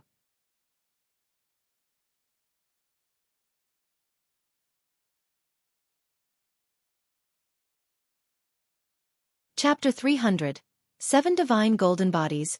Primordial Ultimate Body. The mysterious divine immortal of wondrous Dharma wandered in this mortal world region, never stepping onto the continent where Guan was located. A day and a night later he left. Starting from the second day, rumors about the great cold demon sect being annihilated single-handedly by Sword Venerable Fudao spread like a hurricane across the seas, shocking the countless beings that were fleeing. Their first reaction was disbelief, as the news sounded too preposterous. The world was in an uproar, and within the supreme sect, it was a time of celebration, with dazzling lights and decoration everywhere. Everyone was singing praises of Sword Venerable Fudao's magnificent feats and mighty power. This time, Sword Venerable Fudao's rescue efforts had a wider reach than ever before. How could they not be proud? They were unclear if there truly were immortals who cared for the common folk in this world, but at least in their hearts, Sword Venerable Fudao was an immortal who brought salvation to all living beings. The day after the divine immortal of wondrous Dharma left, Guan quietly departed from the continent. He headed south, moving away from the mortal world region where the supreme sect was located. Eventually, he arrived at a desolate sea, where the number of beings was extremely sparse. Whether deep within the sea or above its surface, numerous lost souls and wild ghosts floated about. The sky above this place was covered with dense oppressive clouds, but the spiritual energy here was quite abundant. After surveying the area with his divine sense, Guan discovered an island deep within the ocean guarded by powerful restrictions. If he were to break through forcefully, he would undoubtedly alert the entity within. He speculated that a carefree primordial immortal might be hiding inside because, although the restrictions were strong, he felt it wouldn't be difficult to break through if he wanted. No wonder the spiritual energy was so abundant here, yet there were so few beings. It turns out a malevolent deity was hidden within. Guan landed on an uninhabited isolated island and immediately activated the lifespan barrier. 790 million years of lifespan. The more he looked at it, the more invigorating it felt. He had never been so affluent before. Guan sat cross-legged in front of a withered tree, looking at his attribute panel, chuckling to himself. First, he would enjoy the moment for a while longer. After a good while, Guan then reined in his emotions and decided to give lifespan samsara a try. He would test the waters with 10 million years. If this function turned out to be ineffective, he would dismiss it forever, just like the lifespan deduction he had initiated before. You have spent 10 million years of lifespan to trigger one reincarnation evolution. Beginning connection to Tao rules. Searching for reincarnation heaven and earth. You have the following heaven and earth options. Choose any one. 1. Great Heavenly Spirit Land. 2. Dark Great Heaven and Earth. 3. The Great Multiverse, HM? There's even a Great Heavenly Spirit Land? Guan thought if the reincarnation evolution reflected reality, could it be that it's not just memory fusion, but it could also affect reality itself? He wasn't sure, so after some thought, he decided not to choose the Great Heavenly Spirit Land, to avoid any potential issues. He was drawn to the Dark Great Heaven and Earth. The name sounded well suited for his life-stealing ability. Since it was reincarnation evolution, perhaps he would still possess his current golden finger. That's the one. Dark Great Heaven and Earth. You choose to reincarnate into the Dark Great Heaven and Earth. Considering that the Tao rules of this world cannot conceal your talent, you will retain the life-stealing ability, but cannot unlock stage-specific functions. Reincarnation evolution begins. In the first year, you were born in a village in the East Profound Domain, and your parents named you Chu Lu. At the age of 7, you accidentally pulled up a spirit grass in the mountains, stealing 8 years of lifespan, marking a turning point in your destiny. At the age of 8, you took an immortal cultivator as a master and traveled the world with him. At 15, you encountered a cultivator robbery. To protect you, your master died. You harbored a grudge, hid in the mountains, and began to accumulate lifespan. By 18, You evolved your cultivation level to the nascent soul realm through lifespan evolution, and you began your revenge. At 19, you infiltrated the residence of your enemies, killing everyone until only one person remained, a girl. Seeing her fearful demeanor, you felt some reluctance and struggled internally.